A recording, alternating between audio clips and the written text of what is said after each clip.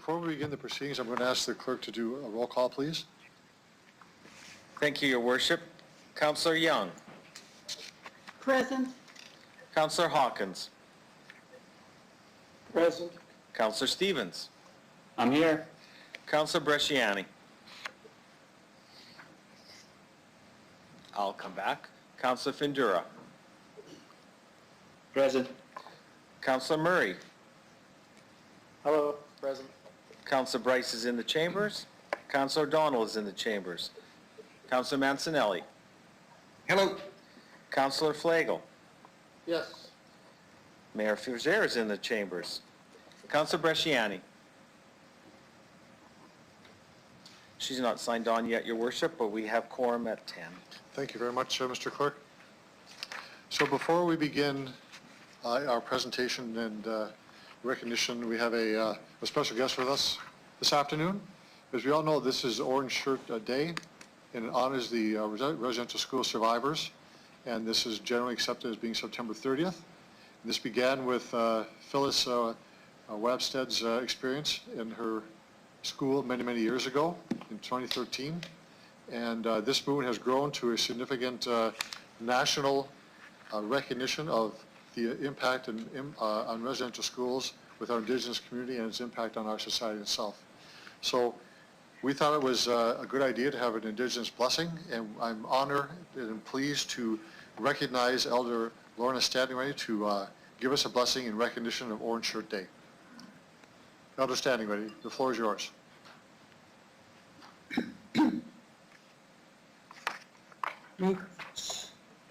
Thank you. It is a humbling time for me. I'm a 10-year residential school survivor. And this day is very, very meaningful. Like the Orange T-shirt day. I too went to residential school, and my dress was homemade, every stitch made with love, long to my ankles. I never saw it again. My clothes were taken away, and I prized them so much. And things happened to me at those schools. I went to 3 of them. I was a government child. The government looked after me, but promised I'd be home for 2 months of the year. They kept that promise. So I was able to continue on my own way of learning to live in this world. So I carry some tobacco with me. Tobacco is very, very powerful to me. I was told that when you burn it with sweetgrass and sage and cedar, and with tobacco, the smoke carries your prayers to the Creator, because the Creator is everywhere. And this time, I have been asked, and thank you, Mr. Mayor, for asking me to say a blessing and a prayer on this wonderful day, this meaningful day of reconciliation of the past, the present, and the future we hope to be. So with that, I will say a blessing and hold this tobacco in my left hand next to my heart, closest to my heart as I can get, and pray. And in your own way, close your eyes to this world. Close your eyes and think of a place you would be praying at, that it was in the past or the present, or where you'd like to be in the future. And so I take myself back to the past, in the big bush on the Pipicus Reserve, and I see my mushroom, my grandfather standing, looking to the east, looking as if he sees someone. And yes, He may see someone in his mind, the Shamanito, the creator of Maker, the Lord of all. So with that, Heavenly Father, Creator, Maker, the Shamanito of heaven and earth and the universe, and all that there is therein, we give you thanks. Make which for a good night's rest. Make which, thank you for this beautiful day. Thank you for all that's gathered here in this place to meet. Oh, Creator, we know and we feel that you are with us as we gather together and to start this meeting in a good way. Shamanito, open up our hearts and our whole being to talk in a good way, to understand the true meaning of our words, to remember the past, and to remember what's going on in this world and in our own community, and to envision our future together. Give us that strength and that courage and that wisdom to voice, talk about our thoughts to one another, to what we see for the future of this great city and those that work in it. Oh, Creator, bless them with the strength and that courage to carry on their work in a good way for all people that live and in the area here.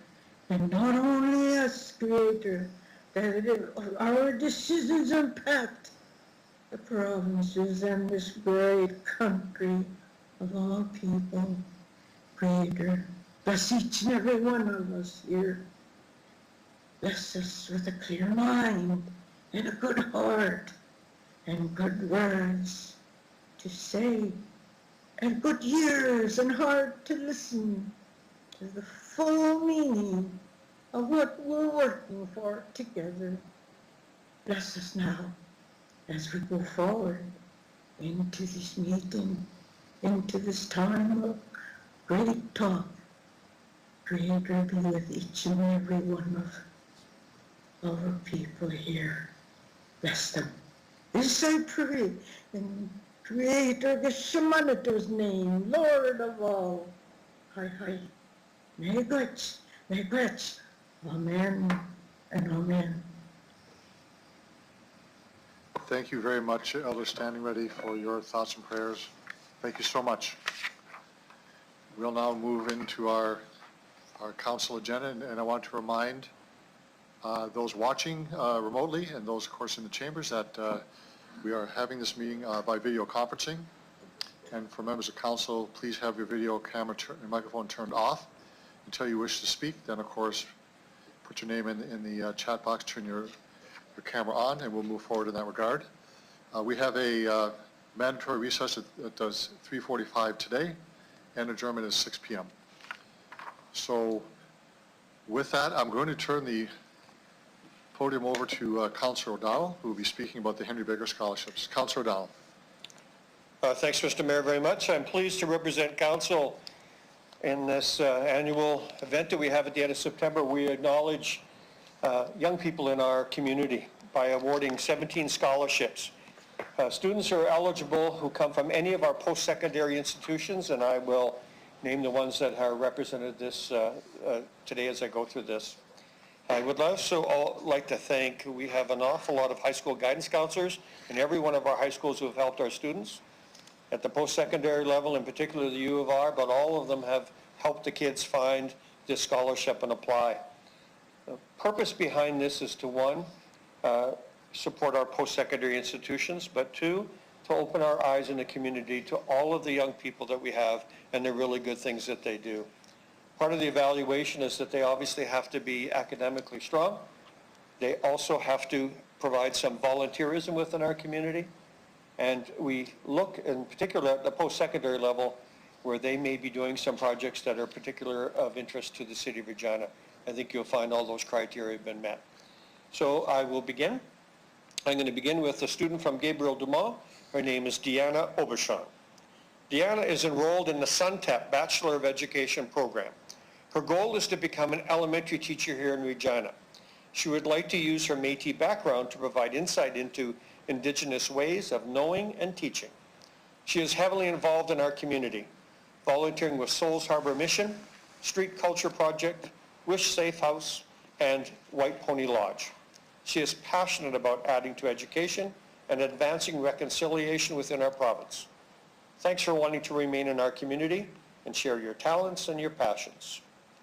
From Sask Polytech, Jeslyn Mitchell. Jeslyn has been on an extensive path of volunteerism through her church, within our community, and beyond. Her focus has always been on kids, with things like Vacation Bible Camp or retreats her primary focus. Help with the Salvation Army was a real reward, and leadership within her high school, Archbishop O'Neill, has helped pave a career path. She is enrolled in early childhood education. Her long-term goal is to be a director of a daycare. We understand the importance of great childcare and wish you much success on your career path. Kelly Kay. A long history of volunteering in her hometown and beyond has allowed Kelly to realize that volunteering builds self-confidence, self-esteem, and provides a sense of pride and accomplishment. She has competed in curling provincially, winning 2 provincial titles, and nationally. And she is a competitive golfer. She has chosen to begin her pursuit of nursing in the practical nursing program at Sask Polytech, but would ultimately like to enroll in the Sask Collaborative Bachelor of Science in Nursing program. Noble pursuits, and we wish you continued success. I move to the U of R. Faisal Tekesti. This graduate of Miller High School wishes to become a pharmacist and own his own pharmacy. Soccer is a first love, but becoming a soccer official has allowed him to get back to the sport and community and earn a little income, all the while keeping and remaining fit. His older siblings, who are also involved in post-secondary education, are his role models, learning to balance work with activity, family, and academia. His mother is a source of strength, one who instills in him a strong school and work commitment, especially important as his father passed away when he was only 15 months old. Keep up your hard work, Faisal.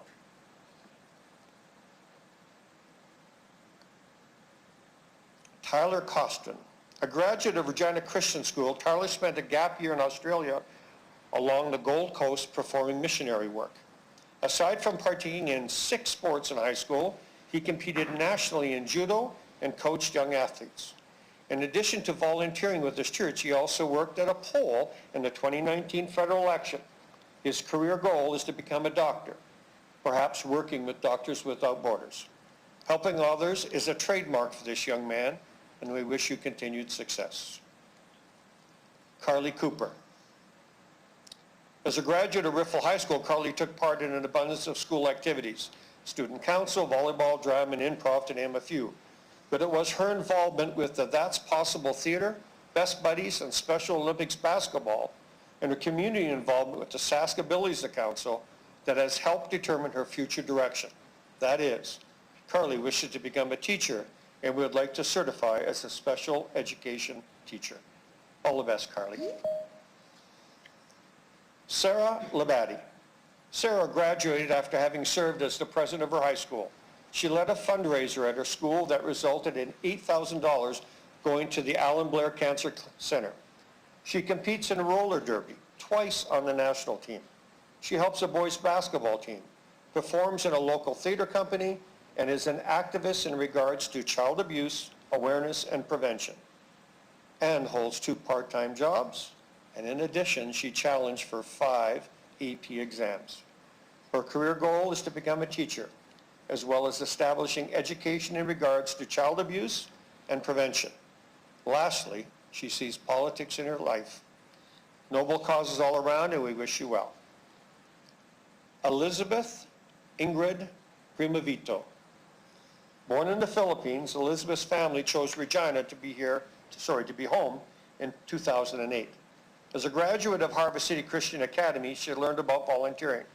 Her focus has been on the public library, being a reading buddy in both French and English, and even repairing children's books.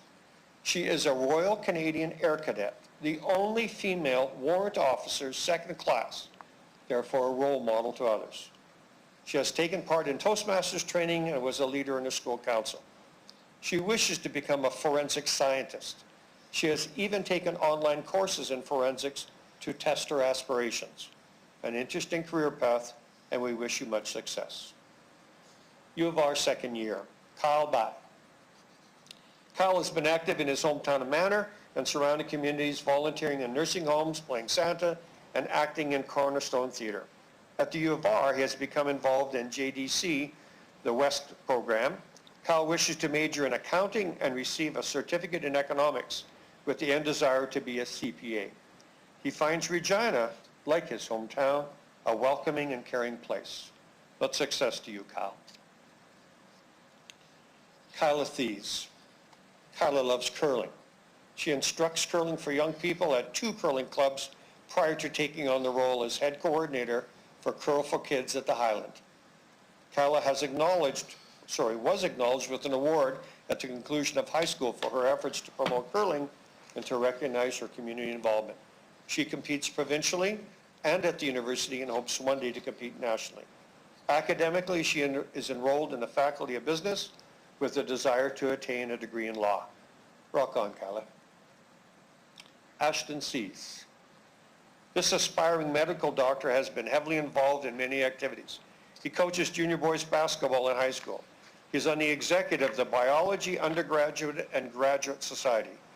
Through part-time employment, he has also gotten involved in the Movember organization and mitochondrial disease research and events for men's mental health and wellness.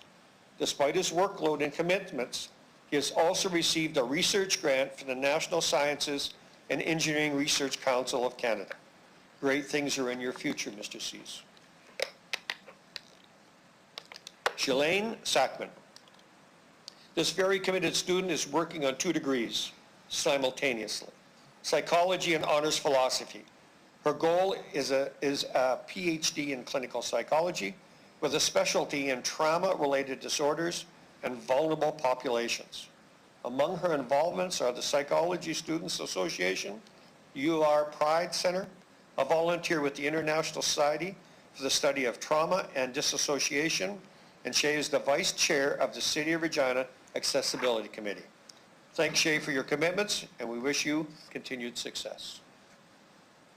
Postgraduate, Amy Richter. This PhD student has co-authored 32 journal and conference papers. Her interest is in reducing the amount of money spent on collecting and transporting waste. She received both her undergraduate and master's degrees from the U of R. She has served as a sessional lab instructor, a judge on regional and Canadian-wide science fairs, and worked with high school students, encouraging them to pursue science, technology, engineering, and math, especially to young women. And just for fun, in 2019, she cycled over 10,000 kilometers, mostly on our city pathway system. Amy brings much acclaim to our city and our university. Well done, young lady. Bilia Agram. Very engaged in the university community, this PhD student has very topical research that has not been done in a Canadian context.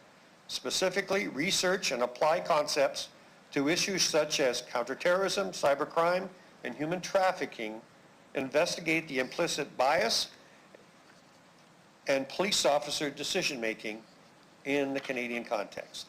In addition to being a teaching assistant at the U of R, Bilio works with the RCMP as a research assistant. Important work, important to our community. All the best to you. Anna Lisa Rayo. Anna Lisa has a background in design. She has used those talents to assist organizations such as the Globe Theatre, Regina Women's Network, Regina Musical Club, Briar Patch Magazine, the Open Door Society, and Sophia House. She's mother of 2, is in her second year of PhD programs in interdisciplinary studies, media, art, and performance. She is currently studying COVID-19 with two goals: show the different aspects of the virus in an accessible way that changes people's approach to it and how people react, and through personal experience, how it takes us all back to our human condition. Ultimately, the hope is to build a stronger community. This woman understands the importance of sharing experiences and supporting people around us, and we look forward to your research outcomes. Crystal Giesbrecht, currently enrolled in a PhD program in Justice Studies with research focused on perpetrators of intimate partner violence, domestic violence. Currently, there's a lack of literature on effective treatment of perpetrators. With increased knowledge comes better public policy. Crystal has done public education, training, policy analysis, and committee work within our province. She has volunteered with provincial transition houses, Regina's Community Partnership Against Violence, and with Amnesty International. As a registered social worker, she also volunteers with the Provincial Association of Social Workers Ethics Committee, and she partakes in Search and Rescue Regina. Important work and research, especially here in our province, where domestic violence is just too common. Please continue to make a difference. Finally, Syed Bashir Syed Farouk, raised by a single mother who was a social worker and with a degree in nursing, our next recipient has a goal to help others through research. His research is an advanced method of carbon dioxide capture. Specifically, the research is to reduce the regeneration energy at the regenerator by using fresh water as a medium to recover heat from the hot flue gas in the steam cyclic process and combinations of solvents. This process will affect the operating costs and capital costs by more than 62%. Syed volunteered at the U of R through the open houses, science fairs to assist engineering students, and he volunteers at his church. With much attention being placed on carbon capture here and around the world, we look forward to a successful implementation of your work, and thanks for choosing our university. Mr. Mayor, that's it. I wish to congratulate all of our recipients and thank Council for the opportunity to represent them. Well, let's give the recipients a round of applause remotely and in the chamber for their achievements. And on behalf of Regina City Council, councilors here, I want to thank Councilor O'Donnell for the many years that he has been dealing with this issue and providing a more balanced and a growing scholarship forum for us. So thank you, Councilor O'Donnell, very much on behalf of City Council and recipients past and present. So before we get into the agenda, there's one more recognition I'd like to speak about, and this is a recognition by the Saskatchewan Waste Reduction Council. They have provided 2 awards that pertains to the City of Regina. The first one is the municipality for the City of Regina. We launched the Green Routine pilot to improve our overall waste diversion by finding opportunities to reduce waste at 12 city-owned facilities. We tested different disposal options for recycling and organic materials. The program was introduced sorting stations for metal, wood, electronics, batteries, oil, and household hazardous waste. The city's corporate diversion rate went from 10 to 47%. This pilot will contribute to the goal of diverting industrial, commercial, and institutional waste from the landfill. The city also opened its permanent yard waste depot for the public that diverted 2,660 tons of organics in its first year, which is 6 times the volume of the previous years at our temporary drop-off sites. And the second award is for partnerships for the City of Regina and the City of Saskatoon with Sarcan. The City of Saskatoon and the City of Regina partnered with Sarcan to introduce a program to offer household glass recycling at Sarcan depots in Regina and Saskatoon. By the end of 2019, Regina and Saskatoon had collected a total of over 139 tons of household glass from 760,798 customers. So on behalf of City Council and all Regina residents, congratulations to the City of Regina and our staff.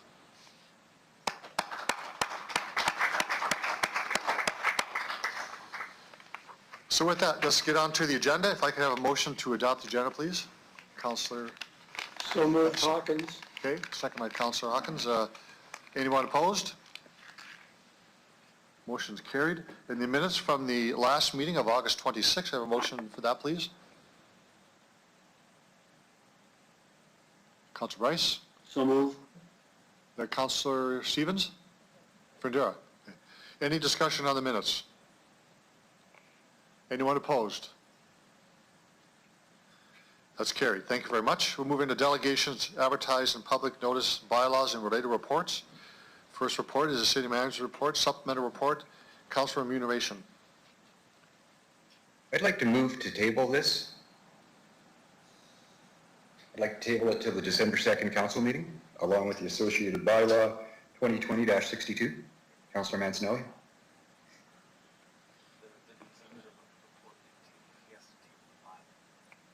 Just one moment, please.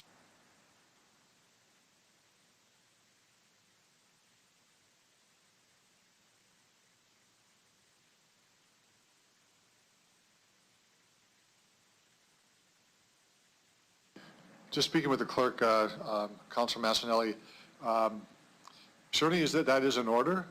The main point would be if you were wanting to delay this is with the bylaw coming up, and that's after both the supplemental report and then the bylaw itself. Your choice. Yeah, I'd like to table both if we can address them both at the same time. It's the call of the chair, so. Okay, so that would be both the CM 20-24 and bylaw 2020-62. The motion Correct. is Do I to need to table offer it. an explanation? Is that it? Go ahead. Do I have to offer an explanation? This is a That's not referral really- motion, so it's this a really is table. not debatable. Okay, that's fine by me. Thank you.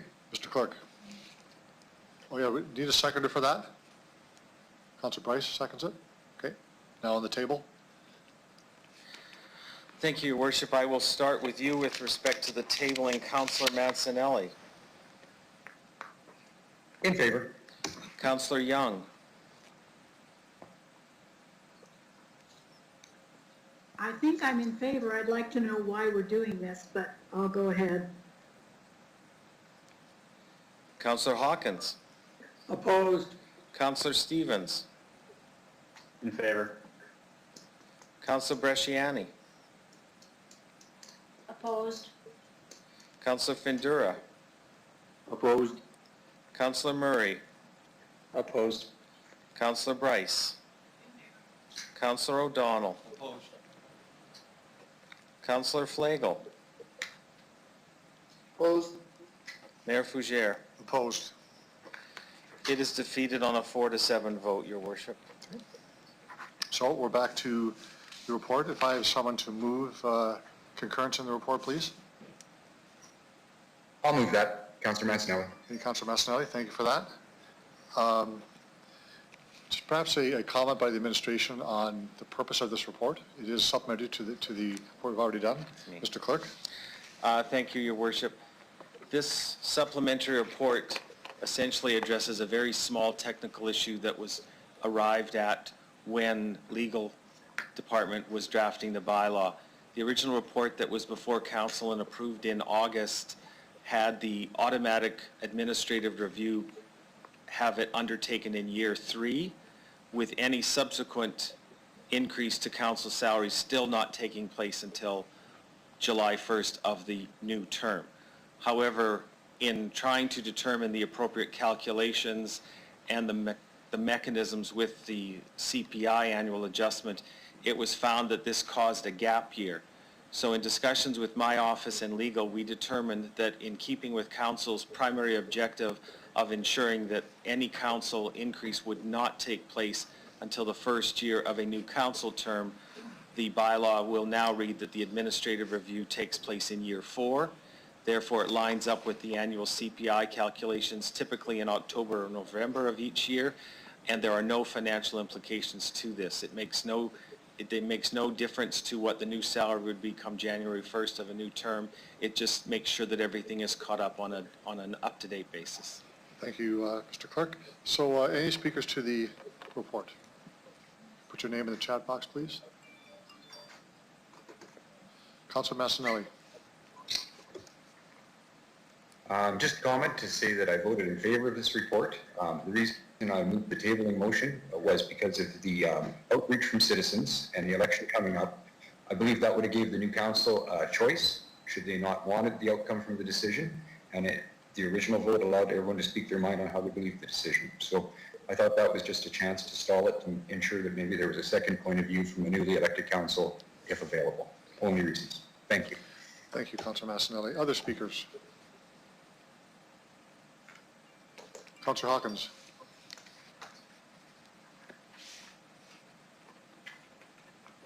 Councillor Hawkins? Thank you, Your Worship. Thank you, Your Worship. This matter has been fully canvassed by council. What's before us today is really a technical matter as the clerk explained, a timing matter and when these, how these changes to salaries will be addressed. Having been fully debated, I don't think that it makes sense for us to further delay it. I'm in favor of the receive and file, and I'm in favor of the subsequent bylaw. Thank you, Councillor Hawkins. Other speakers? Mr. Clerk. Thank you, Your Worship. I will begin with you, Councillor Mancinelli, as the mover. In favor. Councillor Flagel. Yes. Councillor Young. Yes. Councillor Hawkins. In favor. Councillor Stevens. In favor. Councillor Bresciani. In favor? Councillor Findura. In favor. Councillor Murray. In favor. Councillor Bryce. Opposed? Councillor O'Donnell. In favor? Mayor Fougere. I vote no. It carries 9-2, Your Worship. Thank you. So we have another report from the city manager related to short-term accommodation or homestay, report CM 20-26. If I could have an overview by the administration on this before we put it to the floor. So Mr. O'Reilly, do you want to comment on this, please? Thank you, Your Worship. Members of council will recall that this short-term rental report was before Executive Committee earlier in the month. There were a couple of changes that were passed by Executive Committee, and then it was forwarded to this council meeting. We have prepared a supplemental report to speak to those changes that were passed by Executive Committee and with some recommendations in the report as to how to give effect to those. However, in the process of doing that, we also flagged the fact that the nature of those recommended changes require that the public notice be given under the Cities Act before council initially considers this report. So it's our recommendation that this report be tabled to a future meeting of council so that the public notice requirements under the Cities Act can be met. And specifically, it relates to the issue of limiting the number of business licenses, which is one of the changes that was passed at Executive Committee earlier in the month. Thank you, Mr. Weary. I'll open this up for discussion by members of council. Actually, you have a motion to Councillor O'Donnell. A seconder, please. Councillor Bryce? Okay, so if I could have a list of those who want to speak to the report. If we agree with this one, we will be tabling the next report as well, this report, so that would be the impact. Mr. Clerk? Thank you, Your Worship. I will begin with you, Councillor O'Donnell, please. In favor? Councillor Bryce. In favor? Councillor Murray. In favor. Councillor Findura. In favor. Councillor Bresciani. In favor? Councillor Stevens. Favor. Councillor Hawkins. In favor. Councillor Young. In favor? Councillor Mancinelli. In favor. Councillor Flagel. Yes. Mayor Fougere. I vote yes. Those passed unanimously, Your Worship. Thank you for that. So we've also tabled report 20-80, which is the main report. We have 3 bylaws, and Councillor Bryce, if you do the first 2, I'd separate the third one out, please, if you don't mind. Fine. Yes, and then come back and do 62 alone. Right. Moved by myself, seconded by Councillor O'Donnell, that bylaws 20-56 and 59 be introduced and read first time. Mr. Clerk? Thank you, Your Worship. Council is now considering the following bylaws which require a public hearing. No delegations indicated an interest in addressing council as per COVID-19 related restrictions. 2020-56 is to rezone the property located at 5601 Parliament Avenue from residential high-rise zone to residential urban zone. And bylaw 2020-59 is to designate as municipal property the property known as Cameron and Heap Wholesale Grocery located at 1938 Dudney Avenue. I'll call the vote on first reading. Anyone opposed to first reading? It's carried. Councilor Bryce? Thank you. Moved by myself, seconded by Councillor Mancinelli, that bylaws 2020-56 and 59 be read a second time. Anyone opposed? It's carried. Thank you. Moved by myself, seconded by Councillor Flagel, that council hereby consents to bylaws 2020-56 and 59 going to a third reading at this meeting. Anyone opposed? Carried unanimously. Thank you. Moved by myself, seconded by Councillor Young, that bylaws 2020-56 and 59 be read a third time. Anyone opposed? It's carried. Councilor Bryce? Thank you. I move, seconded by Councillor Hawkins, that bylaw 2020-62 be introduced and read a first time. Mr. Clerk? Thank you, Your Worship. The same descriptor holds true in the sense that no delegations indicated an interest in addressing council on this bylaw requiring a public hearing, that being 2020-62, to provide for a method of calculating remuneration adjustments for the mayor and councillors that are based on the median of comparator cities and adjusted by the Consumer Price Index. I'll call the vote on first reading. Anyone opposed? Opposed? Sorry, Councilor Bryce. Opposed? Okay. Councilor Findura, opposed? We just have to go through the roll call. Councilor Bryce. Thank you. Councillor Bryce, you're opposed. Are we to proceed? I just asked if anyone's opposed, so should we do a roll call on the whole thing then? Roll call. Okay, we'll do a roll call then. Okay. So, on first reading, Councillor Bryce, Opposed? Councillor O'Donnell, In favor, sorry. Councillor Mancinelli, So this achieves the same thing as what I was doing with tabling, right?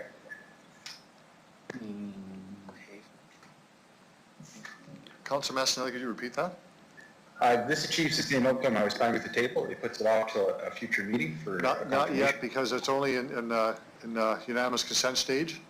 Right now, we're moving through the first one, and yours would have gone to December. This would go, if it doesn't pass unanimously, would go to the October meeting of council. Oh, I'm in favor. It's open vote. That's fine. Thank you.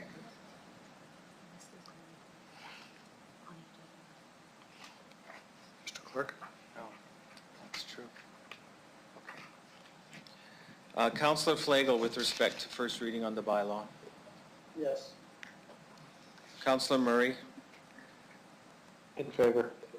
Councillor Findura, Opposed? Councillor Bresciani, In favor. Councillor Stevens, In favor. Councillor Hawkins, In favor. Councillor Young, In favor. Mayor Fougere. Opposed? Passes 8-3, Your Worship. Councilor Bryce? Thank you. Moved by myself, seconded by Councillor Stevens, that bylaw 2020-62 be read a second time. Mr. Clerk? Councillor Bryce, Opposed? Councillor O'Donnell, In favor. Councillor Mancinelli, In favor. Councillor Flagel, Yes. Councillor Murray, In favor. Councillor Findura, Opposed? Councillor Bresciani, In favor. Councillor Stevens, In favor. Councillor Hawkins, In favor. Councillor Young, In favor. Mayor Fougere. Vote no. Second reading passes 8-3, Your Worship. Councilor Bryce? Thank you. Moved by myself, seconded by Councillor Bresciani, that council hereby consents to bylaw 2020-62 going to third reading at this meeting. Mr. Clerk? Councillor Bryce, Opposed? the bylaw is held till next meeting, Yes. Your Worship. Yes, bylaw goes to next meeting of council. Mayor, I just... Okay, so we'll, Stop for a moment. Mr. Clerk?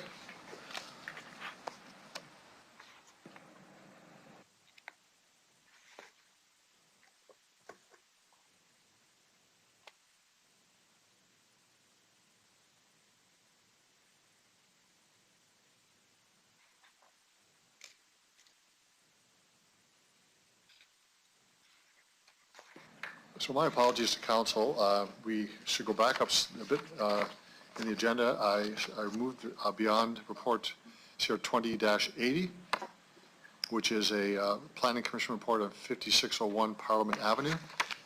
Councillor Young, you have the Thank floor. you, Your My Worship. apologies for that.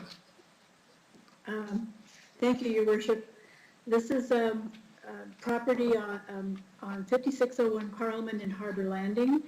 It's a planned group of 45 detached and 5 two-unit row buildings for a total of 55 dwellings. 3 recommendations are before council for you to consider. The first one recommends a change to the concept plan from high-density residential to low-density residential. The second rezones the property from residential high-rise zone to RU residential urban zone. And the third would approve the discretionary use application for the proposed development of a building because it's a planned route, which is similar to a condo. Parking will offer 100 stalls, 55 are required with additional parking on the driveways of each unit, and tandem parking is also possible on the driveways. It could accommodate up to 200 cars. It meets a market request for low-density units. The motion carried 7-1 in Planning Commission, and so I recommend concurrence. Seconder for the report, please. Move, Jerry. Councillor Dahl, okay. Any debate, discussion on the report?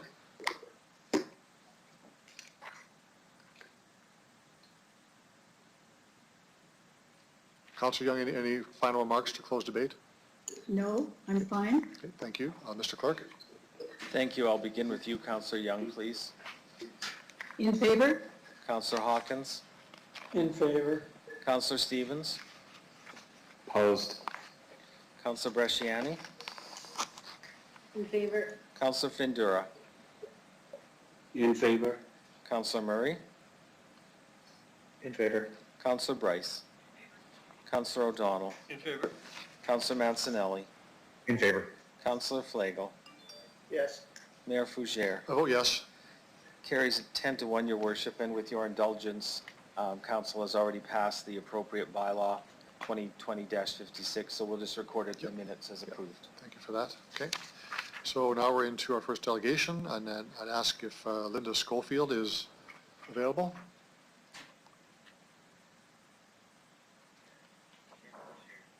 Ms. Schofield, are you there?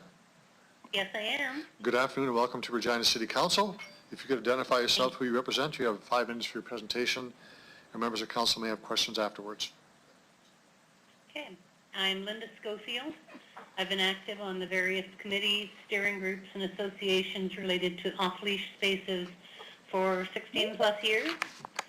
And thank you for accepting my presentation today. It's a pleasure to take this opportunity to say thank you in advance to the council and administration for a positive outcome on the off-leash bylaw vote before you today. Such bylaw votes, having gone through committee and come before you, are pretty routine for you, but they're far from routine to those who will benefit from them. As I've said on previous appearances before you, I've been appearing for many years, and often those presentations were to express disappointment or concerns and harangue you to do better. So it seems only right that I take time to say thank you today for a positive outcome this time.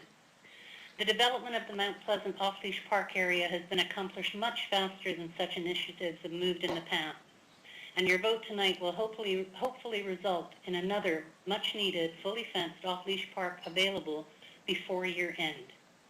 Many who usually travel in the winter will not be doing so this year, so now more than ever, having this additional outdoor space for people to walk their dogs, exercise, and build and connect with community is important. You are also voting for the bylaw change allowing an off-leash space at the Regent Par 3 development. But of course, that is no guarantee of completion of that planned off-leash space next year. Even though the city is facing unprecedented challenges around budgets as we move forward, I hope that development of all aspects of the Regent Par 3 space remains a priority with the incoming council and the administration, and it will continue to completion next year just as efficiently as Mount Pleasant, including the off-leash areas included in the plan. Thank you again. Thank you very much for your presentation. and your support. I will see if there's questions from members of council.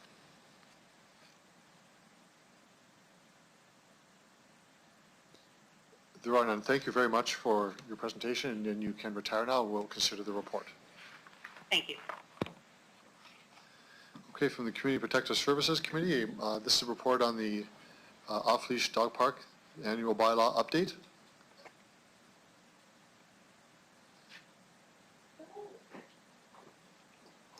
Councillor Stevens? Thank you, Your Worship. I need a seconder, please, for CR 20-81. Seconder. Councillor Bryce. The floor is yours. Great, thank you. This is pretty straightforward. This is a bylaw amendment regarding the development of an off-leash dog park in Mount Pleasant and the former Regent Par 3 site. I'll ask administration to provide an overview of the implication of the bylaw change as well as the project as a whole, please. Ms. Harlock? Through you, Your Worship. So yes, this is a bylaw amendment to change the Regina Animal Bylaw to allow dogs to go off-leash in these designated areas. Without these bylaw amendments, dogs within these areas, owners could be ticketed. So we have to identify within the bylaw the areas that dogs are allowed to run free off-leash.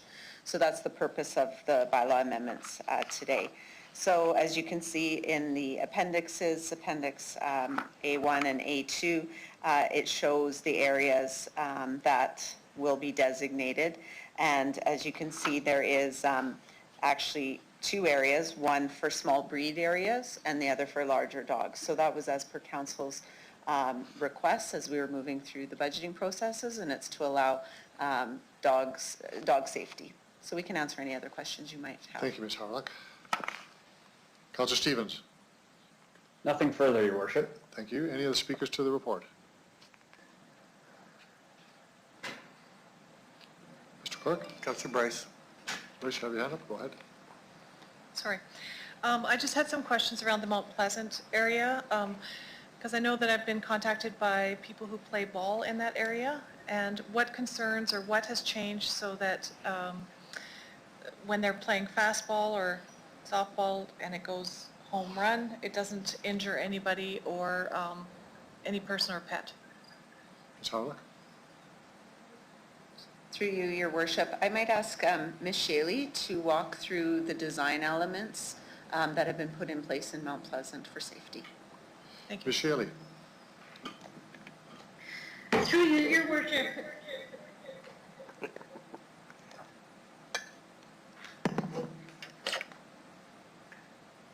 My apologies. Through you, Your Worship, we did hear some concerns from the groups that are using Kaplan Field.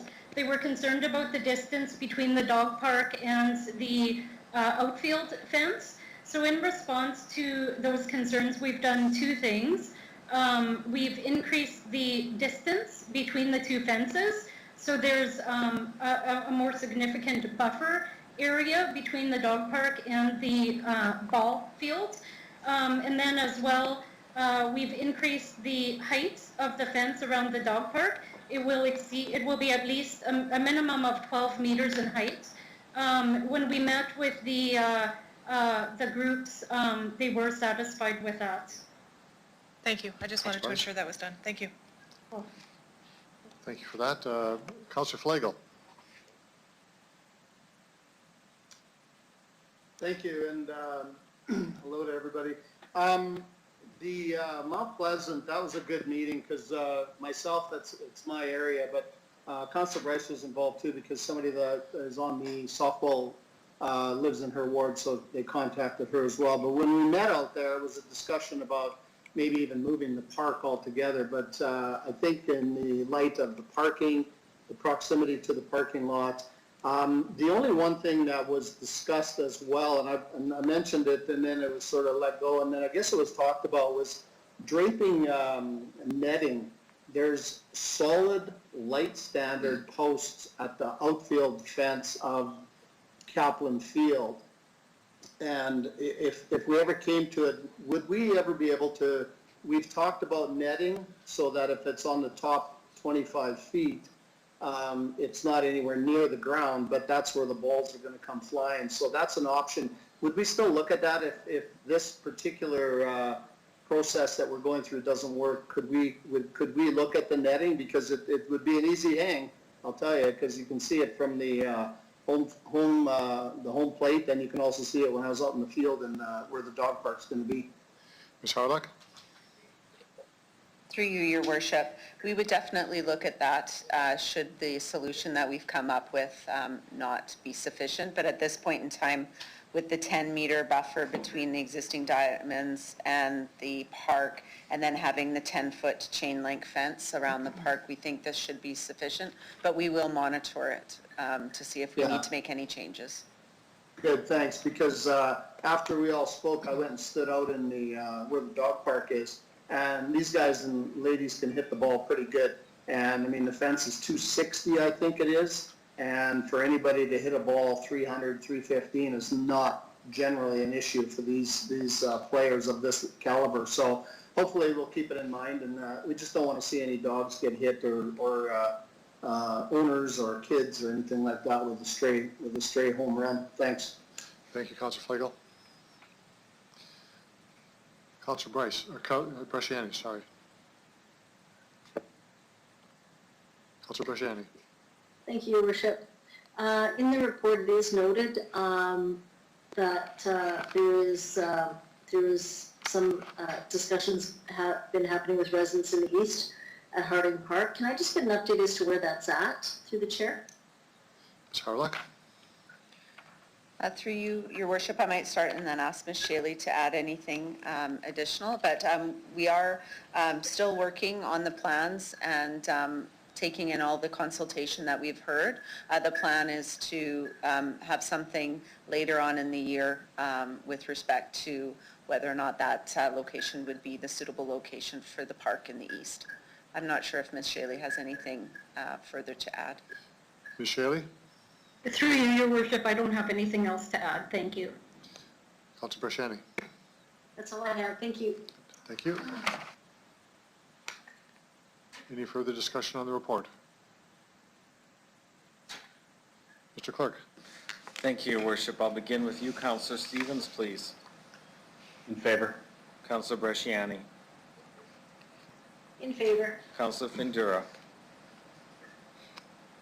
In favor. Councillor Murray. In favor. Councillor Bryce. In favor. Councillor O'Donnell. In favor? Councillor Mancinelli. In favor. Councillor Flagel. Yes. Councillor Young. In favor. Councillor Hawkins. In favor. Mayor Fougere. I vote yes. Carries unanimously at 11-0, Your Worship. Thank you very much. Move to our next delegation, Chad Jedlick and Blair Forster, if you're on the line.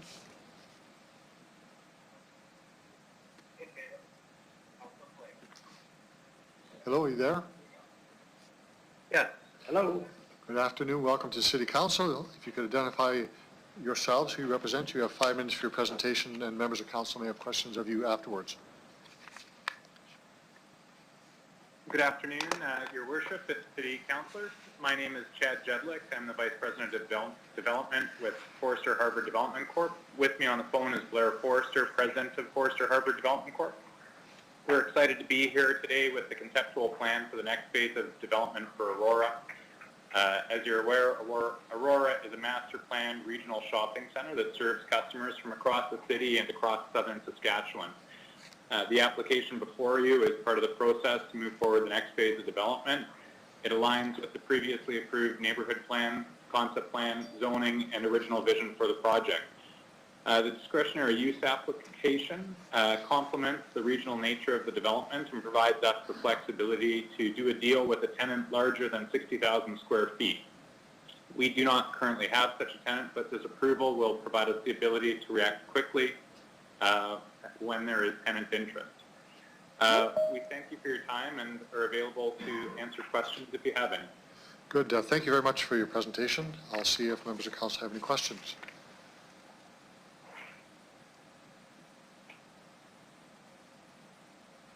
There are no questions. Thank you both very much for appearing before council. Thank you. Sorry, Michael, I wouldn't have asked. Hold on, there is a, Sorry, okay, I hold couldn't on. get my one to come on. Thank you. Just one moment. Mr. Jedek, Mr. Forrest, are you still on the line? We're still here. Good, thank you. Okay, Councilor Flagel, go ahead. Thank you, and welcome, gentlemen. Relative to where Costco is, where is this going to be? Mr. Jedlik? Your Worship, this is the parcel which is immediately adjacent to Costco to the west. To the east or west? To the west. To the west, okay. Does this involve, I know we always talk about the road going into the Regina Memorial. When are we looking at that piece of the puzzle? After this section, or? No, this is about the piece of land, just one moment, this is about the piece of land under the report, Councilor Flagel. If you want to, I'll let you ask one question, because that's not part of this report. Go ahead. No, I'm just, when, I know that, but I'm just wondering, when is that phase 3, 4, 5? Yeah, I'm just saying that we'll allow you one question on there, and then we'll move on. Okay. Your Worship, that parcel is an adjacent parcel to the piece that we own, and we have no involvement with it, so I really can't comment on that. Okay, no worries. I just was asked the question, so I thought I'd ask it of you. Thanks. Perfect. Thank you. Other questions of the delegation? Councilor Brashani? Thank you, through the chair. Just a question on the map. It's side to Anaquad. So when I looked at this map, I actually thought this would be on the east side of Costco. Can you just clarify for me? Yes, through your worship, it is on the west side of Costco, on the west side of Aurora Boulevard, so directly south of the theater that exists now. Okay. Okay. Through the chair. Okay, so so there's a big building right now that's going up, that's being built. It's on the other side of that building then, through the chair? Mr. Jedlik? Through your worship, it's actually directly south of where the Landmark Theater is, and it would be directly west of the Costco gas bar. Okay, great, that's great. In the, through the chair, in the diagram that you've given us, it looks like there's some drive-throughs in there and other sorts of, lots of parking. But did I understand you right now, you do not have any tenants to go in there through the chair? Mr. Jedlik? No, at this time, we do not have a tenant earmarked for this space, but we are getting inquiries from larger regional tenants, and that's why we're proceeding with this discretionary use, because it provides us the flexibility to have a tenant that would be larger than 60,000 square feet. Yes, okay. Okay, good, that's all I have, thank you. Thank you, Councilor Brashani. Other questions of the delegation? Thank you both for appearing before our City Council, and we'll move on to the main report. Thank you. Thank you very much. This is a Planning Commission report on 4801 East Victoria Avenue. Councilor Young. Thank you, Your Worship. This is the Aurora Retail Corporation proposal for a retail trade shop for building areas E4, 5, and 6. Two recommendations for this property for council to consider. The first is to remove the holding overlay zone for the MLN zone for the property. A holding overlay is put on a site when the larger Aurora site was zoned, and it just is there until a servicing agreement is executed, and I understand that's underway. The second recommendation is discretionary, as Mr. Jedlik already talked about. It exceeds 6,000 square meters, which gives them flexibility in attracting tenants. The landscaping plan is 17%, and that exceeds the 10% requirement. And the parking is not allowed along the drive aisle abutting Optimus Drive. So Planning Commission recommends concurrence. Thank you, Councillor. Can I have a seconder for this report, please? We'll second that, Councillor. Thank you. Thank you, Councillor Massanelli. Any discussion on the report?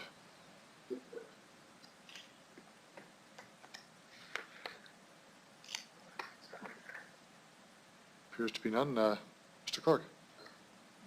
Thank you, Your Worship. Councillor Young? In favor? Councillor Hawkins?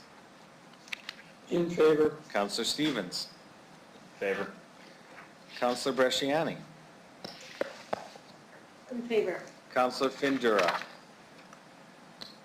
In favor. Councillor Murray? In favor. Councillor Bryce? In favor. Councillor O'Donnell? In favor? Councillor Mancinelli? In favor. Councillor Flagel? Yes. Mayor Fougere? I vote yes. Carries unanimously, Your Worship. Thank you very much, everyone.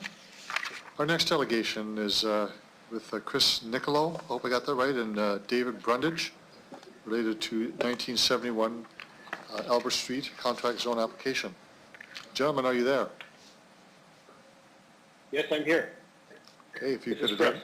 thank you. If you could identify yourself, both who you are, who you represent, and you have 5 minutes together for a presentation. There may be questions afterwards. Okay, thank you very much. My name is Chris Nicolo.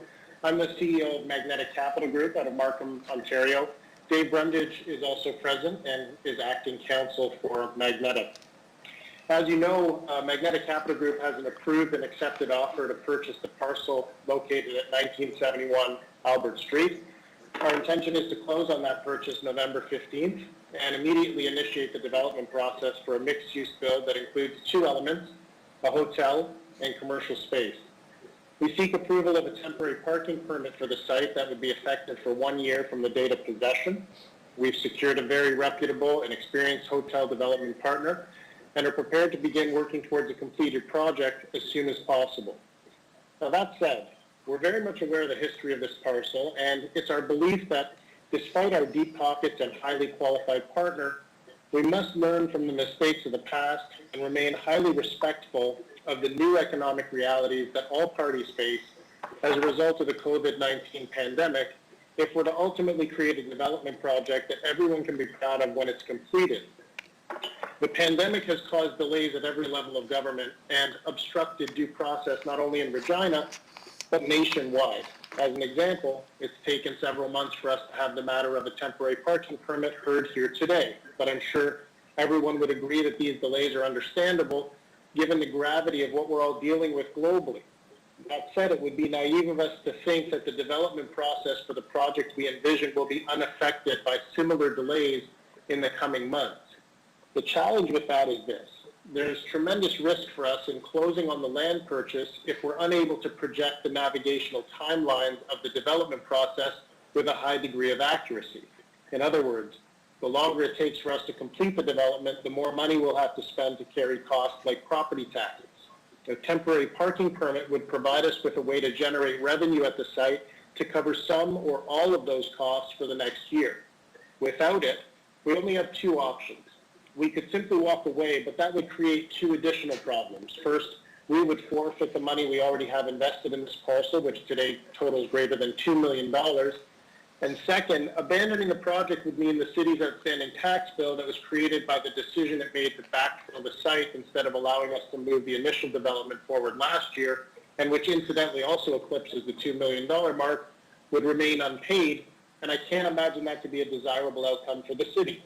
So alternatively, we could finance the carrying costs, but given that the timelines of the development process are as uncertain today as they are, saddling the project with debt from day one without a clear timeline for payoff could be very reckless behavior. In fact, it's exactly what happened at Capitol Point, and we need to be very careful not to repeat that. There's a better way and a much simpler solution, and all it requires is for both parties to work together. The solution is the temporary parking permit for the site. the permit is the prudent way for us to mitigate the risks I've outlined that have already been caused by the pandemic and the foreseeable challenges that may arise from a potential second wave. We acknowledge that the pandemic is likely to reduce traffic to the site in any event, but having the ability to generate some revenue from the site during what could only be described as the most economically uncertain times we've seen in decades would give us the confidence we need to close on the site now and get the city's tax bill paid on November 15th of this year without conceding to burdening the parcel with the kind of unnecessary debt that was clearly the root of the problem that collapsed the previous project plan for this site. The temporary parking permit is the right answer here, in our opinion. It's how Magnetic gains the lever that it needs to responsibly mitigate the risks presented by the uncertainty of the times. And it's also an opportunity for the city to demonstrate that it welcomes our investment into the future of Regina. Mr. Nickel, you have just under a minute to go. Yes, we're very committed to erasing years of disappointment at this site. Our request is founded in sound business practice and responsible behavior amid circumstances that we did not create, nor do we control. With any luck, a second wave of the pandemic will be avoided, business will return to normal sooner rather than later, and our development plans for 1971 Albert Street will move forward in a very efficient manner. But granting our request today will provide everyone with an additional layer of protection against both the unpredictable and the unforeseen. And at a time like today, we think it's the right thing to do. Thank you. Thank you very much for your presentation. There are questions from members of council. I'll start with Councillor Hawkins. Thank you, Your Worship. To the delegation, how long have you requested a temporary parking permit for? Mr. Licolo? Yes, we requested a one-year parking permit from the time we take possession of the site. And on what do you base that one-year request? Mr. Nicolo? Well, yes, thank you. You know, we look at it, as I explained in the presentation, we look at this as a time of great uncertainty. And so we don't know what the timelines will look like for navigating through the development process. And so we intend to begin that process immediately when we take possession. But we want to make sure that we have this outlet, the ability to generate some revenue on the site to carry costs so that we don't burden the site with unnecessary debt right out of the gate and put ourselves in the same position that our predecessors were in. You know, we kind of look at what happened there and then we look at the climate of today and the economic realities of today. We just think it's the right thing to do to put parking on this site for now. We think there's a need there. And so it could be a win-win for both sides, but a very prudent measure from the perspective of protecting the integrity of the development. In light of the thank you, Your Worship, through you. In light of the great uncertainty owing to COVID that you've described, is it possible that more than 12 months would be needed for this parking lot? You know what? I would be remiss to say that it's not possible. That is certainly possible, and this is going to, in a time like today, I think it's going to take a concerted effort for us working with the city to navigate the process, and some people inside the city may be better suited today to give you an answer to that, because we may need more time than 12 months. But I think that's more dependent on how fast we can navigate through the development process. Than anything else. And I do believe that that's difficult for us to predict today in our position. Councillor Hawkins? In light of the high commercial vacancy rate in Regina, and in light of the hotel vacancy rate in the city as well, are those possible things that could delay your project? I think it's definitely possible. It's always possible because economics can change. But when we look at this project and the plans that we have for it, one of the things we've had to do over the past 6 to 9 months since all of this started with COVID is we've had to expand our development plans to look at potential options based on the uncertainty. So rather than laying out one plan, which we kind of came to the table with 18 months ago, we've had to add layers to this, and I'm sure you can understand, it's just a matter of prudence to try and prepare for, where is this all headed? Where are the economics headed? We don't want to abandon this, and we think that, coming out of COVID, our project could act as some stimulus for the city. So we're going to have to wait and see. The answer to your question is really a difficult one to give you a straight answer to today. I'm not sure what the economics are going to look like a year from now or 2 years from now, but we do believe that there is room for additional commercial space and a hotel, a certain type of hotel in that location. Are you in any position today to give any more particulars of this project other than a project which involves some element of commercial space and some element of hotel space? Mr. Leclerc? I appreciate the question. Yes.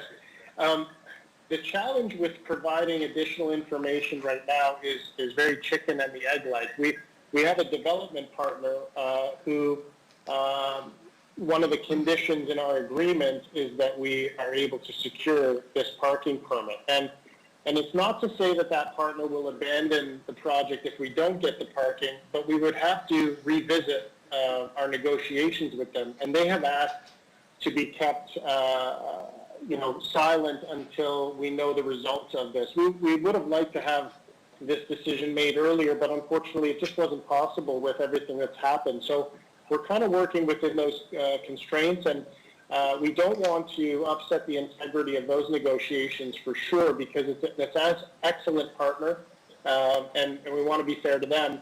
In addition, until we have that project or that agreement in place with them and firm and formalized, it's difficult to then speculate on exactly what the details will be and provide those to you today.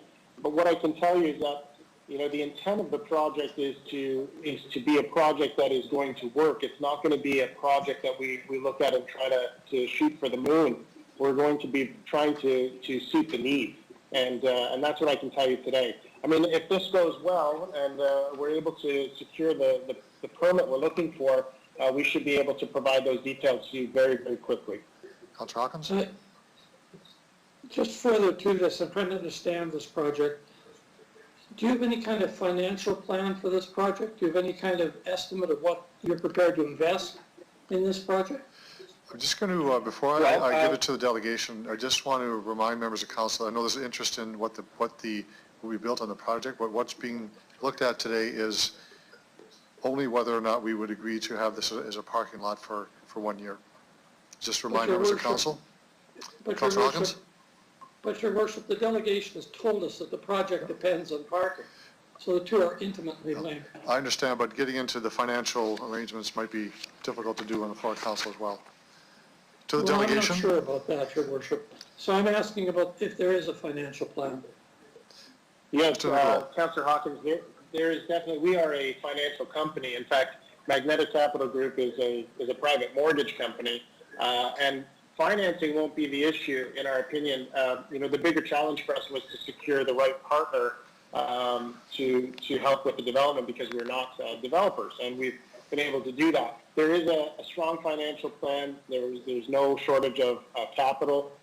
What those capital needs are will obviously be dependent on exactly what the build is, and what the build is going to be dependent on the partner, and the partner is dependent on the parking. So, this parking permit, although it seems like a minor detail, because of the climate we're in with COVID, it's become a much bigger piece of the equation for certainty purposes and for our partners to feel comfortable that we have the ability to generate some revenue on the site, pending it may take longer than a typical project would to navigate through the development process. I hope that makes sense. Councillor Hawkins? So just through your, just so I'm clear on this, you're telling us that this project depends on this parking lot. This being a parking lot, is that correct? No, that's not what I'm saying at all. What I'm saying is there's going to be a period of time going from the time we begin the development process typically that time to get to the let's call it the pre-development process where you're getting to shovels in the ground, that usually is much easier to predict how long it's going to take. And right now, we're in a climate of much more uncertainty. And so it's become more important to have the ability to generate some revenue on the site in the interim. That's what I'm trying to say. It really, the parking has nothing to do with the actual development. With any luck, as I said in the presentation, all things go well, there's no second wave, people go back to work and business gets back to normal in a reasonable period of time, and we get back to some semblance of normalcy with respect to progressing through the development process, and we would need the parking permit less and less because we'll be able to build something on the site. So it's not integral to the development per se, but it's integral to navigating this period of time in a responsible way, right? We don't want to saddle this parcel with debt the way our predecessors did and end up in the same type of situation they did. That would be absolutely irresponsible. And because we have their track record as a landmark, we can look at them and say, well, that didn't work, and that was not a good idea. And in the climate of today, with today's economic realities, we have cause to be even more cautious. So it's illuminated and magnified the importance of a temporary, and I stress the word temporary, parking permit. Councillor Hawkins. Thank you, Your Worship. Do you have any projections on what kind of profit revenue would be required from this parking lot to carry you through this period of uncertainty? In terms of how much revenue would be generated from the parking? Well, if I understand you correctly, you're telling us that the revenue from the parking lot is necessary to carry you through the period of uncertainty related to COVID and economic uncertainty. I'm just wondering, do you have some idea of how much revenue you expect from parking to carry you through this uncertainty? Mr. Nicolau. Well, we've taken a look at that, and we do have a range that we've established.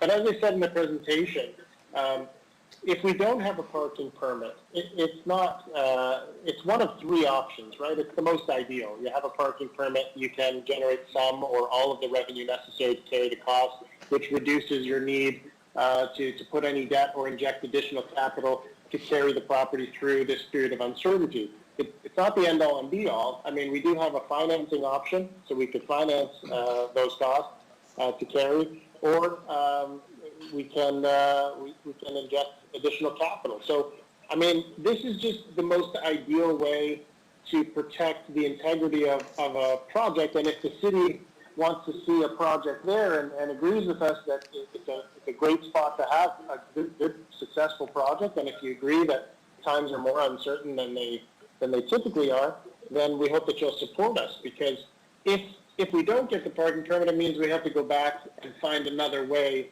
to do this responsibly, and that would be more difficult without the parking permits. We really hope that you'll support us here, and we think it's a reasonable ask.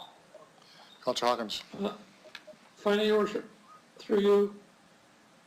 So if I understand you correctly, you have several options here. You've laid them out, financing an option, additional capital option, but you're really asking the city to approve a parking lot to underwrite the risk of the current uncertain climate, underwrite the risk of your project. Is that correct? I'm not sure if I would characterize it that way. I mean, I can understand what you're saying, but I think what we're suggesting would be better explained as, we're looking at this and we're saying, what's the worst case scenario here is that, we go down this path and try to create a development there and fail like similar projects have in the past. And we're trying to be, ultra cautious about that. And we believe that a temporary parking permit really mitigates a lot of those risks and helps us inevitably get to where we want to go, and we think it's in the best interest of not only Magnetic but also the city and the constituents of Regina to have a successful project there. That's what we're after, and that's we're $2 million invested into this site, and, we certainly don't want to put good money after bad, and I'm sure that there's some people in Regina that are a little bit tired of this site not becoming what it should. This should be a landmark site in the city, in our opinion. So that's what we're after. Councillor Hawkins, Your Worship, there are two other questions, and they'll be brief. If through you, if I can. One is the $2 million you're referring to is the $2 million debt that the former owners, I think Westgate, owes you. Is that what the $2 million is here? We're straying from the intent of this report, Councillor Hawkins, about whether this land is actually being. Your Worship, I understand that, disagree but with that strongly, and if you wish to make a ruling, I'll challenge it. But just get to the question and then move on to other delegations that want to speak. Of this, are you making a ruling? I'm calling you out of order just to listen to what I'm saying to you. That the issue here is we're looking at whether we want this land to be leased as a parking lot for 1 year. You're getting into a lot of the business things of a business not even there on the site yet. So I'm giving you a lot of leverage. If you have a couple more questions, get to it, and then we'll move on to another delegation. Another question. Thank you. I disagree about your observations about the relevance of these questions. Last question is this. If the city is waiting for a report on parking, as you likely know, it'll come in the first quarter of next year, would you be prepared to go back to the court and ask for an extension of the court order so that the city could receive that parking report? Mr. Nicolau. Yeah, thanks for the question. If it's okay, I'm going to defer that question to Council Dave Brundage. Mr. Brundage. Yes, thank you, Your Worship. Unfortunately, it's a final order from the court as of May 4th, so we'd have to reopen the whole matter, and we're not in a position at this time to go back to the court and ask them to reopen the matter. The order was issued by Mr. Justice Tucker on May 4th, and at that time it was a final order for allowing for the sale to my client. So we're unable to go back and revisit the matter at this time. Your Worship, I'm a lawyer too, and I see no problem going back to the court. Thank you for your questions. Councillor Stevens, you're next. Thank you, Your Worship. I just want some clarification, if you could. The report before us speaks to the project you mentioned. Has any member of City Council, administration, or the mayor seen the project that you're proposing here? So you're skirting a line there, Councillor Stevens. Be careful on that one, please. You're imputing something toward the delegate, towards our administration and council that is unfair. Mr. Nichol, I'll let you ask the question. Oh yeah, actually, I think it's a better question for Dave Brundage to answer. It's really he handles those discussions. Can you repeat the question, please, Councillor? Yes, the report before us speaks to the project that you've discussed. Has any member of administration, any member of council, or the mayor seen the plans or the proposal that you're speaking of? No. Okay. Councillor Stevens. So, again, to be clear, the plan itself is nothing but someone's imagination. There is no concrete, tangible plan that any of us can assess and verify that it will perhaps appear on that site after the parking has been removed. I'll let the delegation answer the question, but I think it's unfair to call it someone's imagination. I think this is a beginning of a business deal that may or may not happen, Councillor Stevens. So to be fair to the delegation. Mr. Nicolau. Yeah, I mean, listen, it's certainly not, an idea on a napkin. We're in business to finance projects like this, and in this case, this is obviously a recovery for us. But we have an excellent plan actually, and it is very mature. It's just not able to be shared because we haven't been able to clear the hurdle of finding out whether or not we can get what we think we need to protect the integrity of the project amidst a very uncertain environment with respect to the development process. It's been very difficult, and understandably so, to get answers from the city as far as, how long would this take? How long would this stage take? And the delays that have been seen over the past several months speak to the fact that it's really an unfair ask at this point for anyone to try to predict how this is going to go over the next little while. So, we kind of look at this and say, I would love nothing more than to get up in front of a set of microphones and talk to the news and tell everybody about the great project that we have planned. It's just that this is a hurdle we really need to clear first, and hopefully we get past it today, and we're able to come very quickly with an announcement of not only our partner but our plan. Okay, thank you. Through the chair, during Planning Commission, we heard that most surface parking lots sit empty most of the time, even before COVID. About a quarter of our downtown surface parking lot. Shouldn't this development already be proceeding on some of those existing lots? What's so special about this? And what's going to be different about this parking lot versus the others that sit empty most of the time? Mr. Niccolo. I don't think that there's anything going to be different, nor do I think there's any guarantee that there's going to be enough traffic to the site in order to help us. There's no guarantees of anything in an environment like this. However, we certainly, this comes down to risk. And for us, we have $2 million invested in that property so far, and we're looking at investing millions of dollars more. And so if you were in our shoes, you might think it prudent to do your due diligence and evaluate all risks. And if there's ways that you can mitigate risks, then you want to do that, because ultimately what everybody wants and what's in the best interest of the city, ourselves, and of course the constituents of Regina is to see a successful development, whether it's on our parcel or another parcel. Anytime that we go down this path and the city goes down this path, you want to see success. And so, we look at it, this parking permit, as a way to mitigate some of the risks that we're prepared to take. If we don't have the parking permit, the risk goes up, let's put it that way. And so we have to then go back and reevaluate that and see, and it's difficult to walk away from what we have invested in the parcel already. But ultimately, at a point, it becomes, necessary to cut your losses and walk away.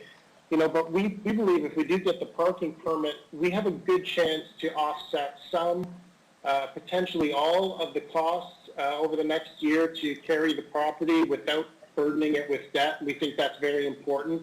And if we, the other benefit here is if we're able to do that, if we're able to feel comfortable with the risks we're going to take with this property, then we move forward, and there's a direct benefit to the city as well in the fact that a large tax bill that's outstanding will get paid, and I think that's a good thing for the city. I think that's, especially at a time like this, it's a good thing. So, there's a lot of things to be looking forward to if this project goes forward. It could really act as some stimulus in a difficult time. So I think there's a lot of factors here, but we've got to look at our risk, and I'm sure you respect that. And of course, we don't want to put the city in a position that's uncomfortable. We're just asking for what we think is a reasonable request that could show us some support on this site in the interim, given the circumstances that we're facing that really are not our fault or your fault or anyone's fault, and they're not within our control. We're just trying to navigate them.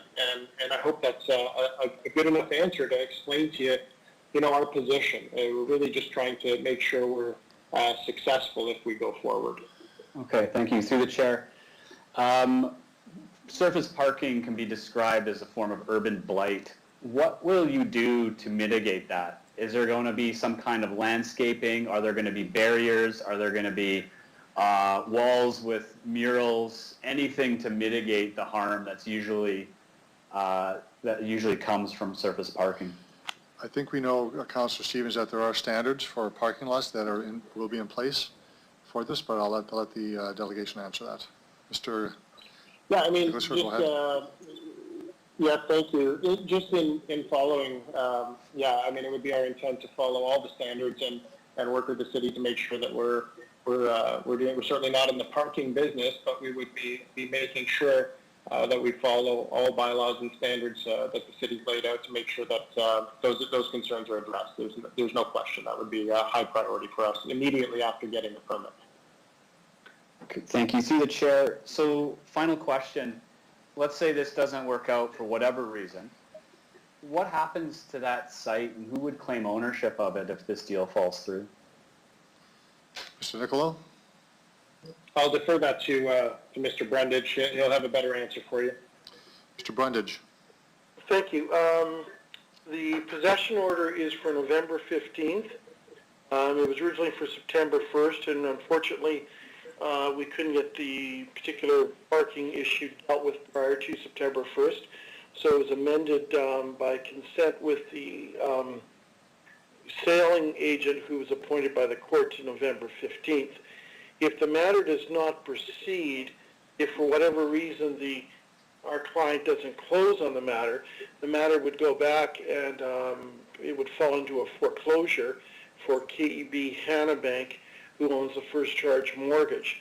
So they would have the choice at that time of either foreclosing on the property or walking away from the property, in which case then, if the property was abandoned, I assume the city would take the necessary steps as being owed back taxes to start moving towards taking title back, which last time I saw it took about a year to get title back on something like this for the city. So that would be the rather difficult process it would go. So for the interim, it would lay dormant for about the next year to 18 months.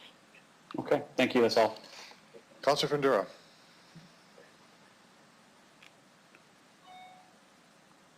There you go. Thank you, Worship. Through you, in the report, you had a tentative.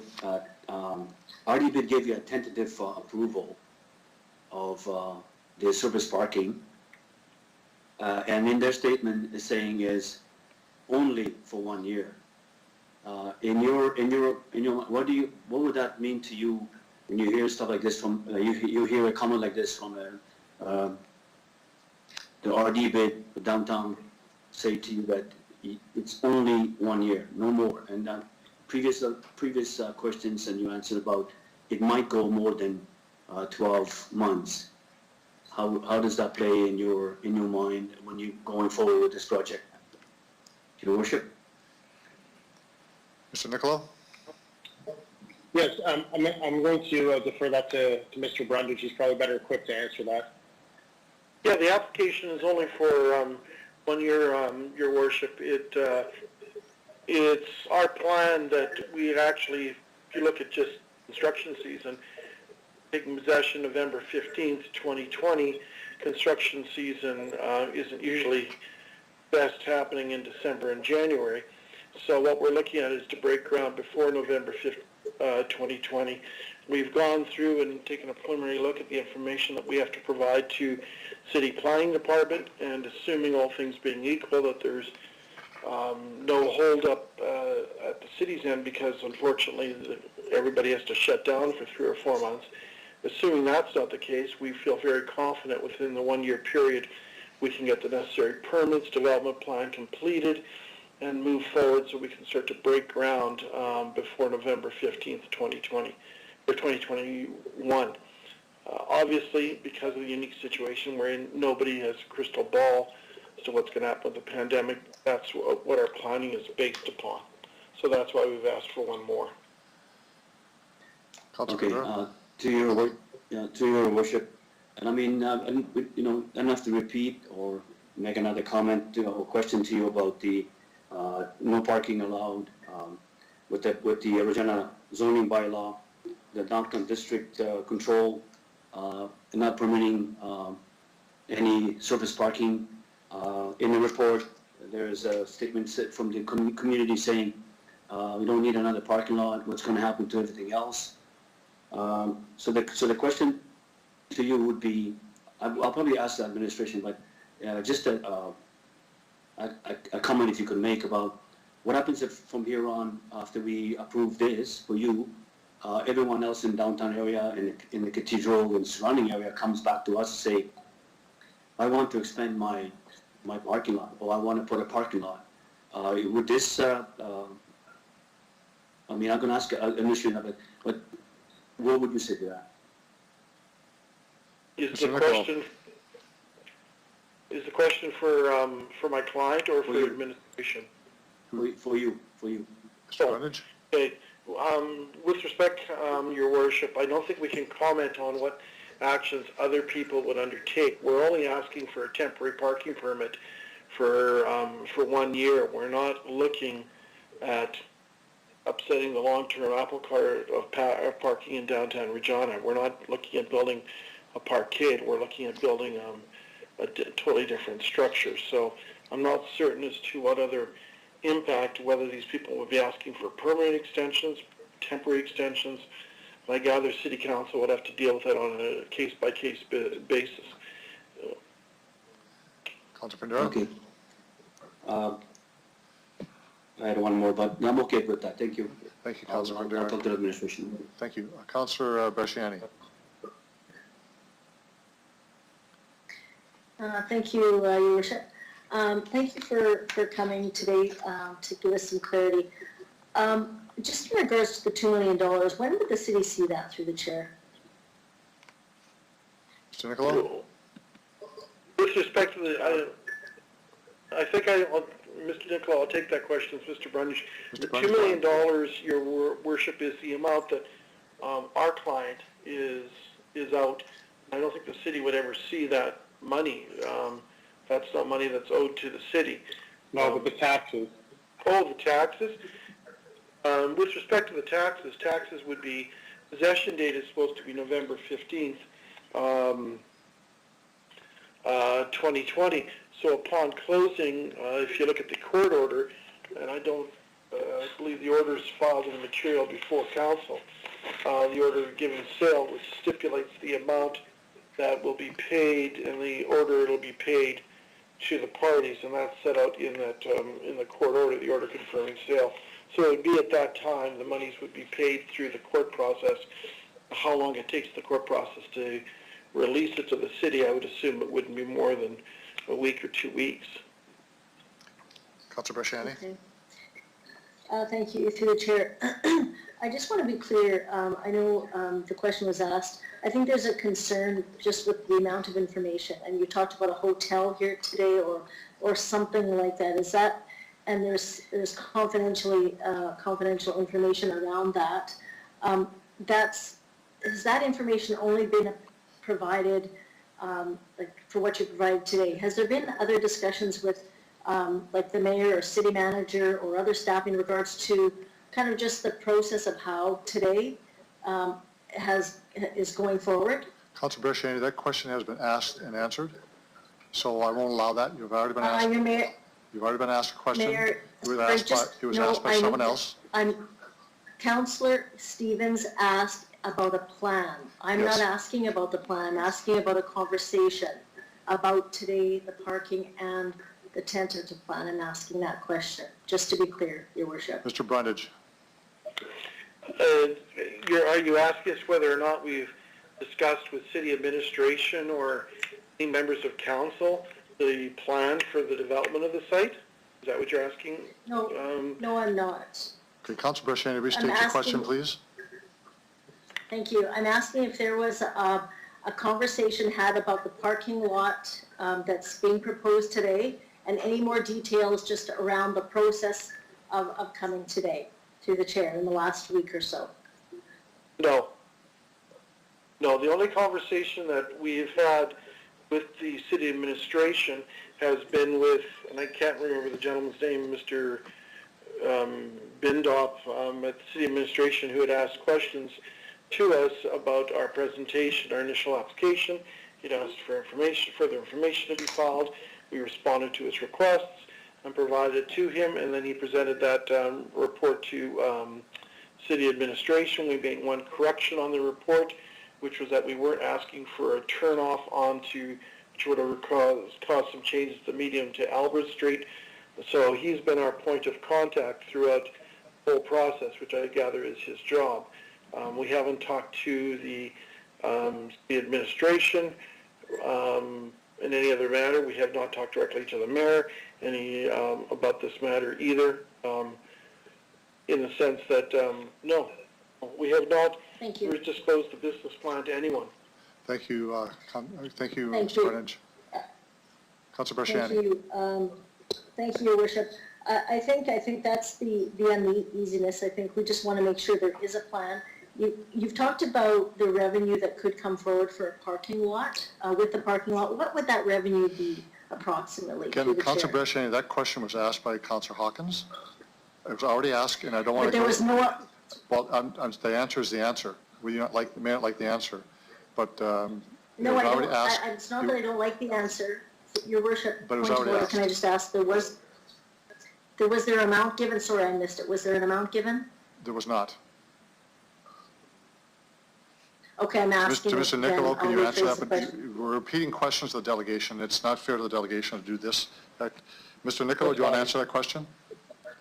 Yeah, I mean, the answer is it's an uncertain number, and you know, it's really, we're talking about potential, and what I tried to explain earlier was that what we're looking for is the opportunity to mitigate potential risk of cost and avoid adding unnecessary debt to a site before we can develop it amidst the uncertainty of COVID and the pandemic and the potential second wave and so on. So the permit, this temporary permit for 12 months really gives us some comfort about the opportunity to potentially generate some revenue from the site. Now, it's also very true, and I acknowledge this in my presentation, that it's very likely that the effects of the pandemic reduce traffic to the site or potential traffic to the site. So to give you an idea, we may have been able to speculate last year before COVID on what temporary parking on that site and that location could or would be expected to generate. It's very difficult to give you that kind of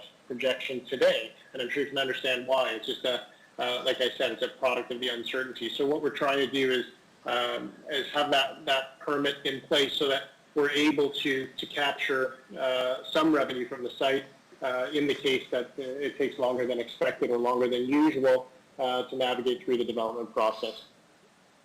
Thank you, Thank you. Mr. Niccolo. Thank you. Councilor Bresciani?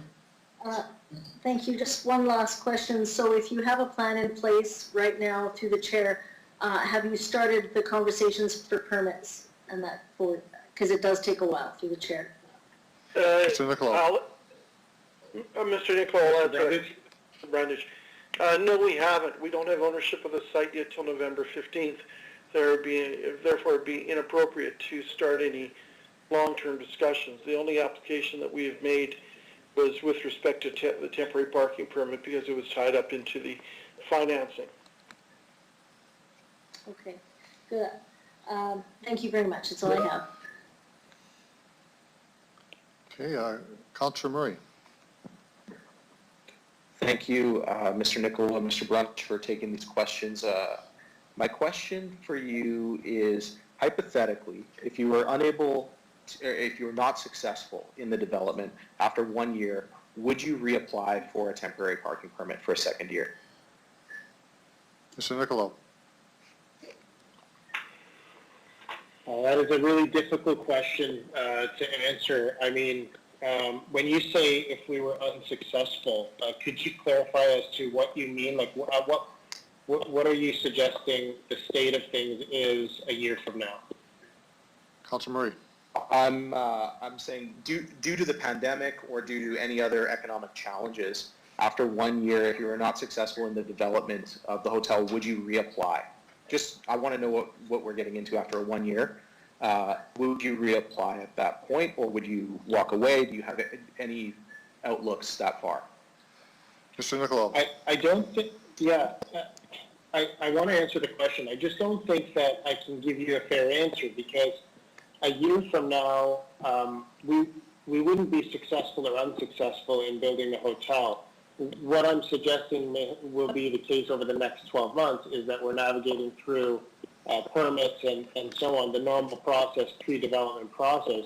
If you mean if we were unsuccessful through that process within 12 months, then would we reapply to extend? I mean, the idea isn't to extend the parking. In fact, it's in our best interest to have the site be a parking lot for as little time as possible, right? So the idea isn't to have a parking lot there. The idea is to have a development there. And so the sooner we can break ground, the better, and that's what we'll be looking to do.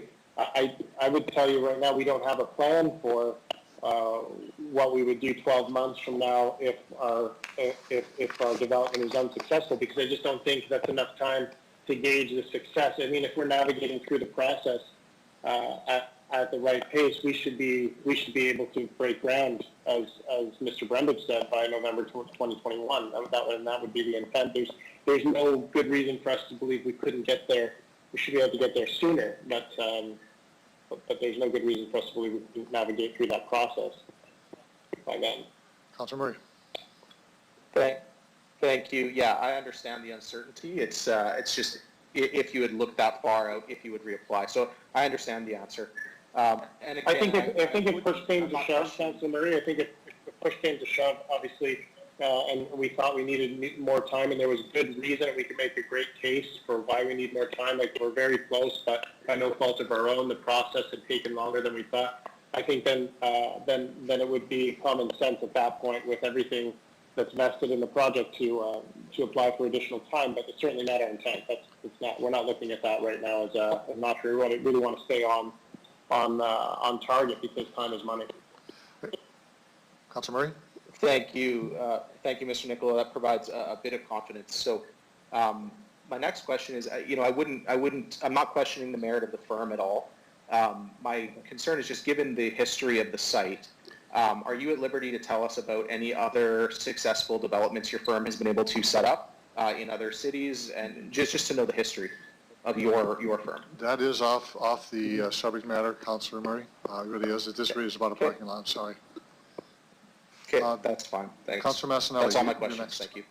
Thank you. Councilor Massanelli. Thank you, and through the chair.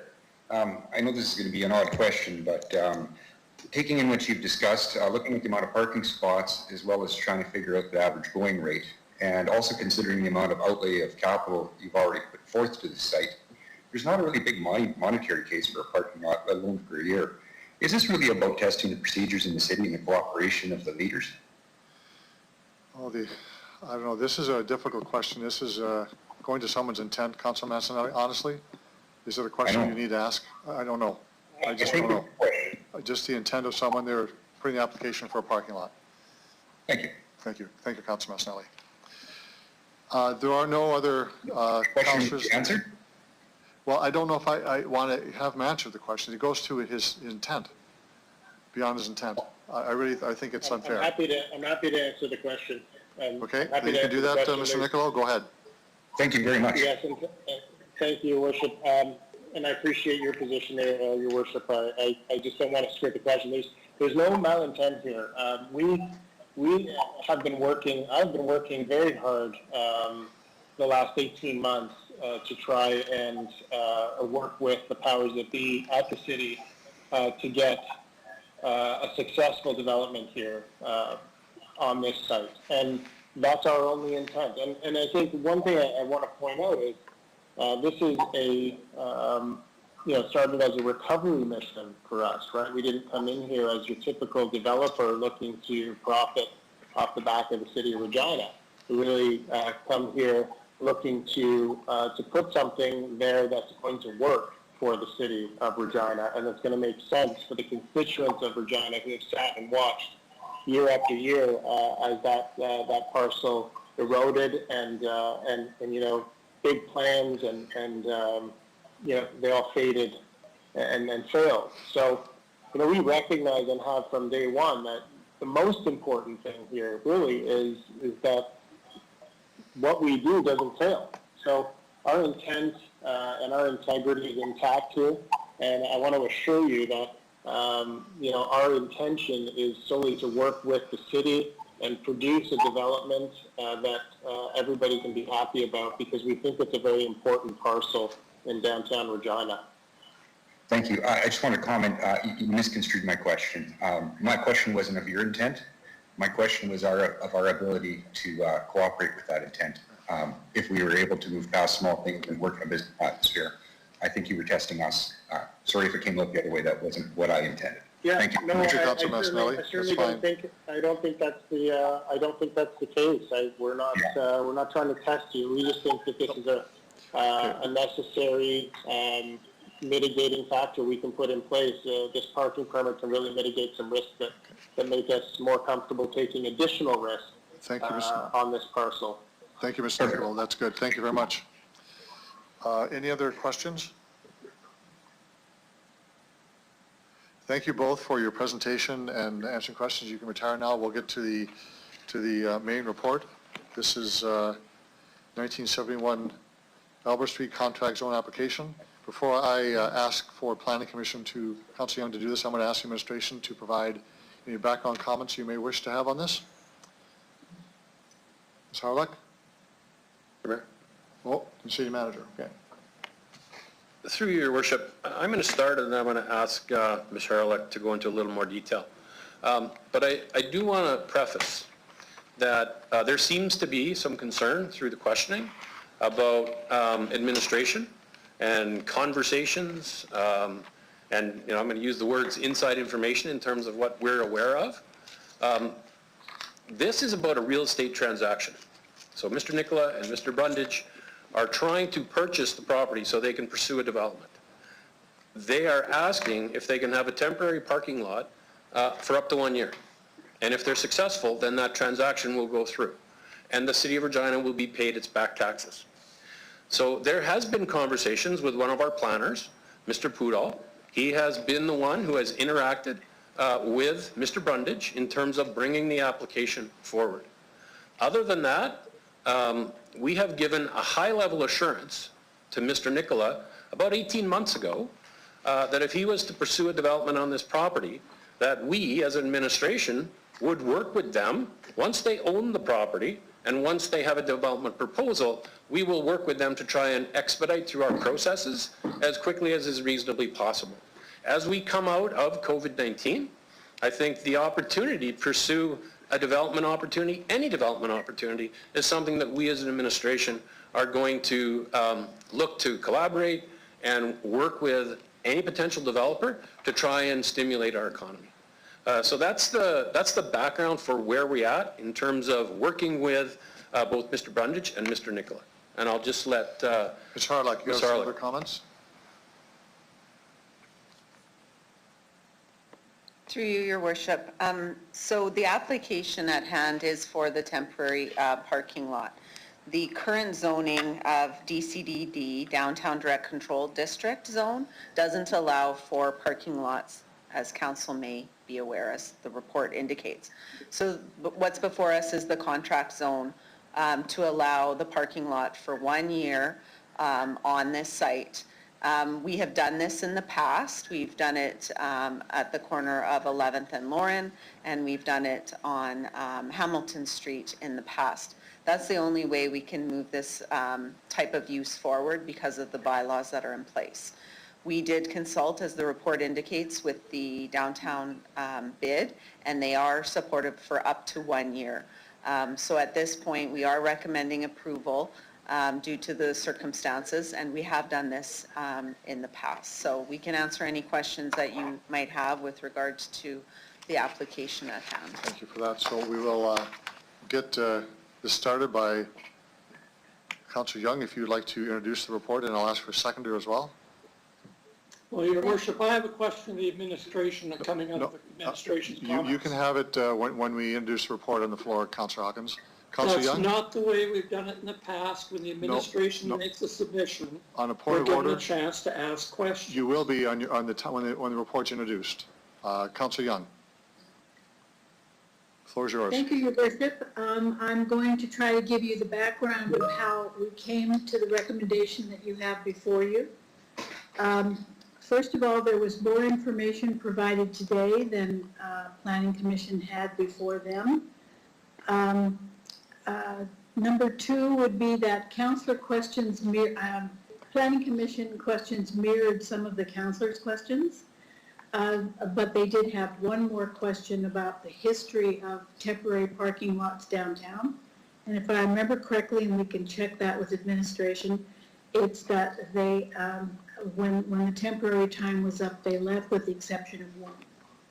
During our deliberations, information about the motion MN 2014 that was approved at council on August 31st that directs administration to conduct a review of surface parking lot restrictions in the downtown neighborhood and prepare a temporary parking lot policy and report back in January 2021 was brought to the table by Councillor Stevens as information.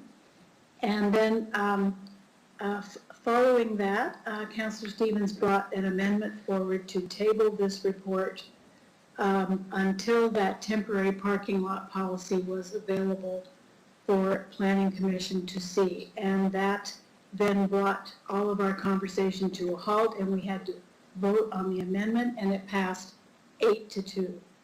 So that's why this recommendation is before you today. Can I have a seconder for the report, please? Anybody want to second the report? We do need a seconder. Bresciani. Okay, thank you, Councilor Bresciani. Okay, thank you, Councilor Young, for that. So we do have speakers, and I'll start with Councilor Hawkins. Thank you, Your Worship. My question for the administration is this. What is the normal course? First of all, how much is owing in terms of, to the city in terms of property taxes and other expenses on this piece of property? How much money are we talking about here? Ms. Schultz? Who would have that? Through you, Your Worship. Oh, okay, Mr. Holden, go ahead. I believe the amount is just over $2 million, but if Ms. Bryden is on the call, I would ask her to confirm the actual number. Ms. Bryden?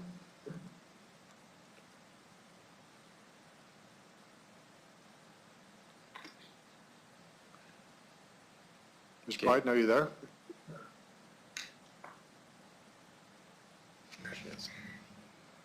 Yes, through you, Mr. Chair. My apologies, I was trying to get my mute off. So yes, right now outstanding on the account is just slightly over 2.7 million. And when is that money due? Through you, Mr. Chair. Ms. Bryden? Thank you, through you, Mr. Chair. That is outstanding and due, all of it would be due actually today. And if that, assume that this deal wasn't there, or this potential deal wasn't there, assume in the normal course that someone owed this amount of money to the city through property tax, against their property, through property tax, what is the normal route for collecting that money? Ms. Bryden? Through you, Mr. Chair, the normal route for tax enforcement is a legislated process of tax enforcement where we place the lien and then we make apply for 6-month notice, and we go through all of the steps of tax enforcement. And we've heard today, I think Mr. Brundage mentioned that that could take up to a year. Is that a correct assessment of the normal timeline for recovery? Ms. Bryden? Through you, Mr. Chair, yes, that is. And in the event that the money was not paid, the city would take possession of the property, is that correct? Through you, Mr. Chair, yes, that is correct. Eventually, after permission from the Provincial Mediation Board and all of the correct steps of the tax enforcement process, the city would take title. And what would be, assuming there's no issues with that, what would be the timeline on that? Ms. Bryden?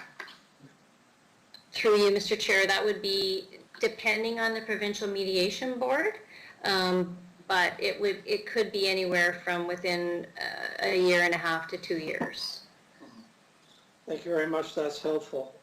I want to make the following comments. First of all, we don't have much information here at all. We have a desire on the part of the developer to do something because they have invested $2 million into a different project, but which is at risk as a result of these proceedings. We don't know what this project is. Indeed, Mr. Mikola was very frank. It keeps changing all the time, depending on circumstances, a hotel, a commercial development, and so on. So we don't know anything about that. We don't know anything about the finances. We really have very little information at all. What the case is that the applicant here is making is they're saying, look, give us a parking lot so that we might go through a period of risk and keep this alive. But the city's not in the business of giving developers parking lots so that they can survive a period of risk. And that's all the more so in this case because, again, Mr. Michelot said, we have other options. We could try and refinance it. We could use debt. We just prefer to have a parking lot. And the difficulty with that argument is that the city has zoning bylaws that say we don't want we don't want parking lots on this site. The city is awaiting a report coming in the first quarter next year to talk about our parking policy. Before the Planning Commission, we heard from people who do own parking lots that they're at risk of going under because they're not collecting money from their parking lots during this time. COVID is not going to be over in a year. The Chief Medical Officer for Canada said it's a year to 18 months if everything goes well. And after COVID's over, the economy will have to recover.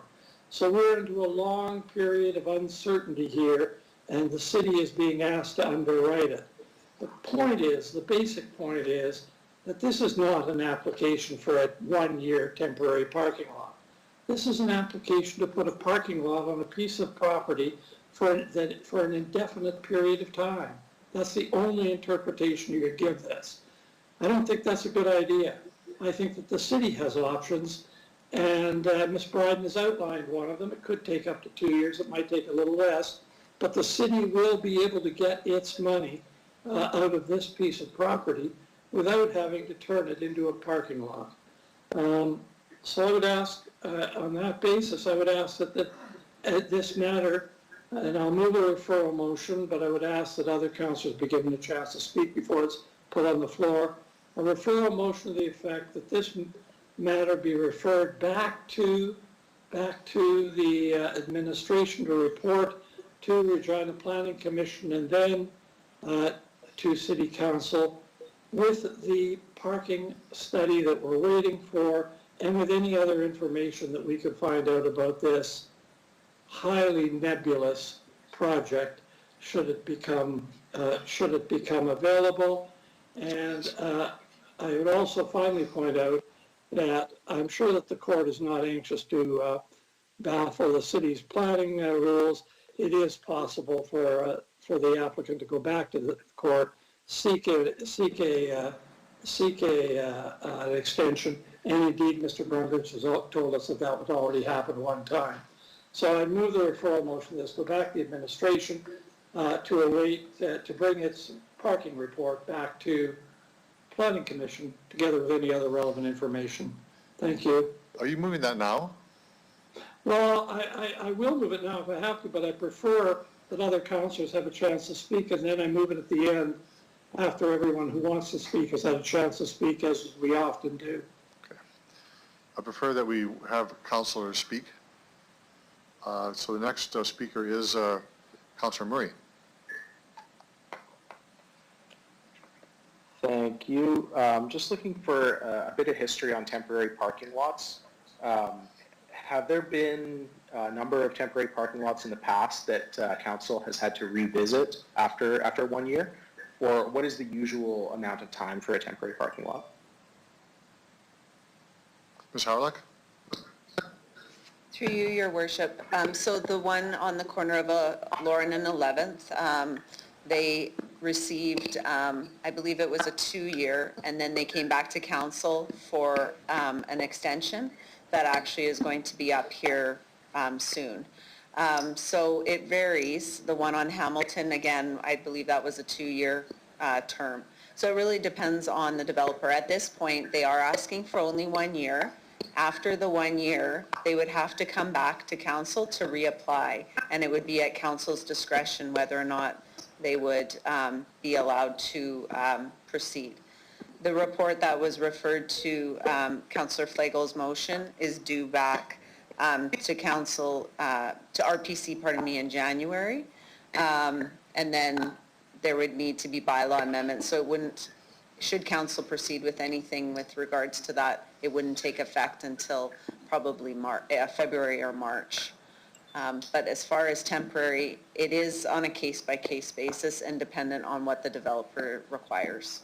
Councilor Murray? Okay, thanks for the history, appreciate it, that's all. Thank you. Councilor Stevens? Thank you, Your Worship. I won't be supporting the recommendation. I believe we should not be allowing this temporary parking lot. The purpose for the referral motion at Planning Commission was to return this proposal to Planning Commission after Councillor Flagle's report had been assessed, with the intention of actually seeing some net benefit attached to parking lots with a new policy. There's actually money and resources on the table potentially with that report. I see no reason why we have to rush this for the sake of the developer at hand here. In terms of precedent, what mattered to me when I voted in a previous decision on the temporary parking lot is that Mr. Byers, who owns the property in Amarant, had a proposal on the table. There were architectural drawings, there was a business plan. The temporary parking lot was intended to be just that, temporary, and there was a project that we could see and make sense of. There's nothing like that here. The final point is, if we take possession of it in 2 years, we take possession of it in 2 years and we figure out a way of using this as part of a larger real estate and land development strategy. I think we can actually make something of this. There's no reason to rush it. And I think the temporary parking lot is going to be a blight. Many of these lots are sitting empty now. They normally sit empty most of the time in the downtown. We do not need this. And there's really nothing in existing master plans that suggests we should be approving this. Thank you. Councilor Bresciani, you're next.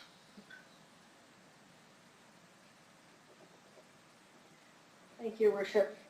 So I'm going to ask City Administration, has there been any other activity around this site that are interested to the Chair? Ms. Howard? Through you, Your Worship, not to our knowledge. Okay. Through the Chair, so I just want to be clear that we would be, the City of Regina would be paid the back taxes of the I heard $2.7 million. Is that accurate? And when would that be that we would receive that through the Chair if this goes through? Mr. City Manager. So through Your Worship, as Mr. Brundage indicated, November 15th would be the date of the transaction. And of course, the city's taxes, back taxes, will be paid fairly shortly after that. Councilor Bresciani? Thank you. So just a comment. I listened to Planning Commission, and there was a definite ask through that committee that they wanted more information. And they actually asked if they could go in camera to speak, just to find out more information if it was quite confidential and things could not be, I guess, spoken at that time in public. So that's why the questioning, I think, today was around more about, more information. Because I think as a council, and I think residents of Regina, I think we're very, I think the word is probably reserved in how we want to ensure that we've got a developer here that's going to take this forward, and we don't want to have another capital .3. And I think that's the real thing here. But I see this in a way that I think this would be an opportunity. We've got a developer that's interested. I think that we're going to get the back taxes back, which I think our city could use. Right now, that'll be covered. So back, for the taxpayer there. And this is a 1 year, just a 1 year. And it can be looked at in year 2 after the 1 year. So I guess the only question I have for administration is, after November, we know the intent is to build. Will city administration working with this developer to get the plans in place for the development. Through the chair. Mr. Holden? So through your worship, it's really important to remember that right now, the proponent does not own the site. So once they own the site, their intention is to then bring forward a development proposal, and they'll work with the administration, and as I indicated earlier, we will work very aggressively to try and move their applications through our regulatory and approval processes, planning commission, council, as swiftly as is reasonably possible. Councilor Parsiani? I think the last point is that this is a key spot in our city. It's a beautiful corner. We want it anchored with, if it's a hotel or some kind of a development that's going to be a key here. So I support getting development on this corner, and I hope that, again, we receive more information in the next few months as after November as to the development moving forward. Through the chair. That's all I have. Thank you. Councilor Flagel? Thank you. Oops, I'll turn this away a little bit, sun shining. A couple of things, and through you, I was just wondering, I'm glad you clarified that these people are not the current owners. So the taxes that are being owed on the property today by the current ownership is how much without the fill-in $2.7 million? What do they actually owe us? Sorry, and I'll turn this away. Mr. Holden. So through your worship, the outstanding taxes as of today are $2.7 million, as Ms. Bryden indicated. That is the amount that is owed to the city. The new owner, when they take ownership of the property, they will then be responsible for those back taxes. Councilor Flagel? Thank you. This is why, and I remember saying this specifically back when we did this, is this filling of the hole is not really taxes.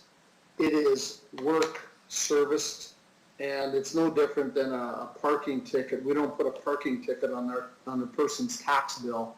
And that's why I have a bit of an issue with this. But my understanding was that the taxes, the land taxes, were always separate from the fill in the hole tax, or fill in the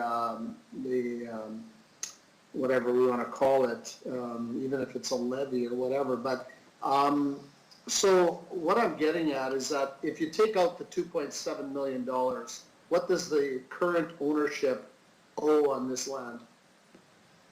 For property taxes? Yeah. Mr. Holden? So through your worship, I'll start and then I'll have Ms. Bryden add some more detailed information. We have certain authorities that we can charge property owners, and we charge those on taxes. So for example, if someone had an unsightly property, we would go in, we'd hire a contractor, or we'd go in ourselves, we would clear the yard of unsightly weeds and nuisance materials, and then we put that cost on the taxes. In this situation, this was a decision of a board to say, you need to go in and remediate that hole, and that cost would go onto the property taxes. So I'm not sure if Ms. Bryden has the actual cost in terms of what was the cost to remediate the hole, which I think was in the range of about 1.6, 1.7 million, and the rest are outstanding property taxes. But they come together as an outstanding tax bill. Ms. Bryden.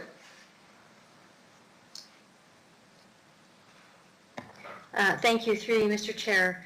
So the way City Manager Holden is absolutely correct. Once we apply any outstanding charges, whatever they are, to the tax roll, they become part of the taxes or tax arrears outstanding on the property.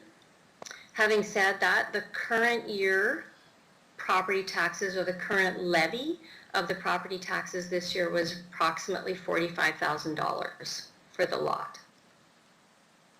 Okay. So there were prior year property taxes owing prior to any charges being added. There was outstanding taxes on the account, and then charges were added to the account. And so the entire tax arrears on the account are just over 2.7 million. Thank you, thank you. Councilor Flanagan? Another question of administration, and thank you through you, is that I've been around a while and I've heard of us going legally after a vacant house, a vacant property, and taking up to 5 years for us to take title, and now I'm hearing it's 2 years. And I'm just going to go to, I don't know how long the litigation has been going on to a house in Councillor Findera's area, but it's been vacant. There's pigeons, there's all kinds of stuff, and we can't touch it because it's in litigation or it's in the courts. And I've heard of other houses that are, vacant and vagrant and ruined, and we can't take them on. And even a parking ticket guy that has $30,000 in parking tickets, we can't go after him because there's total litigation of years, and all of a sudden I'm hearing within 2 years we can own this property. I know that's important, but that's not relevant to this file here. Well, I'll ask Mr. Bryden to answer that, but that's not really relevant to this case file before us. Ms. Bryden. So thank you, through you, Mr. Chair. So I can't speak to those specific houses or properties, but when we're going through the tax enforcement process, we work very hard with property owners to have payment plans in place to get them through. Our end goal is not necessarily to take property. And then once we get to where we've kind of exhausted that with property owners, we still need to get approval through the Provincial Mediation Board. And the Mediation Board then tries to work with those property owners and sometimes sets up payment plans, etc., with them before we can actually move forward, before they'll grant us taking title. So in some cases, tax enforcement might take longer than others. In some cases where it's a vacant lot, there's not a lot of going back and forth. It's maybe been abandoned. And so the Provincial Mediation Board will grant us authority to take title right away. They're all very unique, unique files, if I will. Okay. So before I give you the floor again, Councilor Flay, just a moment, procedure issue here. We have a break we are to take at 3:45. If it's the wish of Council, I'd like to let you finish your questions, then we'll take our break. Sure. Anyone object to that? Councilor Flay, go ahead. Thank you. Yeah, I'm just a comment now. I just think that,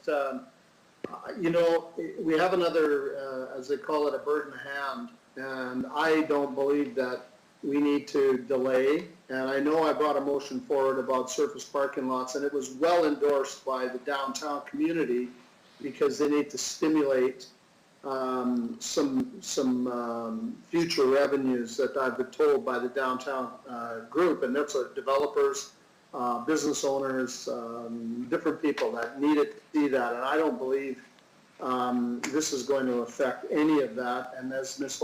Howard had said, we're doing one-offs a lot of different times. I mean, we did it for Namrid, we did it for the old Prizzuti's building years ago. We did it in a lot of different areas, so I don't see that this being any different. And the unfortunate part is that for this development, even for them to get going, I mean, I don't see anybody using that parking lot for 6-8 months anyway, due to COVID and surplus of things right now. But why don't we get the process going and let them start to develop it? And you know what? The best thing to do is hit the start button, and we might start to see some things going. And we've been talking about this. This has been on the plan for what, 2011 they knocked down the old planes, something like that. And there was a time where this was going to be going great guns, and then I don't know what happened. So, but I think it's time that we just let this one go to give the developer what they're looking for, and see where it goes, as opposed to stalling and waiting again. So that's just my opinion. Thanks. Thank you, Councilor Flagel. I'm going to suggest that we reconvene at 5 past the hour. Thanks, everyone. Your Worship, can I ask a question? Yeah. Sorry, can we not finish this one just, there's only 2 more speakers on this file. Well, Could this- I just asked everybody if they're okay to finish after Councillor Flagel finished, and no one objected to that. So I'd like to take a break and come back at 5 after. Thanks, everyone.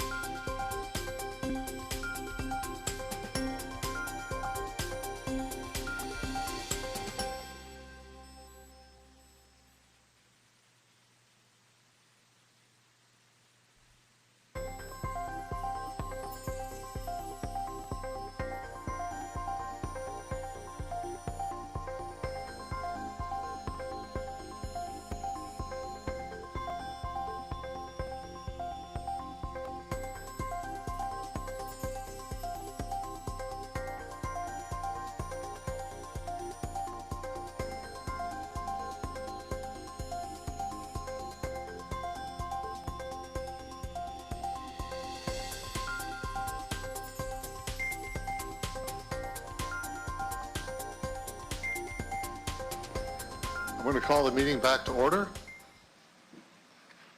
Hope everyone is still on the line. We have two remaining speakers. Councillor Bryce, you're next.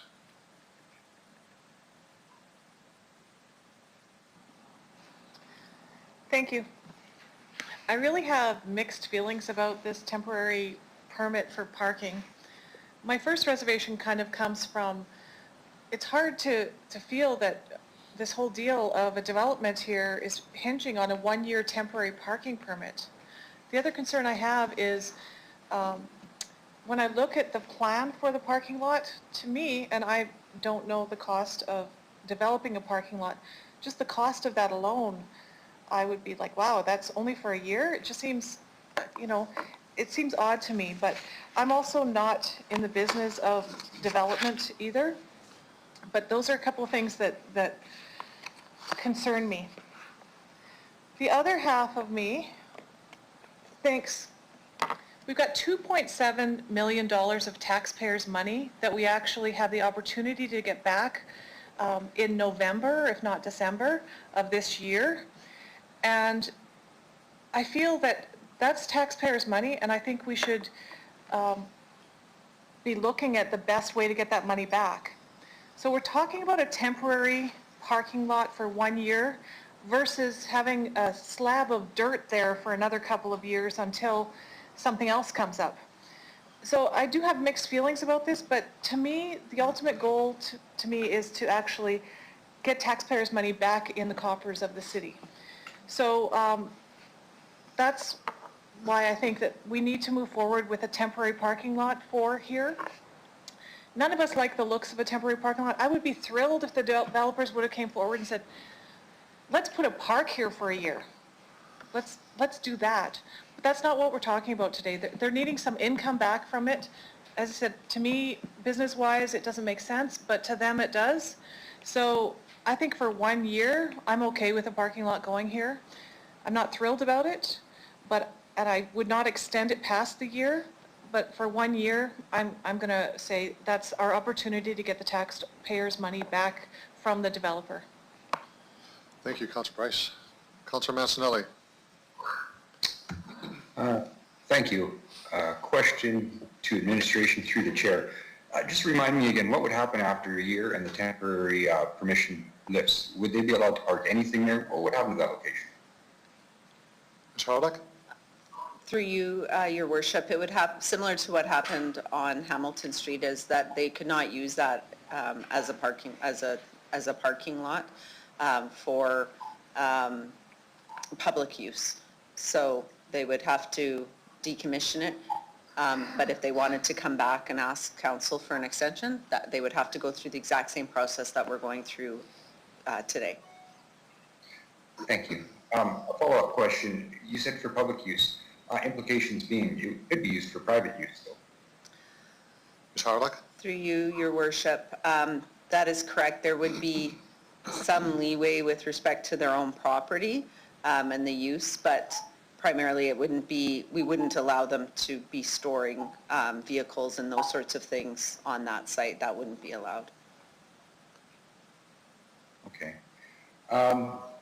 So if we let things go and the deal fell apart, at the end of 2 years, we would assume that property and the debt behind it would just be ours as already, but physically it would be the same property that it sits as today. Is that correct? Ms. Harlech? That is correct. Okay. Is there any other recourse behind this temporary measure to ensure that parking can no longer happen on this location, public or private? Any type of wording amendments or suggestions that we could make it stronger to make sure that there would be no mistakes? It's a contract zone, so that really limits what can be done other than the parking for 1 year. Ms. Harlech? Through you, Your Worship, you're absolutely correct. Because it is a contract zone, it's very clear what they are allowed to do on the site. As far as if after the year, depending on what they were doing, we would be looking at the bylaw to make sure that they're in alignment with the bylaw. Thank you very much. Just a few comments. I share a lot of the other council's views of the parking lot, very well voiced by Councillor Bryce. I don't see a big case for business on a parking lot here, but these officials representatives seem quite astute, so I'm sure they have their case made. I think right now in the times we're having, it's more important to make the city whole. And if after a year the temporary parking lot is lifted and we have studied downtown parking, we can implement the changes from that point forward. But I think right now it's more important to remain whole monetarily. So my views. Thank you. Thank you, Councillor Massanelli. Okay, any other, Councillor O'Donnell, you want to speak? Councillor O'Donnell. I appreciate that. I'm not on the same chat line as everybody else, so thanks for that. So one, I want to just comment on a few of the points that have been made throughout the afternoon. One, when somebody doesn't own the land, I don't expect a detailed plan for what could be there. That was not a concern for me. Two, the Regina Downtown bid has endorsed this for the period of time 1 year. Perhaps like others, the period of 1 year seems to be a short period, but again, I say a council has control. In 1 year, it comes back to council, and they can set it. The idea that we can not only get the back taxes paid and paid in a relatively short period of time, it pleases me. And then further to that, there will be taxes paid, although be it only on a parking lot, that to me is also a source of income that I'm willing to go with. So I know that there is a couple of things before us, and one of them, and I'd like an explanation when we're all done here. There is already, from what I can tell, at least from what I'm reading, a tabling motion here, as well as a recommendation. So if we could get a good explanation before we go to a vote, what those things mean. Yes, absolutely. Please. I'd want speakers to speak first, and then I know that Councillor Young wants to finish off the debate, or close debate, so, but we have a couple of processes to go through before that. So other speakers? Okay, I'm going to say a few things, and I'm going to support this application, and I want to remind everyone, of course, the application is not about what is developments on that site, because they are not the owners of the property. We are simply looking at whether we want to agree to turn this into a parking lot or not. So there is no application for the development yet. So I think this is an important development. There is some risk, as there always is, stated by the delegation. We have an opportunity to have a development on that site, and we haven't had one for a while, and who knows when we'll have another one. The $2.7 million in back taxes have been spoken for. I think that's important that we receive that on behalf of the citizens of Regina, but that is a good feature of this potential development. But I do want to talk a bit about some of the discussions with the delegation leading up to that. Just a concern about inside information and the character of people and what they've done. I think that's unfair to members of council and members of the administration. So I just would caution about imputing something different or some inside information, which I think is unfair. The ethics of what we do here, I think, is straightforward, and we should accept that on its face. But I would say that, again, what are we saying to developers in our city if we begin to throw different elements of them, criteria that we don't always do on other development? Had this come forward as a development application with a project, I would say that's a fair game. But it simply is to allow or not to allow a parking lot for 1 year as the developer, first of all, gains ownership of the property and then puts forward the development. I'm prepared to accept that because it is a reasonable request on an area that has been a problem for many years, for many, many reasons. But there is some hope that this individual, the investor and the owner, will develop the property in a way that provides something other than a parking lot, but certainly provides a payment of back taxes owing to the city. So I'm prepared to go against the motion that came from Planning Commission and vote in favor of the application as was put forward by the administration.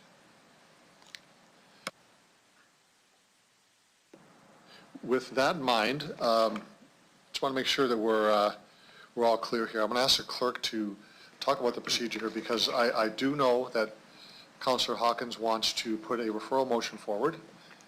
I have a request from Councillor Young to speak to close debate. I don't want her to miss that opportunity. She has the right to do that. So firstly, as I understand, Mr. Clerk, the issue before us is firstly the referral motion, which is on its face, may be the same as what came out of Planning Commission, depending upon what Councillor Hawkins says. That being said, if Councillor chooses not to refer it back, it would go to the motion that came from Planning Commission. If members of council felt they wanted to move forward with a development, they'd have to defeat that recommendation and put forward the recommendation from the administration, which was dealt with by Planning Commission. Mr. Clerk. Your Worship, given the tenor of Councilor's remarks, I don't see any point in taking time with a referral motion, so I'll withdraw that request. I'm sure we'll all discuss this again another time when there's a request for an extension of a parking lot. Okay, then we'll go to Councillor Young to close debate. Thank you, Your Worship. I think that what we've heard today shows how sensitive we are to this property because of all the history that it has. But I just did my own risk assessment while I was listening to everyone, and here's what I have. Number one, that having this parking lot may help close the sale of the property for the proponent because it shows a source of income for the debt that's on it.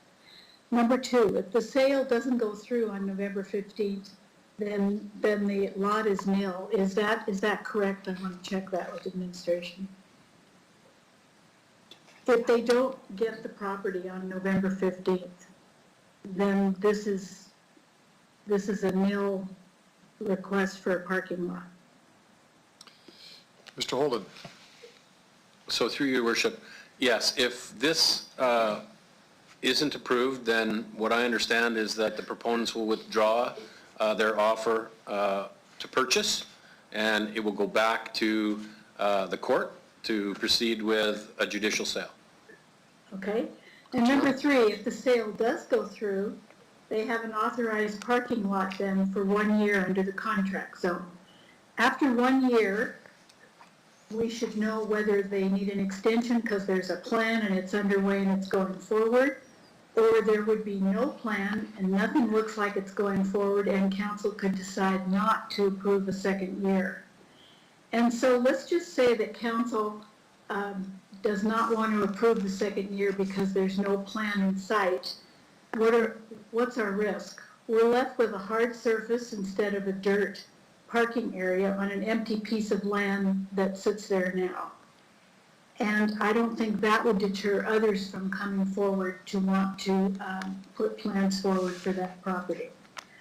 I think that the motion that came forward for Planning Commission to look at, that I believe Councillor Flagel was bringing to council and it will come forward later, is about downtown parking close to the shopping downtown that may or may not come forward, but this, I think, is separate from that. I don't think it should keep us from making this decision today. And so I did not vote to table this report at Planning Commission, and I will vote against it, that tabling motion, and I will vote for this project. Thank you, Councillor Young. You have closed debate, so I want to ask Mr. Clerk to take the vote, please. Thank you, Your Worship. With respect to the vote to table this, I will start with you, Councillor Young. No. Yeah.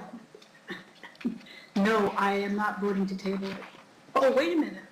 No, you're correct. No, I'm not. You're correct. We got it. Councillor Hawkins. Sorry, Mr. Clerk, what do you? I'm sorry. I'm asking members of council to vote on CR 20-83, which was the recommendation that this be tabled at this time. Point of order, it's Councillor Murray. I believe, did Councillor Hawkins withdraw the tabling motion? I was unclear in what he had said originally.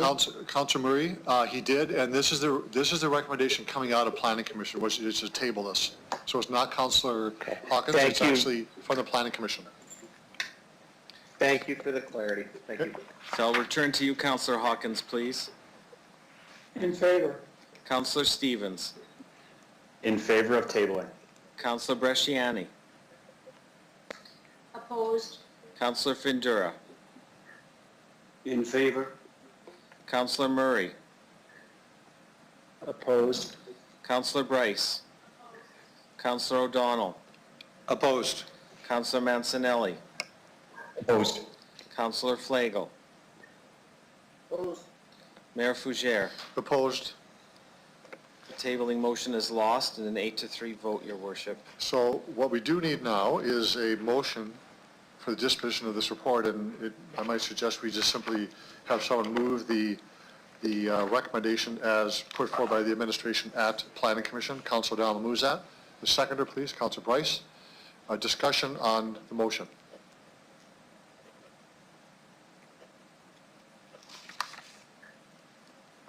Mr. Clerk.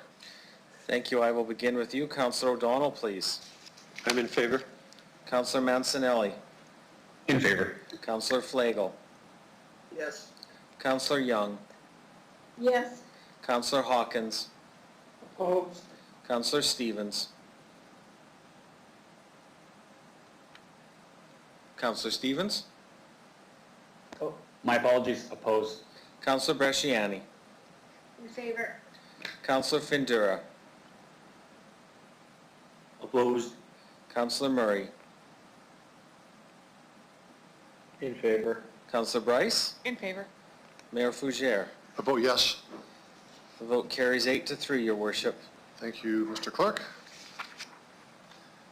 Okay, we will move on to our next delegation. We have two people, Jeannie Markowicz and Karina Chow. This is for our Mobius Benefit Administrators. Are you there?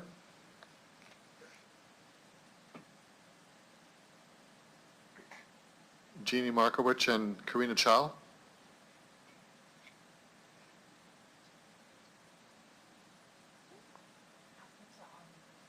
What time? Can you press star 6 to unmute? Hello, I'm Jamie Markowitz, and I've got Karina Chow with me, and we're here from Mobius Benefit Administrators. Good. Welcome to City Council, and if you could identify yourself, who you represent, you have 5 minutes for your presentation. Okay, thank you. So I'm Jamie Markowitz, and I have Karina Chow with me as well. We are with Mobius Benefit Administrators. Thank you for inviting us. We're here to provide some highlights of the 2019 annual report for the casual and elected officials pension plan. Okay, go right ahead. Okay, so just a few highlights. They're fairly brief, but I'll just get right into it. So 2019 was a good year for the plan, a very good year. Over the year, the assets grew by $2 million, just over 16%. At the end of 2019, the casual plan had net assets available for benefits of $14.1 million. This is up from 12.1 million in 2018. This increase in assets was mainly driven by investment returns, and the overall return on the plan's investments was 15.1% in 2019. Also in the annual report, it included the audit opinion on the financial statements. There were no audit issues. The opinion was clean. And the financial statements are also included in the annual report. So those are the brief highlights we wanted to present today. I'll stop with that and turn it back over. Okay. Thank you. Any questions from members of council or comments by the administration on this, actually, if they want to speak to it? Okay, Ms. Folk? Through you, Your Worship. So Mobius today has provided their 2019 annual report for the casual employees superannuation and elected officials money purchase pension plan, and of course that's attached. This annual report has been developed based on Appendix A in Bylaw 8589, and in accordance with that bylaw, it's been presented to Council today for information. Good. Thank you for that. Councilor O'Donnell. Thanks. Maybe to some of you, you'll understand my excitement in reading this. It is good news, and thank you. I just would like, though, if you don't mind, a comment. Well, last year was, to me, seems to be outstanding. I'm curious that your feel and sense for where things are at now, please. Okay, so in Q1, I mean, just given the events of of the world, there was a decrease, but by Q2, plan assets are nearly back to where they were at the end of 2019, so that they're at 13.9 at the end of Q2. Sorry, that's at the end of June, and we haven't published or finalized anything for Q3 or the end of September as of yet. So the market did have a downturn and has rebounded. Good to hear. Good to hear, and that's good for me. Thanks. Thank you, Councillor O'Donnell. Okay. Councillor Stevens? Thank you, through the chair. As I read this report, very helpful. It notes an overall fund return of 15.1% in 2019, certainly better than 2018. What is your benchmark? And if you were to guesstimate for the next review and next report, what would you anticipate the fund return being? Ms. Markowicz? So, Karina and I are both part of corporate services, so I can't speak to specifics, but I can give some general responses. So the benchmark is made up of just really a weighted average of the standard benchmarks that are out there, and I can't really give. And even our investment folks right now, we really don't know what is going to happen out in the market right now. We're watching, we're monitoring, and Q2, as I said, was positive. Okay. Through the chair, I wasn't quite clear if you answered the first part, which was whether or not there is a benchmark at all. Was it no, there isn't a benchmark, or yeah? Yes, so there is a benchmark. So that is, I believe, a weighted average. And again, I'm coming at this from corporate services and our investment folks, but the weighted average is the Standard & Poor's indices that are standard for the investment. That's what the benchmark is made up of. It's a weighted average of those. Okay, through the chair, yes, just to clarify, I just want to know what that is. There was an overall fund return of 15% in 2019. Where is that in comparison to the benchmarks? Ms. Markowicz? I'm just going to have Karina jump in on that one. Just a minute, please. Karina, Ms. Chow?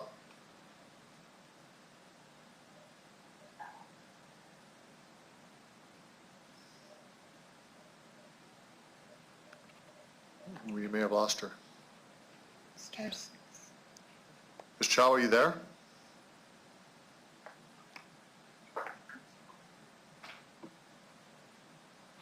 I can't hear her either. I think we may not have her, so can you press *6? Oh, hi there. Sorry, can you hear me? Yes, we can hear you now. Did you hear the question? I apologize for that. Is the question, sorry, could you repeat the question? Yes, Councillor I would Stevens, just go like ahead. to know I would just like to know what the fund return benchmark is. In 2019, the fund return was 15%. How does that compare to the benchmark that you use? The total planned benchmark return was 16.8. And as Jamie mentioned, that the 16.8 is developed by taking a weighted average of different benchmarks. So for the Canadian equity portfolio, we're comparing to, for example, the S&P, the TSX. Okay, all right, thank you. Thank you, Councillor Stevens. Any other questions? You can stay on the line because we're going to be talking to you in just a moment. So just what we are going to discuss and vote on the first report. So if you would just please stay on the line. So I have a motion to receive and file this report. Councillor O'Donnell, seconder. Councillor Bryce? You're on the board. Okay, you can't vote. Someone else want to second the report? I'll second it, Bob Hawkins. Thank you, Councillor Hawkins. Discussion on the report.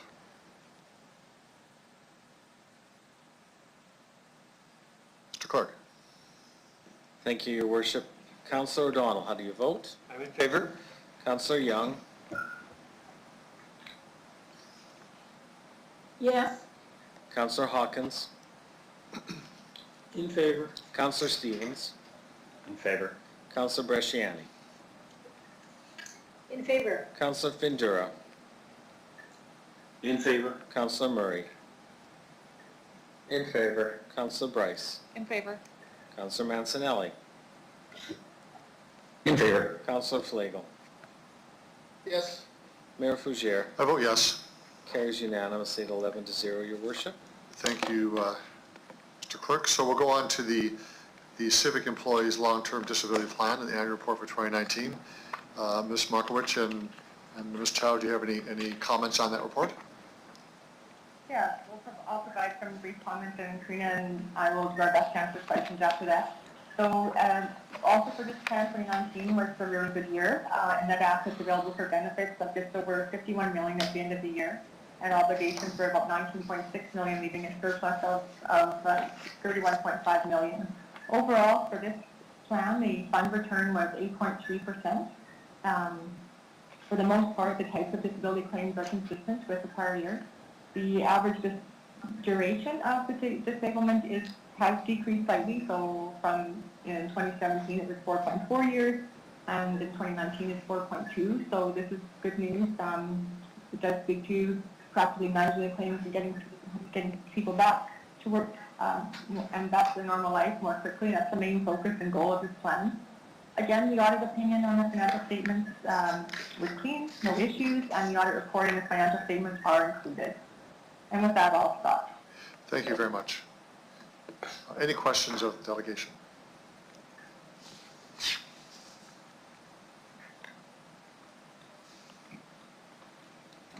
There are none. Thank you both for presenting and answering questions. You can retire now. Thank you very much.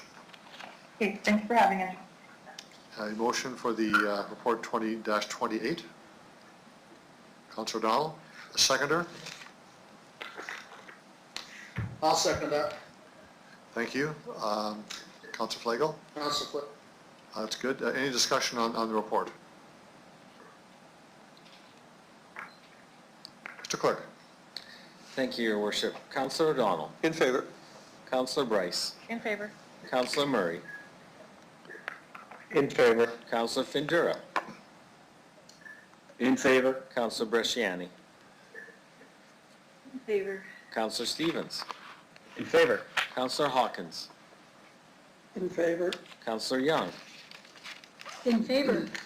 Councillor Mancinelli. In favor. Councillor Flagel. Yes. Mayor Fougere. I vote yes. Carries unanimously again at 11-0, your worship. Thank you very much. So we have two delegations related to noise attenuation on the Ring Road. The first delegation is Wayne and Gloria Earhart. Well, it's Wayne Earhart only. Hello, Mr. Earhart, how are you? Welcome to Regina City Council. If you could identify yourself, who you represent, you have 5 minutes for your presentation. Okay. My name is Wayne Earhart, and I represent myself. To the members of Regina City Council and Mayor Fougere, I am writing to express my concerns in regards to a negative impact of vehicle-related noise levels residential properties who back onto the ring road connected with. My residential property is located on 1416 Grosvenor Street. My property not only backs onto the ring road, it backs onto Dewey Avenue Ring Road ramp north. The vehicles related noise include tires, exhaust, transmission, and engine noise. These noise components are forever changing in intensity, fluctuating up and down as vehicles come and go, or as gear shifts go up and down. And one thing I'd like to really note is the muffler noise is terrible. Vehicle-related noise has a determined impact on the quality of life of citizens of Regina. Vehicle-related noise levels are often an interference with relaxing on the back deck, gardening, visiting with family and friends, and is also a sleep disturbance at times. Noise pollution often affects both health and behavior. Unwanted sound noise can damage physically and mentally health. Noise pollution can cause annoyance and aggression, hypertension, high stress levels, hearing losses, sleep disturbances, and other harmful effects. We also deal with an abundance of dust and exhaust from the ring road. About 23 years ago, City Council members promised that trees would be planted to help reduce noise levels. To date, a few trees have been planted, but nearly not enough. And besides, by the way, no trees grew behind me or south to Dudney Avenue.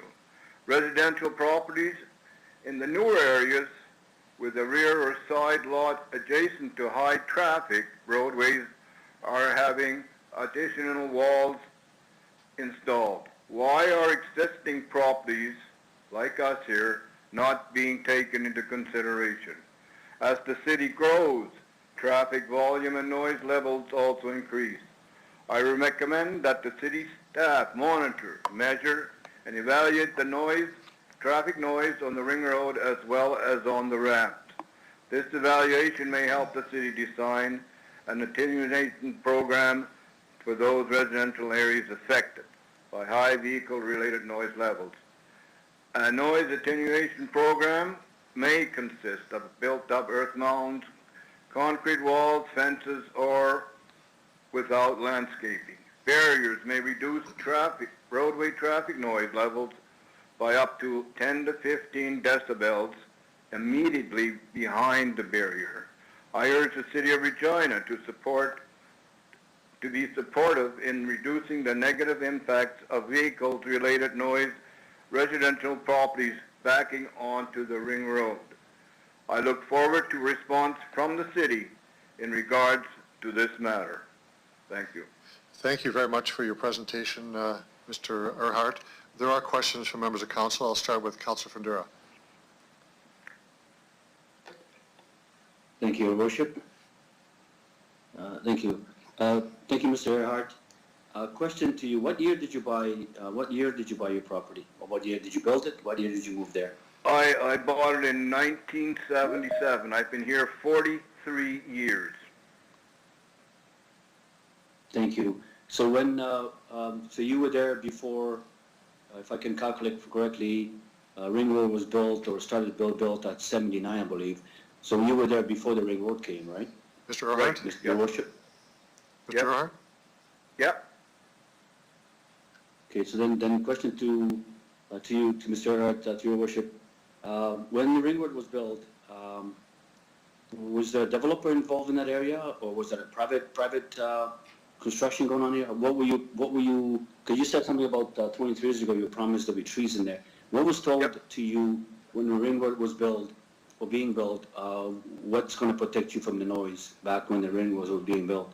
Mr. Earhart. Your Worship. Well, we had to go in front of council again to get something done, and they did plant trees north of me, but they planted behind me and south to Dudney Avenue lilacs. Well, you know, that really takes the cake there. I think five of them grew, and that's what we were promised. Okay. Your Worship, two more. One more.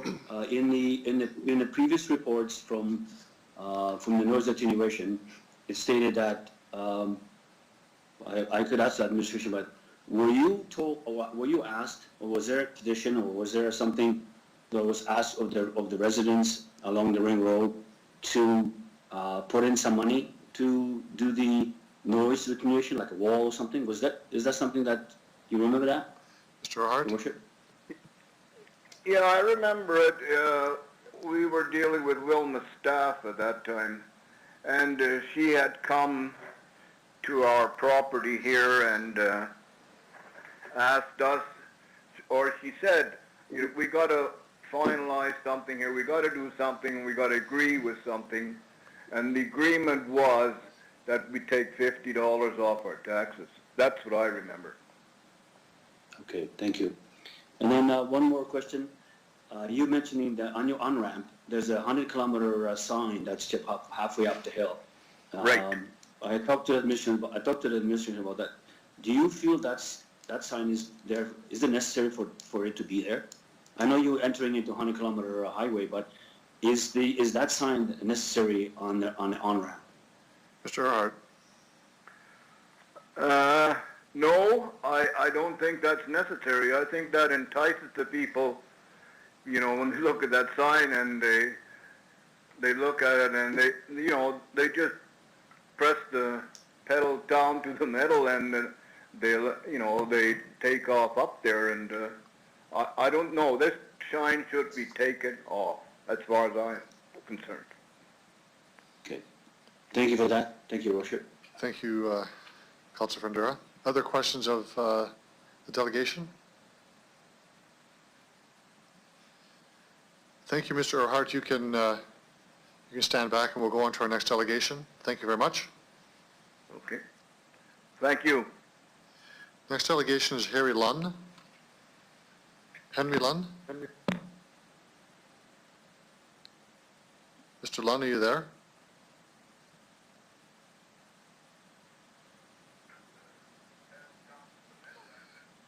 Henry Lund, are you there? Yes. Good afternoon and welcome to City Council. If you could identify yourself for the record, who you represent, you have 5 minutes for your presentation time. Okay, my name is Henry Lunn, and I live on Grosvenor Street beside the Ring Road. Now, the problems, there's a constant noise, pretty well 24 hours a day,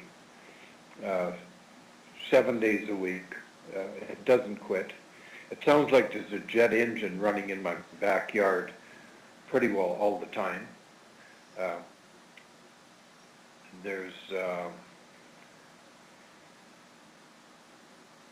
Well, something has to be done to stop the noise. And now there's never any signage put up there for noise abatement bylaw or rules. I know the city must have them, but there's nothing ever been done. Now, over the years, there's been studies done monitoring the roadway noise, and nothing has ever come out of it, not once. And the money they spent on that, they could have spent it on signs. The only way to correct the problems with the noise is reduce the speed limit. Now, I've been trucking and operating equipment for years.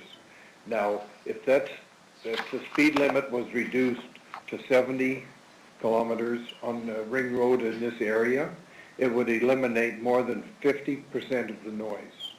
Now, another thing what they need, these are solutions already, is, well, the speed limit.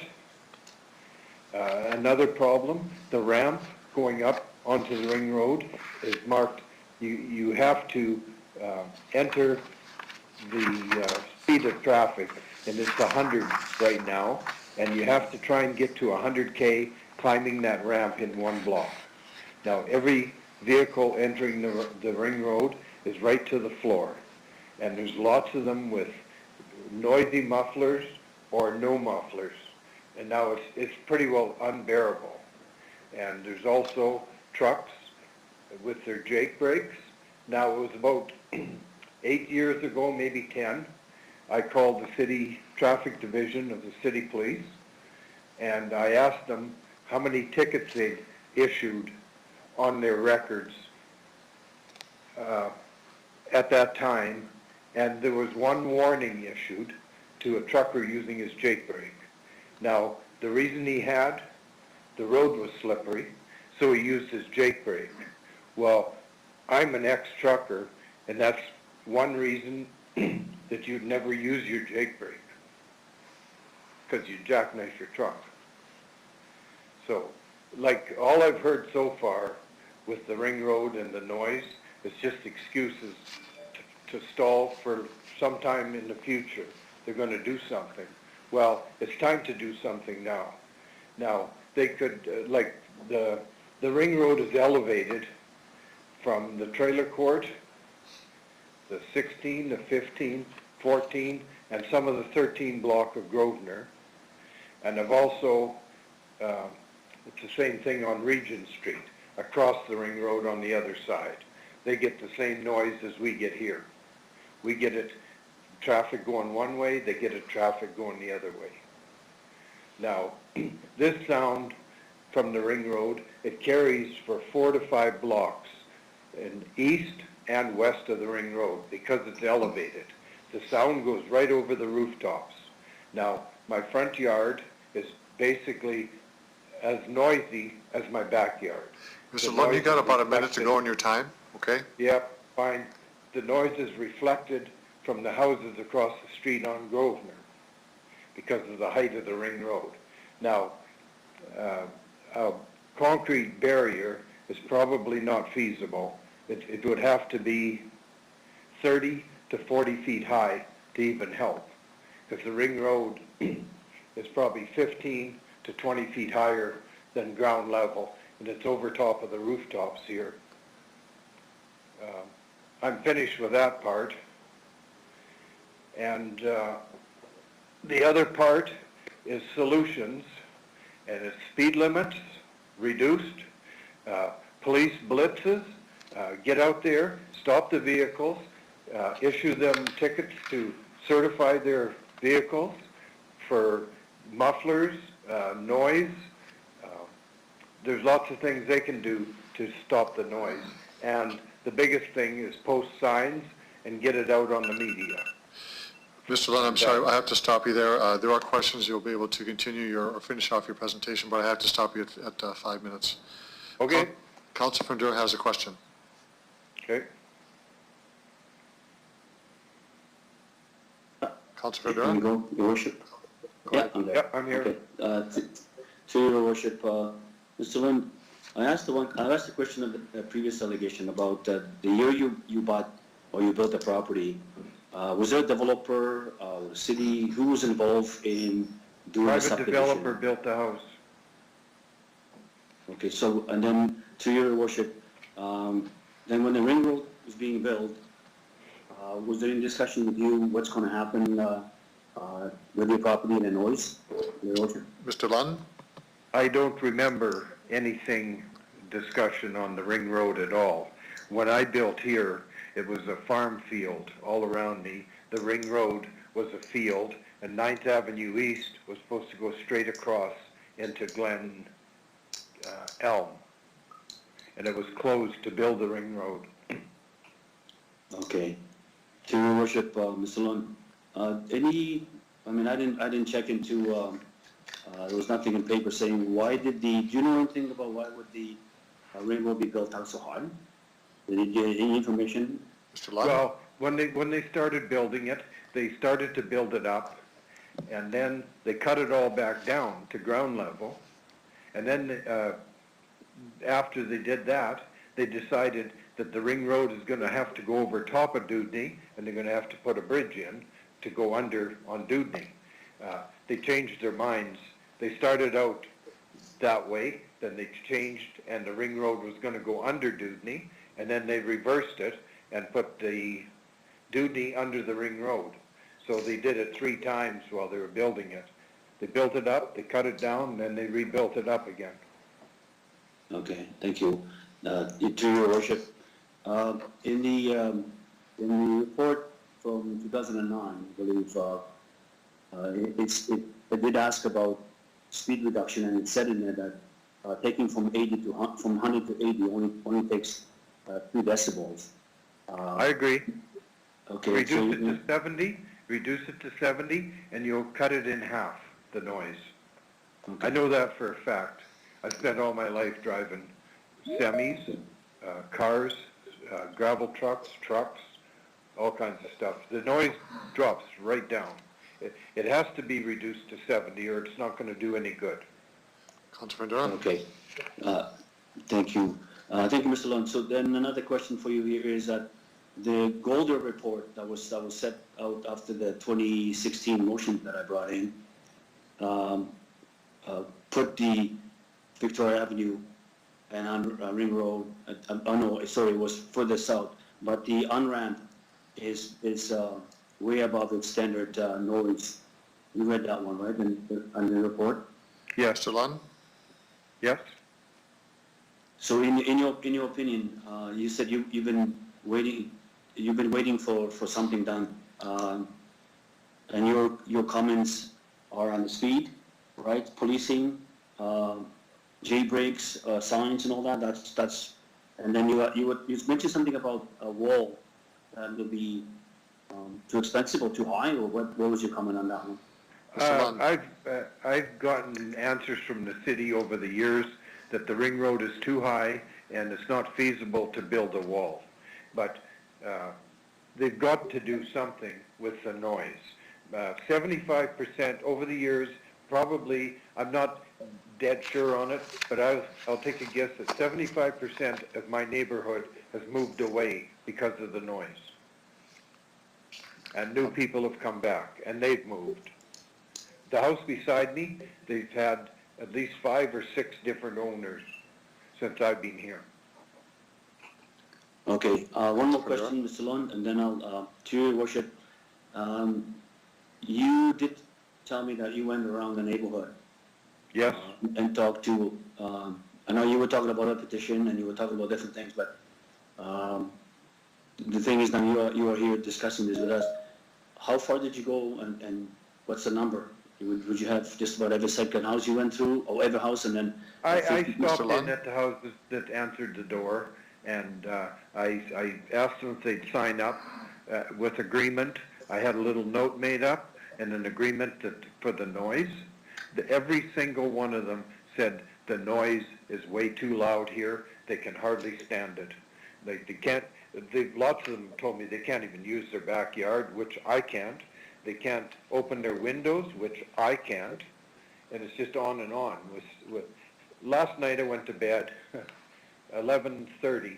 Within about 3 or 4 minutes, a trucker with no mufflers, straight pipes, Jake brake on, and let her rattle all the way through here, slowing down for Victoria Avenue. It's totally ridiculous. The police have to get out.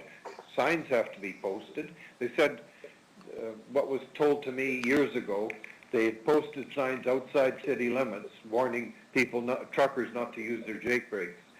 Because there's so much Jake brake here, right on this Dudney stretch, they need to post signs on both sides for Jake brakes and put up signs like construction areas. Fines triple after whatever hours. Get it out on the news that they're going to start policing it. Get blitzes going here. And like that on-ramp, they're trying to get to 100 to merge with traffic at 100, which is ridiculous. They got 1 block to do it. And they're right to the floor. If the speed was 70 past here for this strip, till they get under the railroad tracks going north, there wouldn't be no problem. The noise would go away. Okay. Thank you very much, Mr. Lund. Thank you, Councilor Madura. There was another question, Councilor Murray?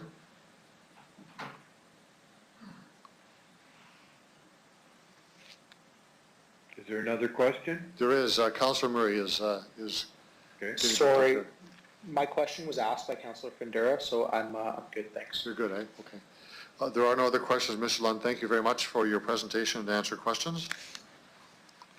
You can retire now. I'd like to add one thing. I got a decibel meter, and the minimum noise is 65, and it goes up to 100 with the traffic going by here. Okay. And that's not even legal in a work area. You have to wear earplugs, ear pads, ear muffs, whatever. And it's not even legal, the law, what they're doing here and what they're getting away with. Thank you, Mr. Lund. I do appreciate that. Thank you so much. Okay. Now, the motion before us is motion 20-19, Councilor Fundura. The floor is yours for introduction of your motion, noise attenuation on Ring Road. Okay, thank you, Worship. Noise attenuation on Ring Road. Whereas the City of Regina has a roadway noise attenuation policy. Whereas the City Council at its meeting held on April 29, 2019, considered item CR 19-44, noise attenuation. Whereas item CR 19-44 states that the City of Regina existing roadway noise attenuation policy was adopted in 1990 and it's nearly 30 years old. An administration calculated review is required to modernize the policies. Whereas the City Commission Golder Associate Limited to conduct a roadway noise mitigation study and concluded that the ring road adjacent to Dudney Avenue exceeds the current policy limits for noise. Whereas property owners situated along the ring road between the Glen Elm and Glencairn neighborhoods adjacent to the Dudney Avenue have expressed concerns related to excessive noise, lack of noise barriers, and the associated health implications. Your worship, therefore, be it resolved that administration be directed to include the area along the ring road between Glen Elm and Glencairn neighborhoods adjacent to Dudney Avenue as a priority. In the event that an action plan to address exceeding noise limits within the city of Regina is adopted after consideration or in conjunction with the roadway noise attenuation policy that we will be reviewing by the Public Works and Infrastructure Committee in Q1 of 21. And if a phase-in action plan is adopted by City Council, that this area be addressed in the first phase. Thank you, Councilor Fedor. So I'd ask for a seconder for that, please. I'll second Councilor Murray. Okay, Councilor Murray. So your floor is yours now, Councilor Fedor. You want to speak to it? Yes, please. So, Your Worship, as you heard, the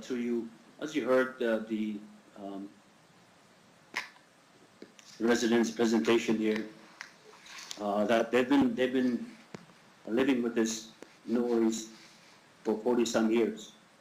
The residents of this area around Dudney Avenue and Ring Road were patient for the last 30 years. And now they can't wait any longer. They have endured the noise that played a big role in the residents in their everyday life, working in the backyard, trying to sleep, opening window, enjoying their property, having the same rights as everyone in the city. And again, their patience is running low, and I believe their patience is finished. So they're coming to us here we have been reviewing the policies over the last 11 years. And now we're coming into 2021 to look at the noise. We need to go deeper. We need to figure out around this ring road, around any noises, it's not acceptable. As you heard from the delegation, it impacts their health, impacts their well-being, everyday life. They pay good tax for the property that they own. But yet, they've been interfered with. They built there before the ring road was built. So it wasn't that they built after the ring road was built. So, Your Worship, I ask Council to move this motion, put it into the report for 2021, and we need to seriously look at this. We own the residents, our due diligence. I know it's going to be anything is challenging. But this shouldn't be any more challenging than anything else when it comes to the health and welfare of our citizens. We need to support them, we need to work with them, and we need to make it right. If we didn't do that 30 years ago when it was built, we didn't do that 20 years ago, we need to do that now. And that's what they're asking about. That's what they're asking for. So I ask my colleague council to approve this, support this motion, so we can get a few things done here on Ring Road. Thank you, Your Worship. Thank you, Councilor Fedor. We do have speakers to this, and the first one is Councilor Young. Thank you, Councilor Fendura, for bringing this forward, and to Public Works for having a noise attenuation policy review. I think my question is for legal. I would like to know whether this review covers the entire noise bylaw. Mr. Weary?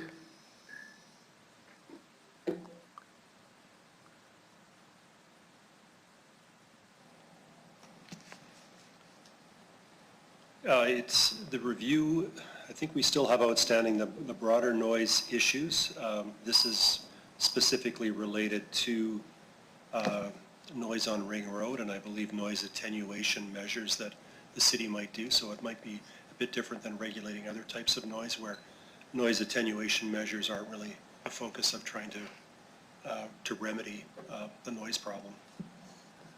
So, Councillor Young? so if we wanted to have the entire noise bylaw reviewed, that would be a different recommendation that we could bring forward later, is that correct? Mr. Wurry? Yes, I think that would make more sense in the context of this particular issue that Councillor Findura is bringing forward. Okay, thank you. I think that the residents who spoke have made a strong case for this, and I support it wholeheartedly, and would look forward to seeing what that report will look like in 2021. Thank you, Your Worship. Thank you, Councillor Young.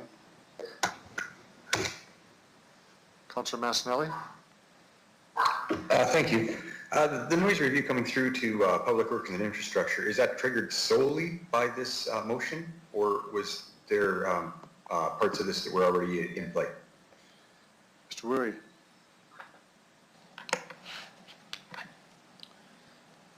Your Worship, I would have to go back and look at the outstanding items for the committee. I believe Councillor Young has raised the issue of certain noise issues, but I am drawing a blank in terms of the outstanding work on that. But that's certainly something that we can look to review and bring back to council, to the new council, obviously, in 2021. But look to the clerk to whether there's any recollection in terms of anything that's outstanding. Thank you. So reading the intent here would be to study noise along the entire roadway. What point to point would that encompass?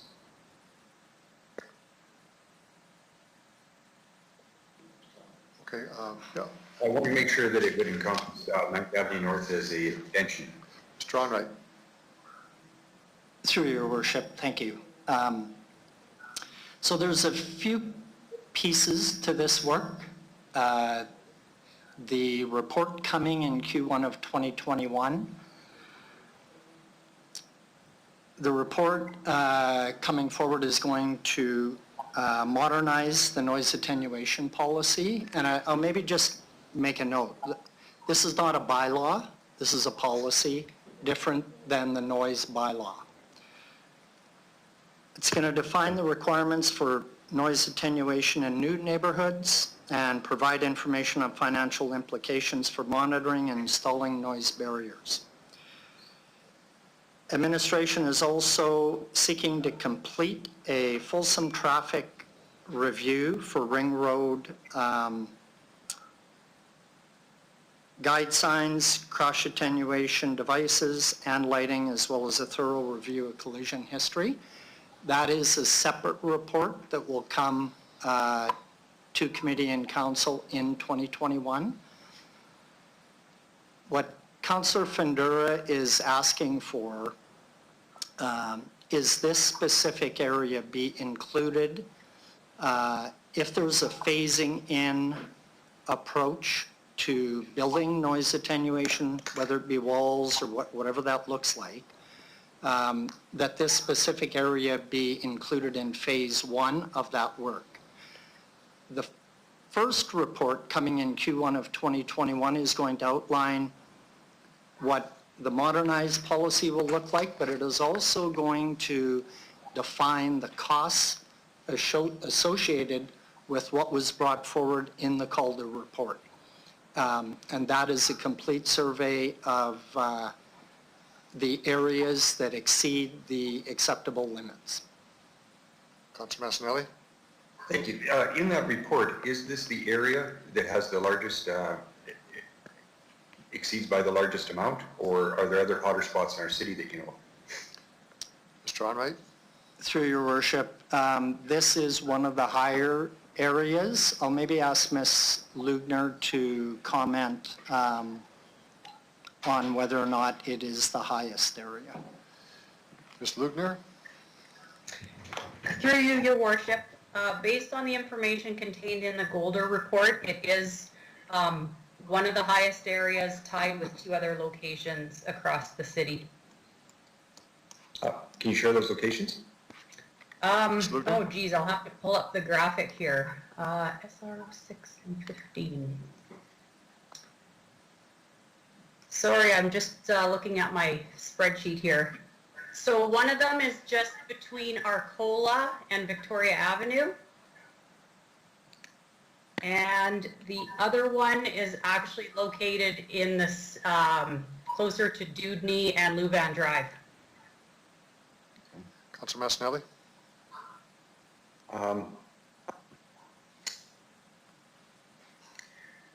I guess as costing, part of that, do you take into account the amount of residents impacted in the overall costing when we'll be going through the process? I guess I'm worried about the prescriptive nature of this motion, and I guess I don't need to ask questions, I have to think. I'll let it stand there. Thank you very much. Okay. But thank you. Okay. Councilor Bresciani?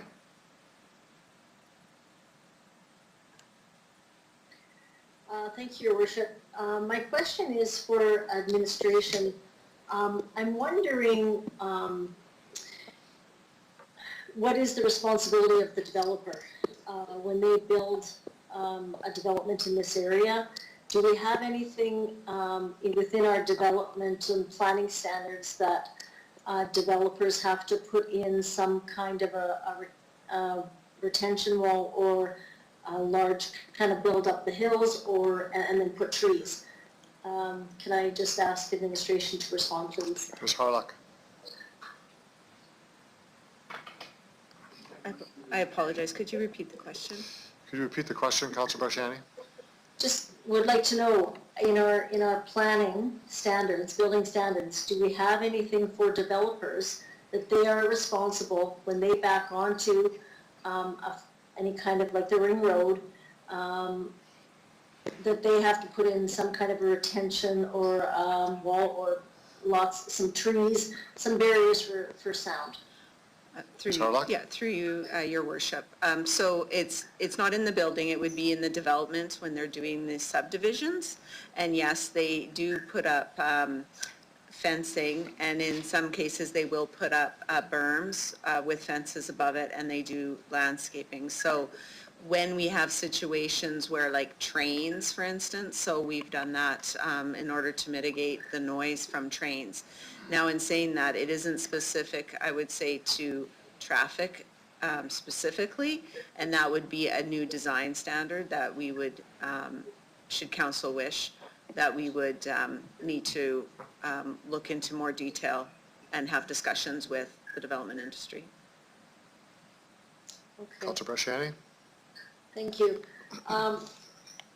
So I think that's the problem we have right now, is because we don't have any standards in place that ensure that when development takes place, that any kind of a wall or anything like that has to be in, or any kind of large trees. And I see that on Arcola as well as I hear from the residents that back onto, and she indicated between Vic and Arcola, that would be Gardner Park as well as University Park. Those are my residents that I hear from on a regular basis about the sound as well. So I guess the question I have is that the motion or the study that's coming back, and I've kind of gone through it in 2021, it's just a review. So there's really, it's just kind of reviewing it. I don't know how, what Councillor Pandera is bringing here, if after the review, they're saying there's going to be a phase in, is that kind of how it's relating to that policy? Or whatever comes in 2021? Mr. Onright. Through Your Worship. So just to clarify, the work coming forward in Q1 of 2021 is, it will have recommendations to update the current policy, which is dated back to 1990. So that's the first step.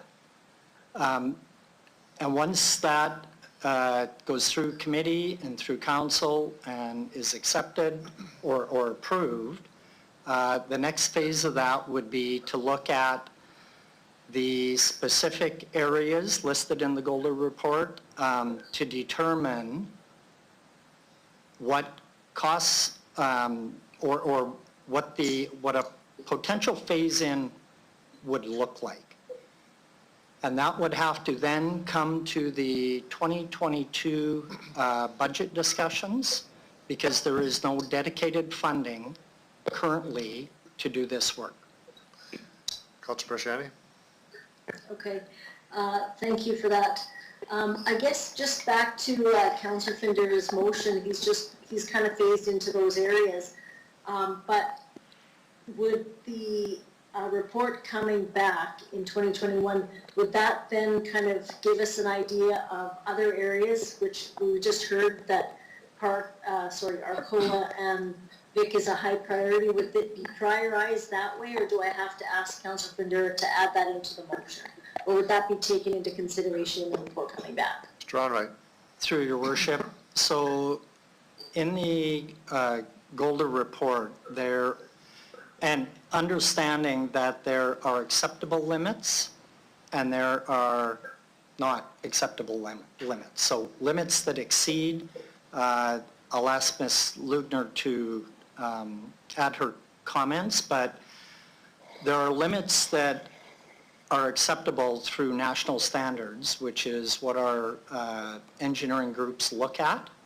And then there are limits that exceed those standards. So the areas where the limits exceed the standards would be the first area of focus.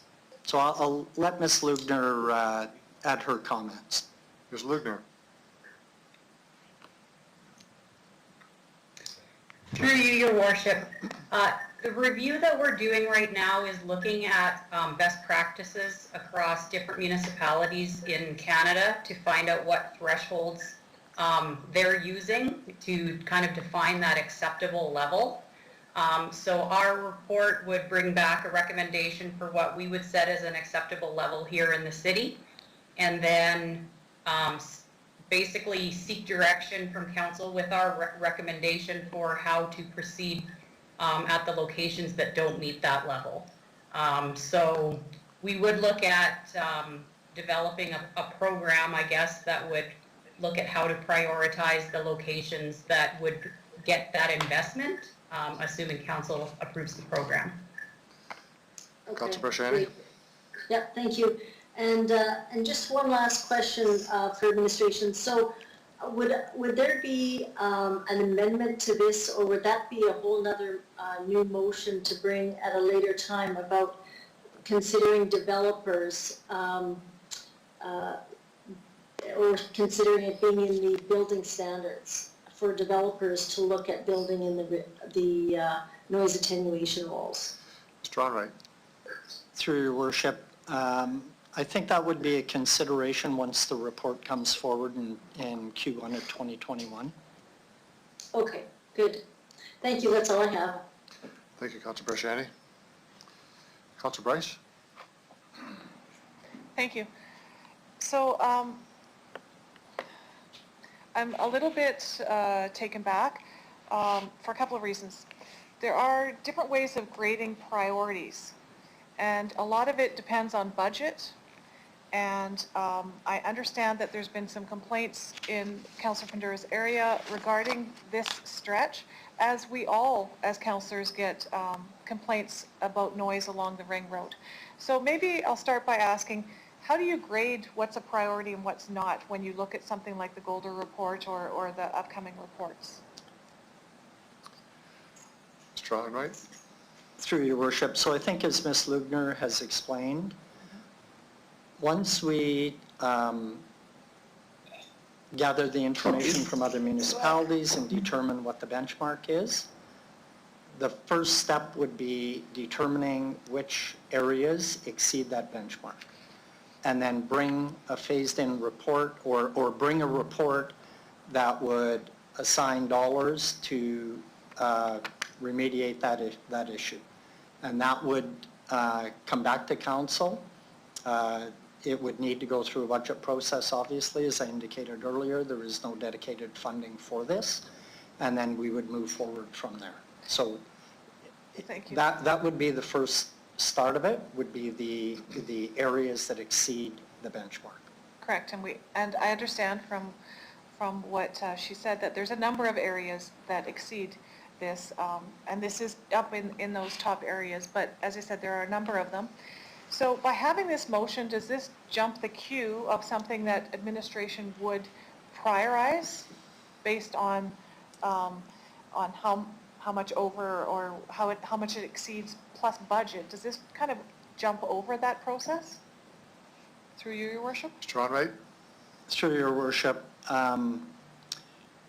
it does get ahead of the report that's coming forward, because the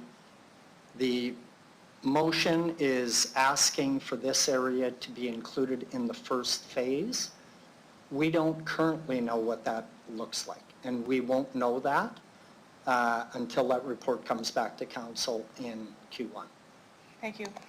I appreciate why Councillor Fundura has brought this forward. I can't support it, just knowing that we don't know what it's going to look like even to phase, let alone the budget implications of it. So as I said, we all have residents who have talked to each one of us about the noise along Ring Road, especially if they have residences that abut the Ring Road. Those are the people I hear about the most. But I just think it's a little bit premature, and it jumps the queue of everything else. So for that reason, unfortunately, I can't support it. Thank you, Councillor Bryce. We have Councillor Flagel, then Councillor Murray. Councillor Flagel.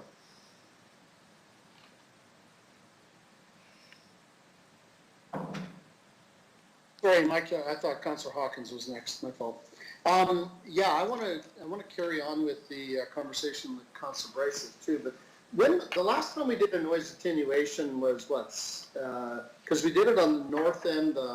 We went Uplands, Argyle Park, Walsh Acres, Coronation. We went down the whole strip of the north end of the Ring Road, and I know we did the south end too, Whitmore Park. When was that all done? Mr. Onrait. Through Your Worship, I'll ask either Ms. Lugner or Ms. Scasmo if they know the dates. Ms. Lugner. Through you, Your Worship, are you talking about when we measured the noise levels, Councillor? Councillor Flagel. Well, part of it was a noise level, but it was also any recommendations.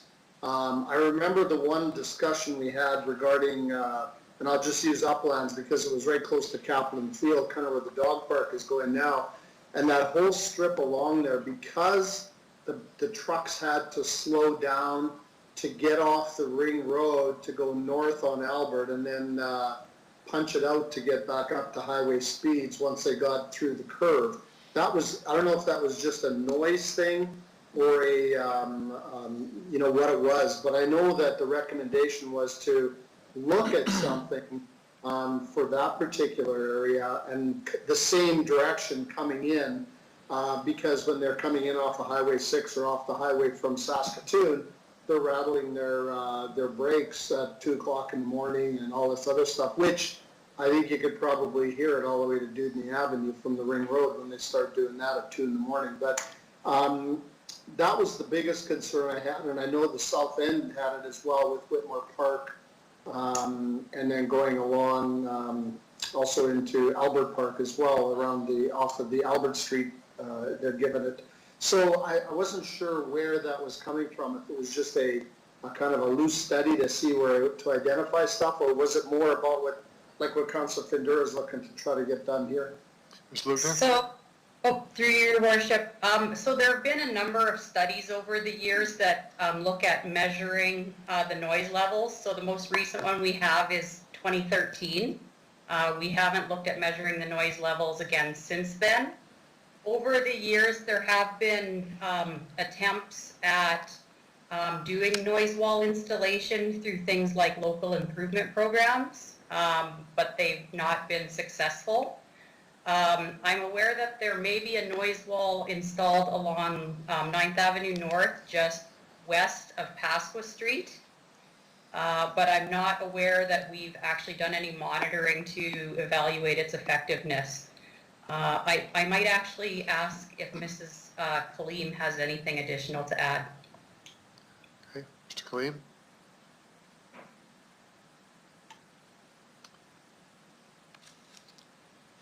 Ms. Kaleem, are you there?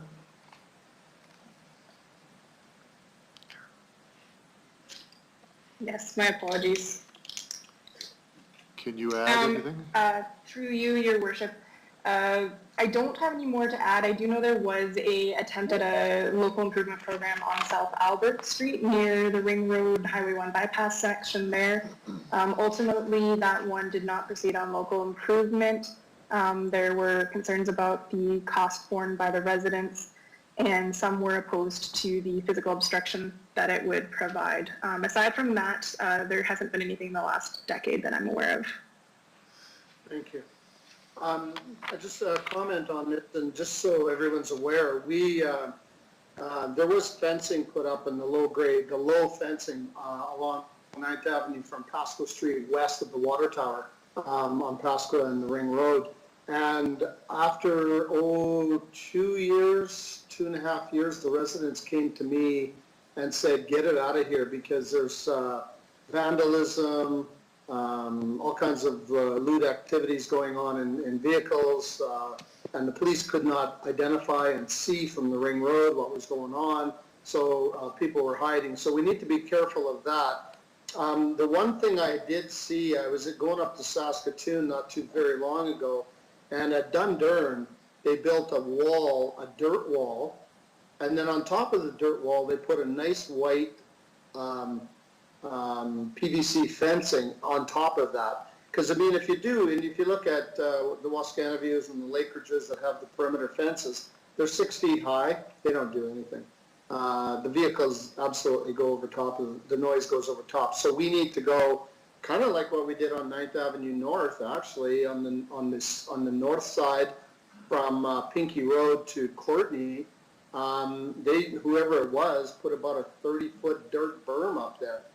The only problem with that is now when the trucks or cars or hard noisy vehicles go down there, it bounces off of the dirt and goes back into the residential backyard. So either we got to create a tunnel, or it'd almost be better off to clear that piece of dirt out of there if we're not going to build up the other side. So there's a mix there. But I agree with Councillor Bryce. I think there's a lot of areas in the city. I don't disagree with what Councillor Pindura is doing. And I mean, I guess we got to start somewhere, right? And whether it's in his area or Albert Park or Walsh Acres or whatever, I mean, we all have established areas if you're bordering the Ring Road. And so it makes it difficult for us to subject ourselves to spending dollars on one particular, and we can't fix them all. My fix would be, let's put a dirt berm around the Ring Road and put this PVC fencing up, and then people will then complain because they can't see out their backyards either. So I think that's what's going to happen in that Dundurn area, because they're talking about it already, that they, tough to build and buy lots when you're looking at a piece of dirt and then a fence. So anyway, my thoughts on that, I just wanted to throw that out there. I wanted to let everybody know that we did do a study back in 2013, or had some kind of a study done. So there is data out there, and I don't think noises have changed that drastically. Traffic flows may, and we need to know what the bypass is doing as well, because if it's taking away truck traffic, we may have a less of an issue. But I still believe everything coming in and going out is going to be too noisy for anybody, and we got to figure it out. Thanks. Councillor Murray. Thank you through the chair. I'll keep my comments brief, just looking at the time. The sections of Ring Road that the delegation spoke of, and I looked up their addresses, it looks like they're adjacent to exits. I just want to ask, the traffic study that Mr. Onright alluded to, does it include looking at the exit speed on the Ring Road for people getting up to speed? Mr. Onright? Through you, Mr. Chair, yes, it will. Okay, great. Thanks. I'm in support of the motion. Thanks. Thank you, Councillor Murray. So I think we finished our speakers. Okay. Councillor Perdue, do you want to close debate?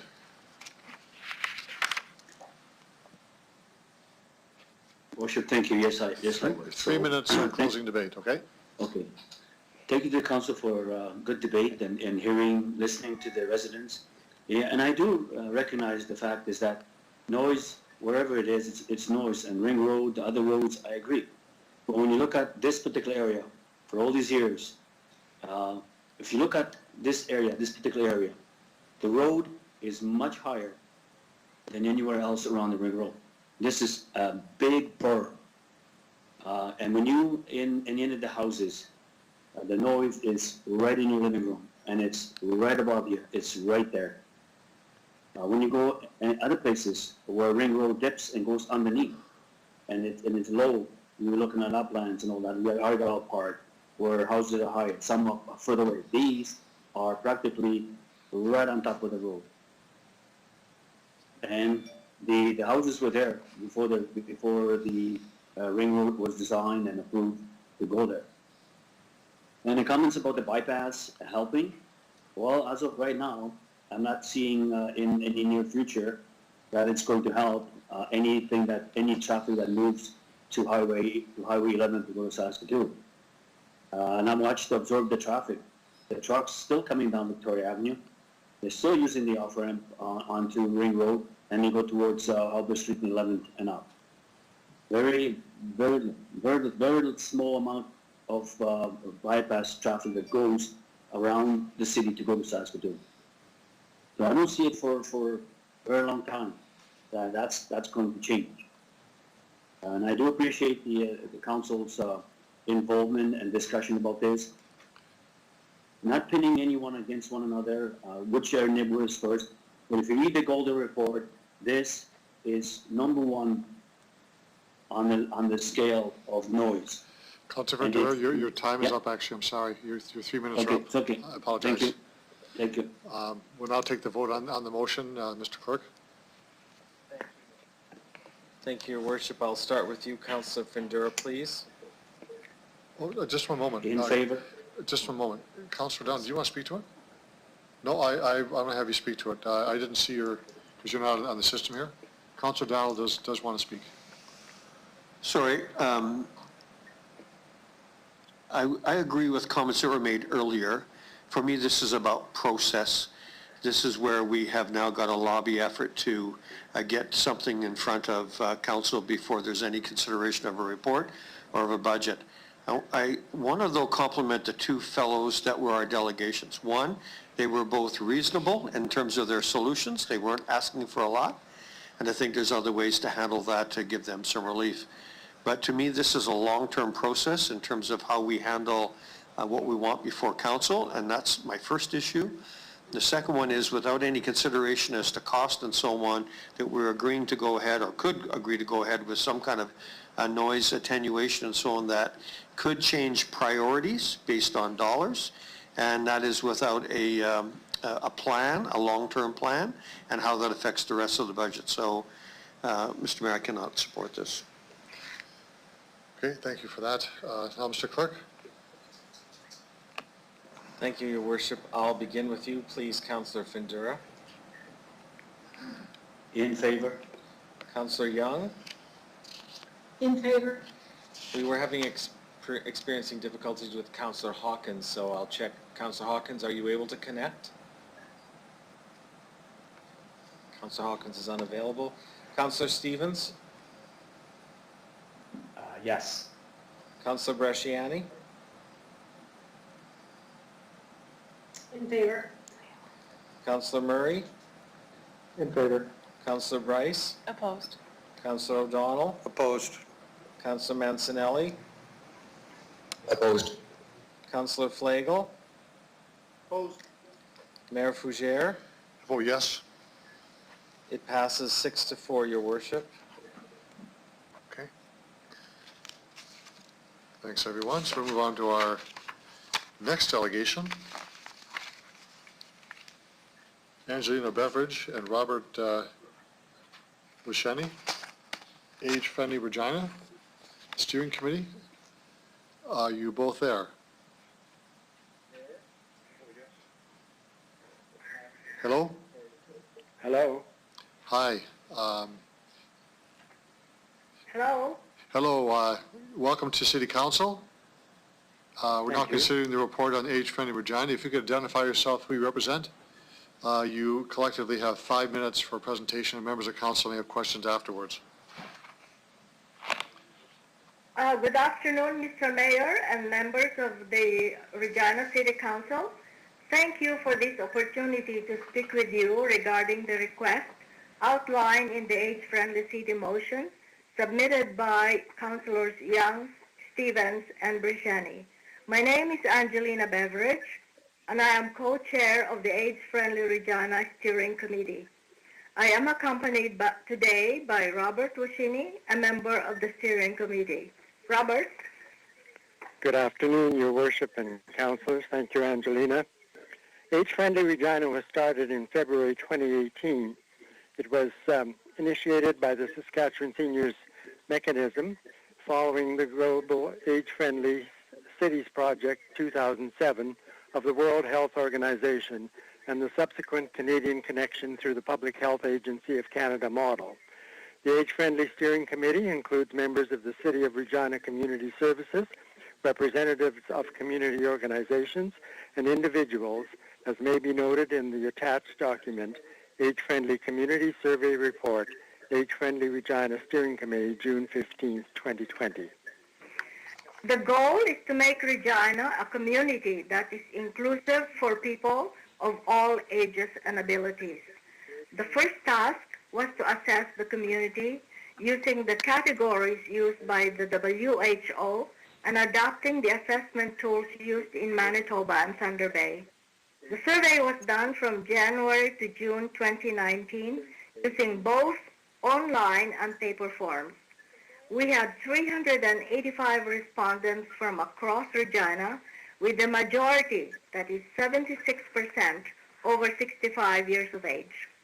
The results are summarized on the attached infographic showing the top 4 priorities are health and community services, housing, safety, and transportation.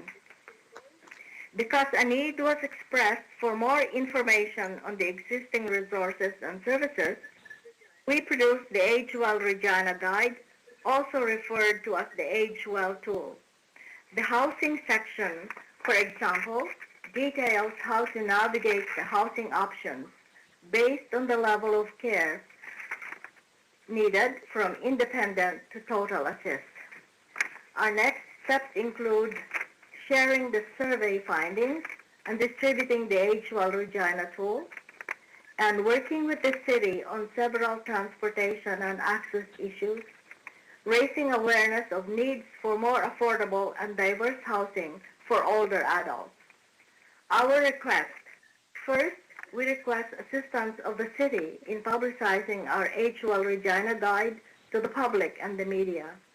Second, we request the cooperation of the city in developing a partnership proposal which could assist the city in using the Age-Friendly Regina survey and future assessment to consider age-friendly measures in future policies and planning, such as transportation. Third, we request the city to investigate approaches to becoming a city with age-friendly city status by engaging with other municipalities such as Saskatoon, already declared an age-friendly city, Moose Jaw in process, Age-Friendly Saskatchewan, and the Saskatchewan Seniors Mechanism. The end goal would be to have Regina adopt a resolution to become an age-friendly city. In closing, we wish to acknowledge the interest and support of Councilors Young, Stevens, and Brishani, and the City Community Services staff who participate in the Age-Friendly Steering Committee, and look forward to their continued involvement. Thank you for your attention. Robert and I would welcome any questions. Thank you. I'll just check for questions.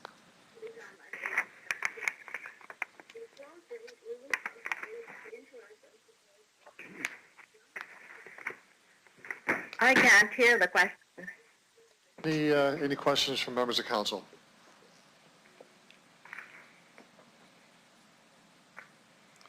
There are none. Thank you very much for your presentation and for the report you and your team put together with all the other partners. It was Excellent report. Thank you very much. Thank you. Thank you. Have a good evening. Done. So I'd like to turn now to motion 20 from Councilors Young, Stevens, and Bresciani, age-friendly Regina. If I have someone to introduce the motion, please. Mayor Chair, I have lost video, and so I would ask one of the other councilors to please introduce the motion while I try to get my video back. Okay, so either Stevens or Young, please.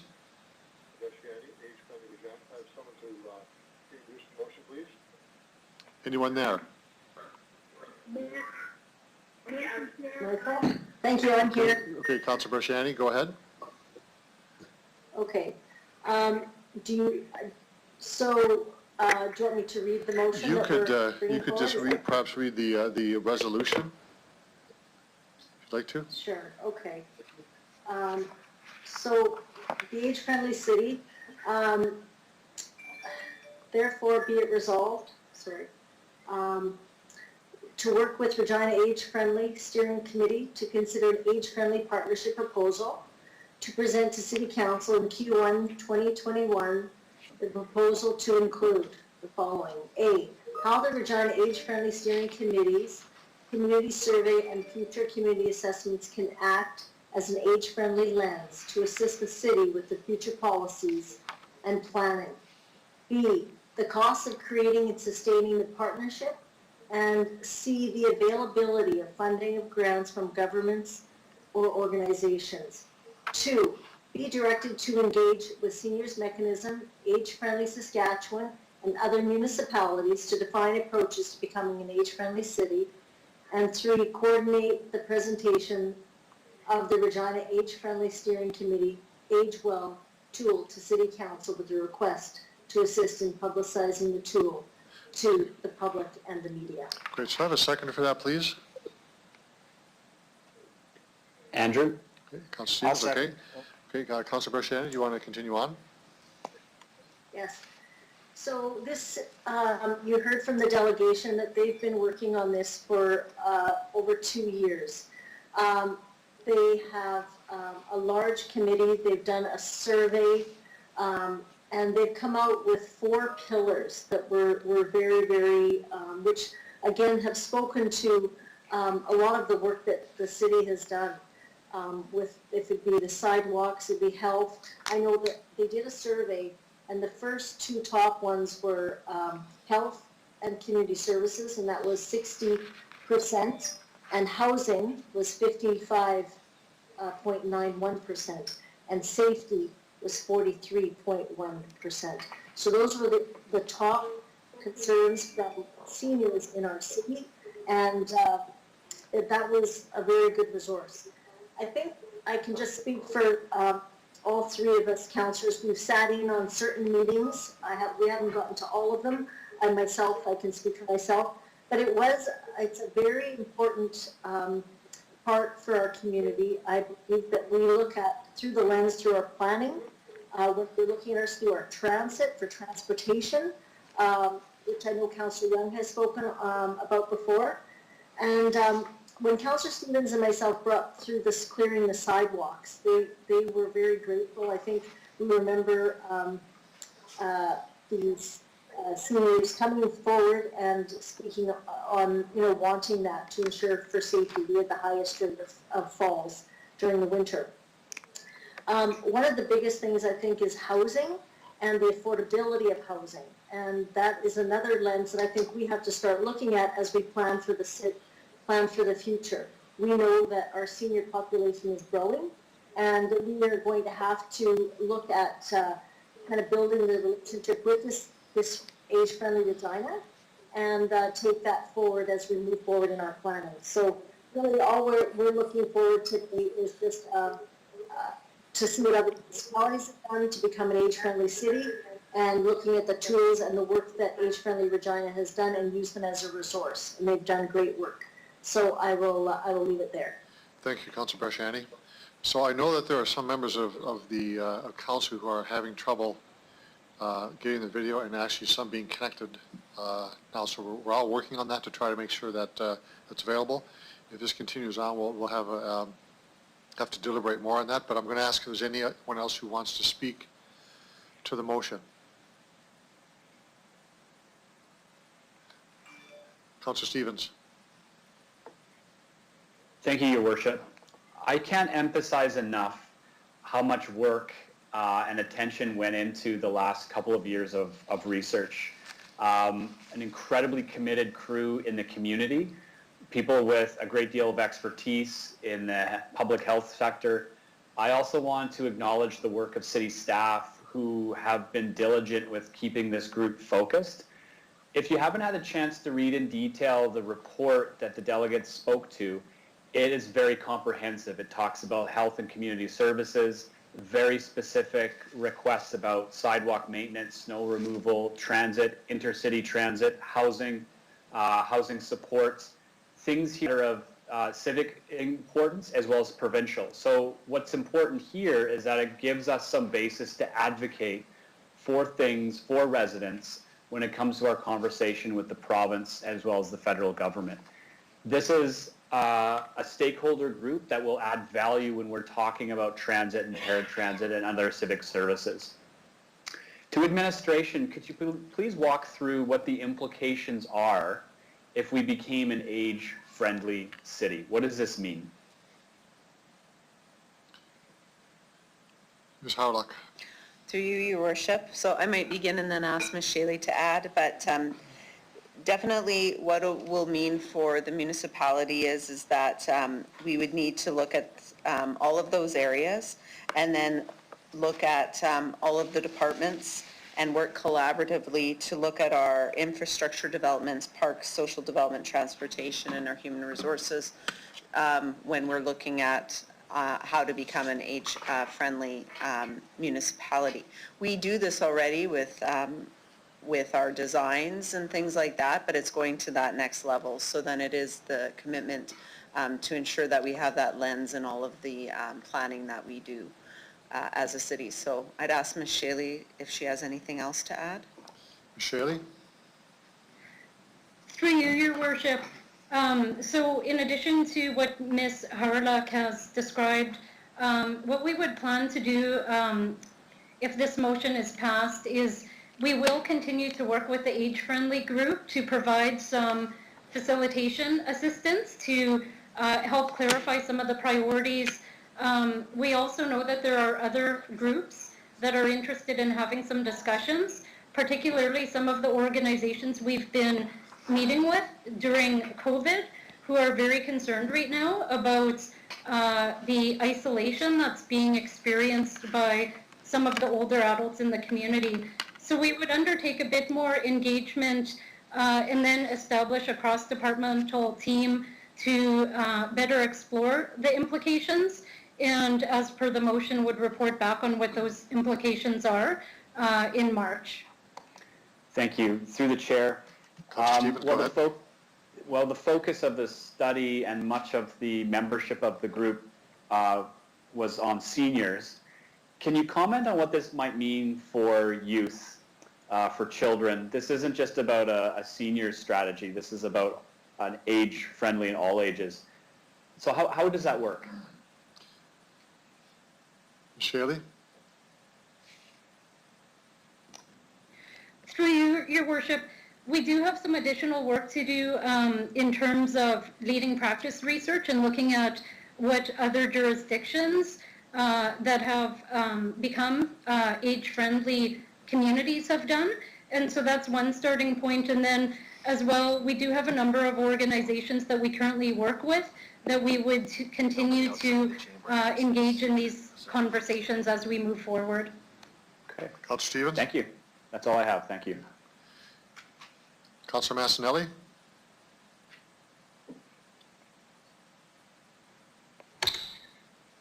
Thank you. Just a comment, thanks to the councillors who brought this forward. Looking at the generational tide moving through the workforce and the retirements and the movement of the generation, I can't think of a more timely time to introduce this. I intend on supporting it. And as always, Councillor Stevens stole a good insight that I was about to bring up, but I'm going to double up anyways. This doesn't just affect seniors. This quality of life will be felt throughout, right down to the youth, and I think it's important. So I intend on supporting this. Thank you very much.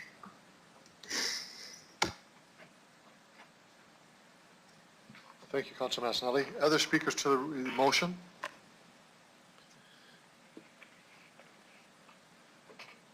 Councillor Bresciani, do you want to close debate? Your Worship, just very... Okay, 3 minutes on your closing debate. Thank you. Thank you. I think this is, it's very timely, as Councillor Mancinelli said. It's very vitally important, I think, that when we say we're an inclusive city, that we consider this as all ages. One of the facts that when I was researching about the motion was Canadians, or the seniors, are the fastest growing population, and it's projected by 2050 there will be more older people than children for the first time in the world's history.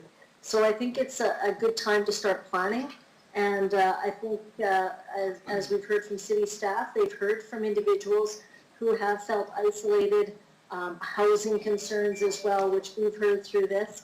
So I really, and transportation and how they move around our city.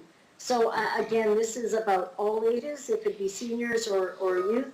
So I think that we'll leave it there, but I do want to also acknowledge the work that Age-Friendly Regina has done. They have worked diligently, and their commitment having different partners there, as well as the city staff. So again, I just want to, on behalf of the city, just thank you for doing great work for us. Thank you for that. Now, I'm going to change the rule just slightly here that Councillor Young was unable to actually be on. Right now, she just got back in, so while you've closed debate, Councillor Bresciani, Councillor Young is one of the signatories to the motion, so I'm going to let her... I am here. Go ahead, you can speak now. I am here by... Yeah, I know that. I'm just giving you the floor now, Councillor Young. Go ahead.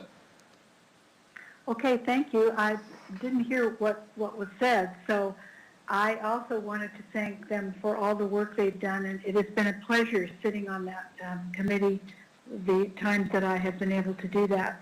I think the comment that I wanted to make is that when you look at the list of the members, you have the University of Regina, you have community representatives, senior centers, immigrant women, and the health authority. So this is a perfect example of collaboration with community leadership. And so I would look forward to seeing a partnership where they could act as a lens that we could look through to see, are there some things we need to think about when we do our policies that affect what they say is needed by seniors. That's all, Your Worship. Thank you, Councillor Young. Now, I know that Councillor Hawkins was also offline. He's now back on, I believe. That's correct. Would you want to speak to this motion, Councillor Hawkins? I support it. Other than that, I don't need to speak further to it. Strongly support it. Okay, thank you very much for that. Any other speakers who are not on the line that are now back on? I believe it's just those two. Okay. Mr. Clerk. Thank you, Your Worship. I'll begin with you, Councillor Bresciani, please. In favor. Councillor Young. In favor. Councillor Hawkins. In favor. Councillor Stevens. In favor. Councillor Findura. In favor. Councillor Murray. In favor. Councillor Bryce. In favor. Councillor O'Donnell. In favor. Councillor Mancinelli. In favor. Councillor Flagel. Yes. Mayor Fougere. I vote yes. Carries unanimously 11-0, Your Worship. Thank you. Now we have two bylaws. Thank you. Councillor Bryce. Thank you. This is bylaw 2020-57 and 58. So moved by myself, seconded by Councillor Findura, that bylaws 2020, 57, and 58 be introduced and read a first time. Anyone opposed? Motion's carried. Moved by myself, seconded by Councillor O'Donnell, that bylaws 2020-57 and 58 be read a second time. Any discussion? Anyone opposed? It's carried. Thank you. Moved by myself, seconded by Councillor Mancinelli, that council hereby consents to bylaws 2020, 57, and 58 going to a third reading at this meeting. Anyone opposed? Carried unanimously. Moved by myself, seconded by Councillor Flagel, that bylaws 2020-57 and 58 be read a third time. Anyone opposed? Motion's carried. Thank you for that. Next report that we have, City Manager's reports and related bylaws. City Manager's report, Board of Police Commissioners increasing membership. There's some background information, so I'd ask the clerk to provide some background to this before we get to the motion. Sure. Mr. Clerk. Thank you, Your Worship. The report before you was prepared at the direction of Executive Committee, which requested that a report be drawn to explain the process for expanding the membership on the Board of Police Commissioners. It requested that a comparison be done with other major Western Canadian cities, looking at the ratio of citizen members to elected members, the criteria with respect to eligibility and diversity, how members were appointed and by whom, and the number of consecutive terms a member could serve. And it also directed that the Board of Police Commissioners be consulted as part of this review. I undertook the review on behalf of Executive Committee. We spoke to the Board of Police Commissioners this summer, and the recommendation before you is found on page 1, whereby the Board of Police Commissioners would be increased from its current 5 members to 7.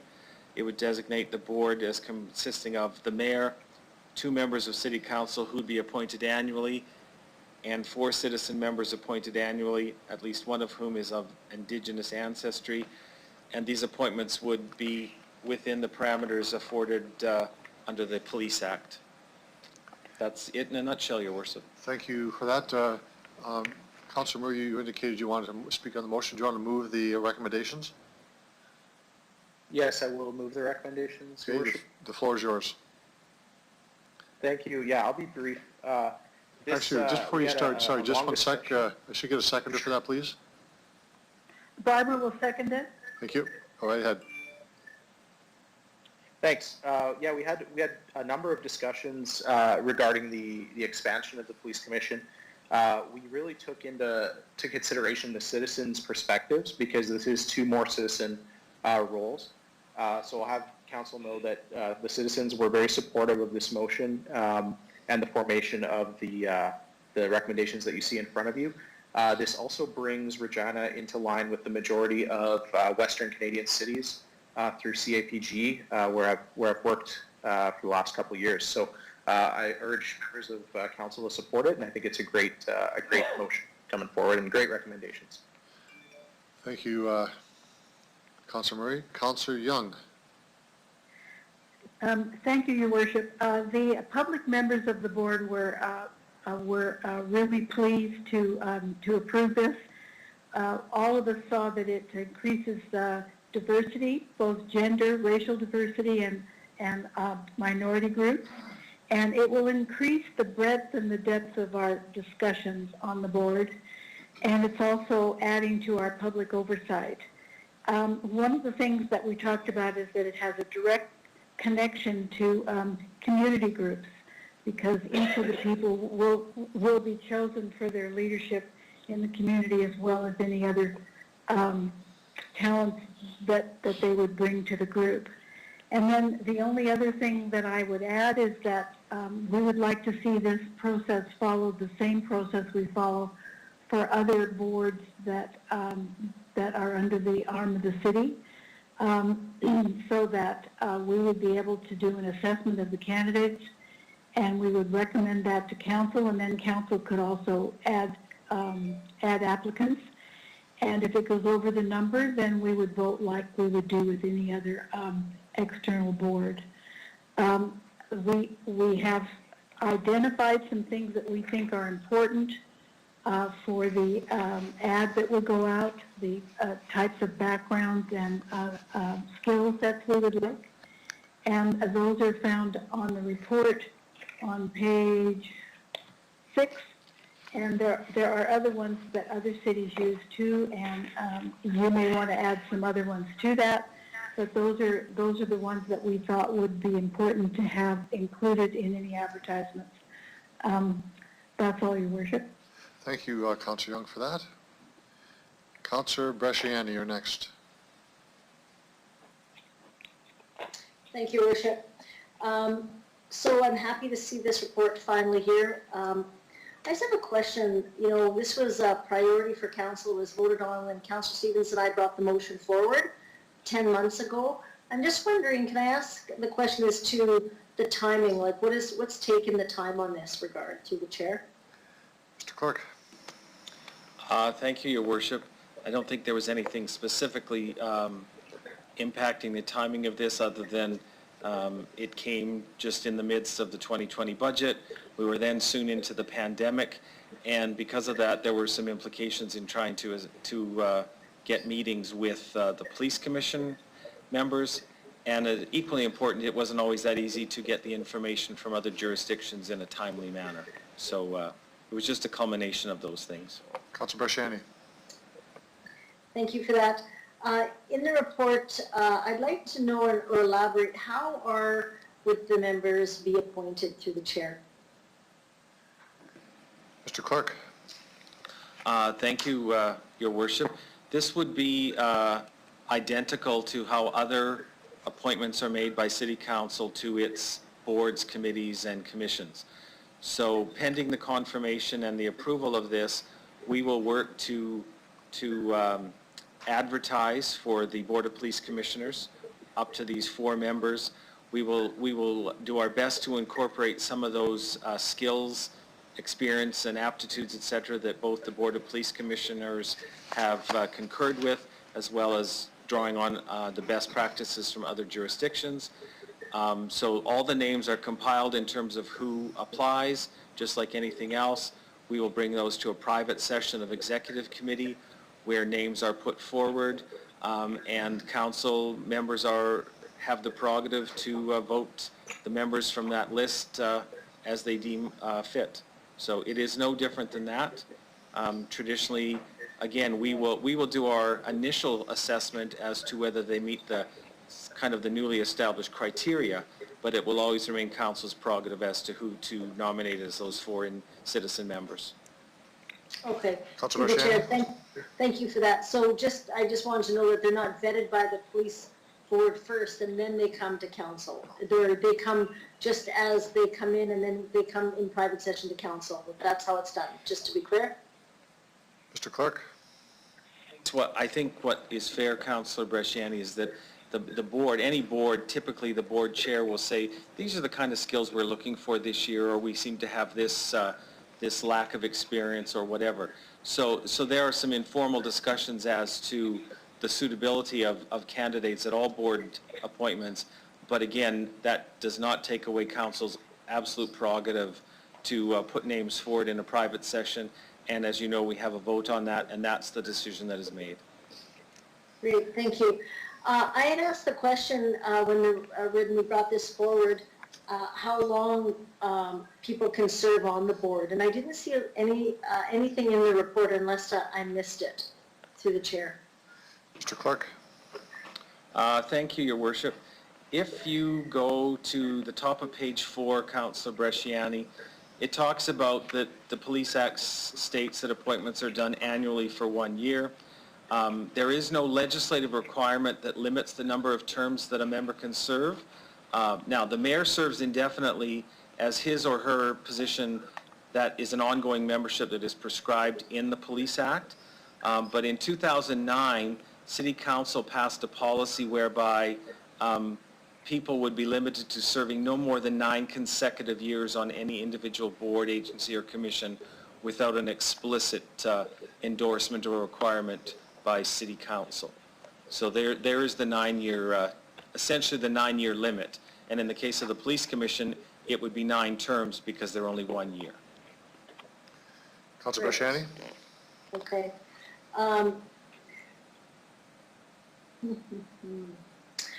I'm wondering, with this, I'm wondering if that should be considered, 9 years would be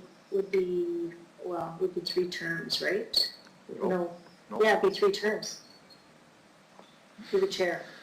Just to clarify, Councillor Bresciani, appointments to the Board of Police Commissioners are done annually for 1-year terms only. Oh, sorry, through the chair. I'm asking also for councillors. So if councillors just sit on the board. Okay. Again, the Police Act is very clear. It doesn't matter whether you're a councillor or a citizen member. Appointments have to be done on an annual basis. It is only the mayor, because of the his ongoing outlining of his membership in the Act, that doesn't have to technically be appointed every year, but council members do. Councillors do. Councilor Bresciani? Okay. I'll let others speak to that. Thank you. Thank you, Councilor Bresciani. Councilor Flagel. Thank you. I just, going back to 10 months ago or whatever, what Councilor Bresciani picked up on a couple of mine. The one other one that we talked about briefly was the chairing of the police commission. I know Saskatoon has a non-elected official as chair, and I'm wondering what the consensus was on that particular piece based on things that have happened in Saskatoon. So. Mr. Clerk? Thank you, Your Worship. The Police Act is clear, Councillor Flagel, that the chair of the board is selected from amongst its members. So the new board, if this goes through, will have 7 members, and those 7 members will determine who chairs it. There is no, the mayor is not an automatic chair. The chair is selected by the board members. Yeah, it's always been that way. Okay, so it's always been that way. So that's across the board, and if I could, that's across the board in the Police Act of Saskatchewan or of Canada? Saskatchewan. Yes, there are, I think there are differences across the country, but within Saskatchewan, those municipalities that are governed by the Police Act, that's what they would fall under. Okay, that's all I wanted to know. I wasn't sure if there was discussion on that. Thanks. Thank you, Councillor Flagel. Councillor Stevens? Thank you. I appreciate the work that staff and the board have done to advance this. My first question, so the mandate here is at least 2 Indigenous representatives. To the city clerk, there's nothing prohibiting an additional number, correct? So it could be 2 or 3 board members that have to be Indigenous? Yes, just to clarify, Councillor Stevens, at least 1 must be of Indigenous ancestry. So that is the minimum requirement. That's what is currently in the existing Board of Police composition. But you are correct. You could have 4. That again is council's prerogative as to who it appoints as its 4 citizen members. Okay, thank you. Through the chair, put a motion on the floor that at least 2 members of the Board of Police Commissioners must be Indigenous. And I just in terms of how the language works, I would like it to say at least must be Indigenous or Métis. I just want to get clarity on how the word Indigenous is used and understood. Is it assumed that would include those of Métis heritage? Councillor Stevens, from our perspective in the offices of the city clerk, Indigenous is all encompassing First Nation, Métis, and Inuit. Okay, just want to make sure. So yeah, the motion is to increase the 1 to 2. Seconder for that, please.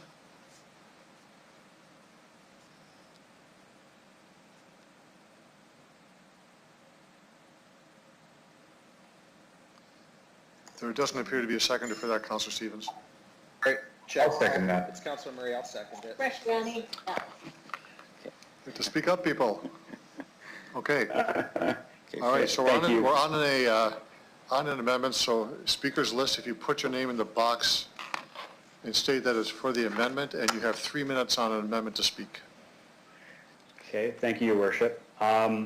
Just quickly, if we're increasing the size, we're going to need more than 1 Indigenous representative at least. representation matters, but also being the only person in a larger group who is identified as Indigenous is troublesome. I think we need more Indigenous representatives on the Board of Police Commissioners for various reasons. I'll leave it at that. Okay. Thank you. On the amendment, Councillor Young, are you on the amendment? Yes, I am. Okay, go ahead.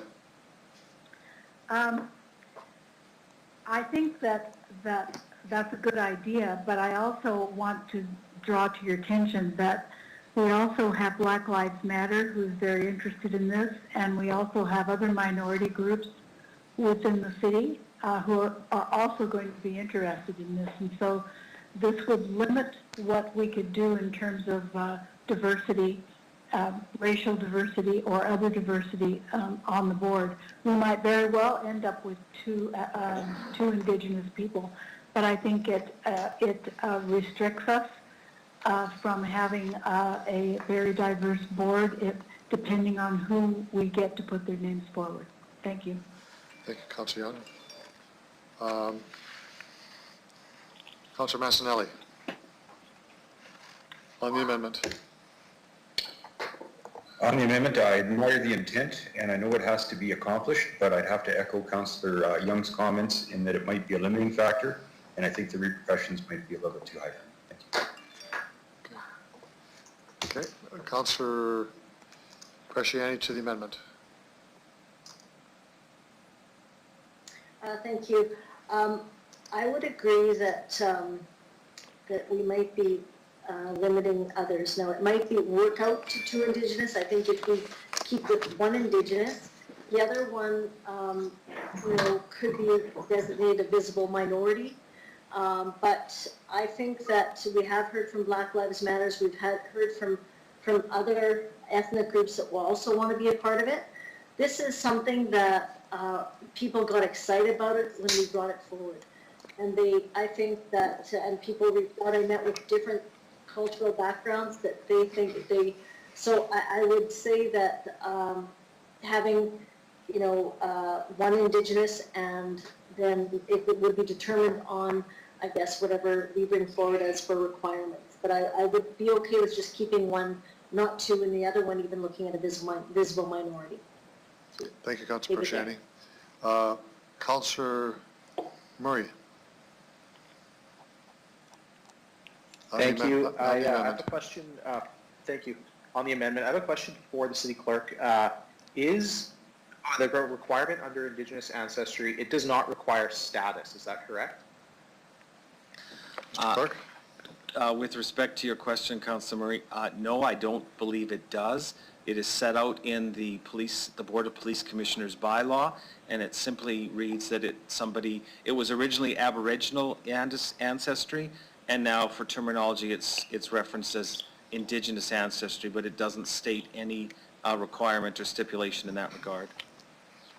Okay, great. I'm gonna speak in support of the amendment. We have many incredibly talented Indigenous people in our community that will provide insight into a area that does disproportionately affect Indigenous people, and we know that.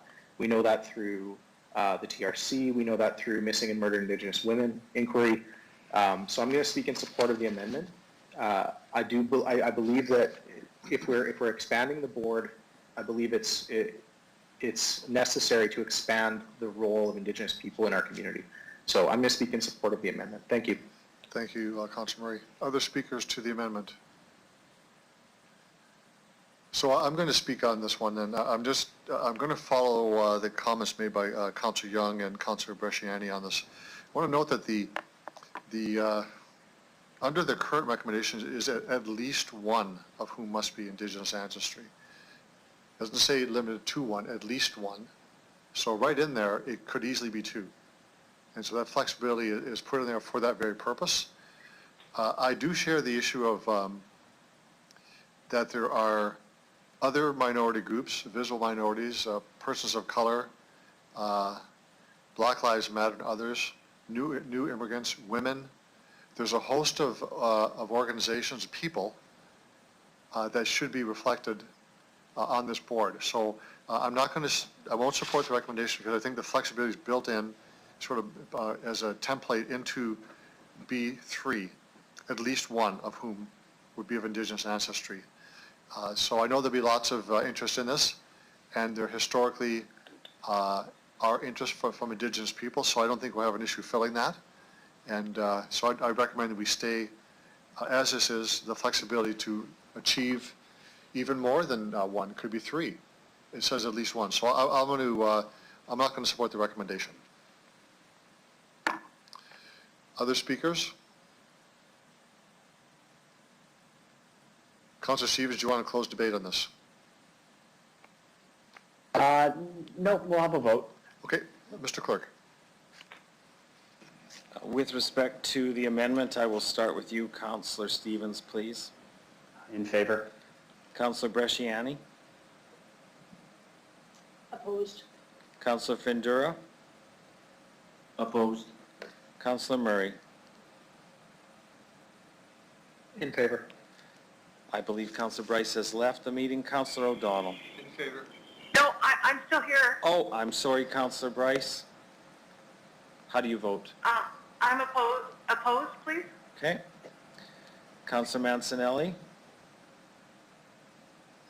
Opposed. Councillor Flagel? Opposed. Councillor Young? Opposed?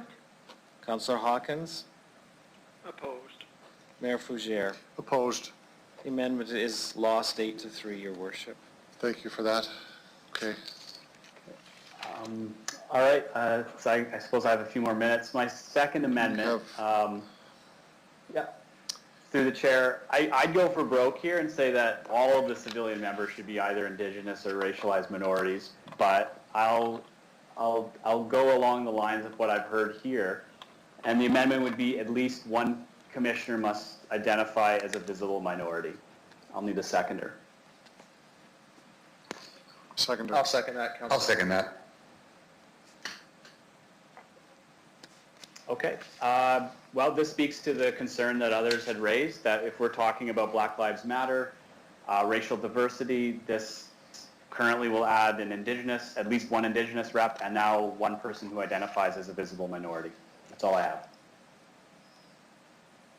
Okay, if you want to put your name, reference it as an amendment to the, that we're speaking about on the report. Any speakers to that?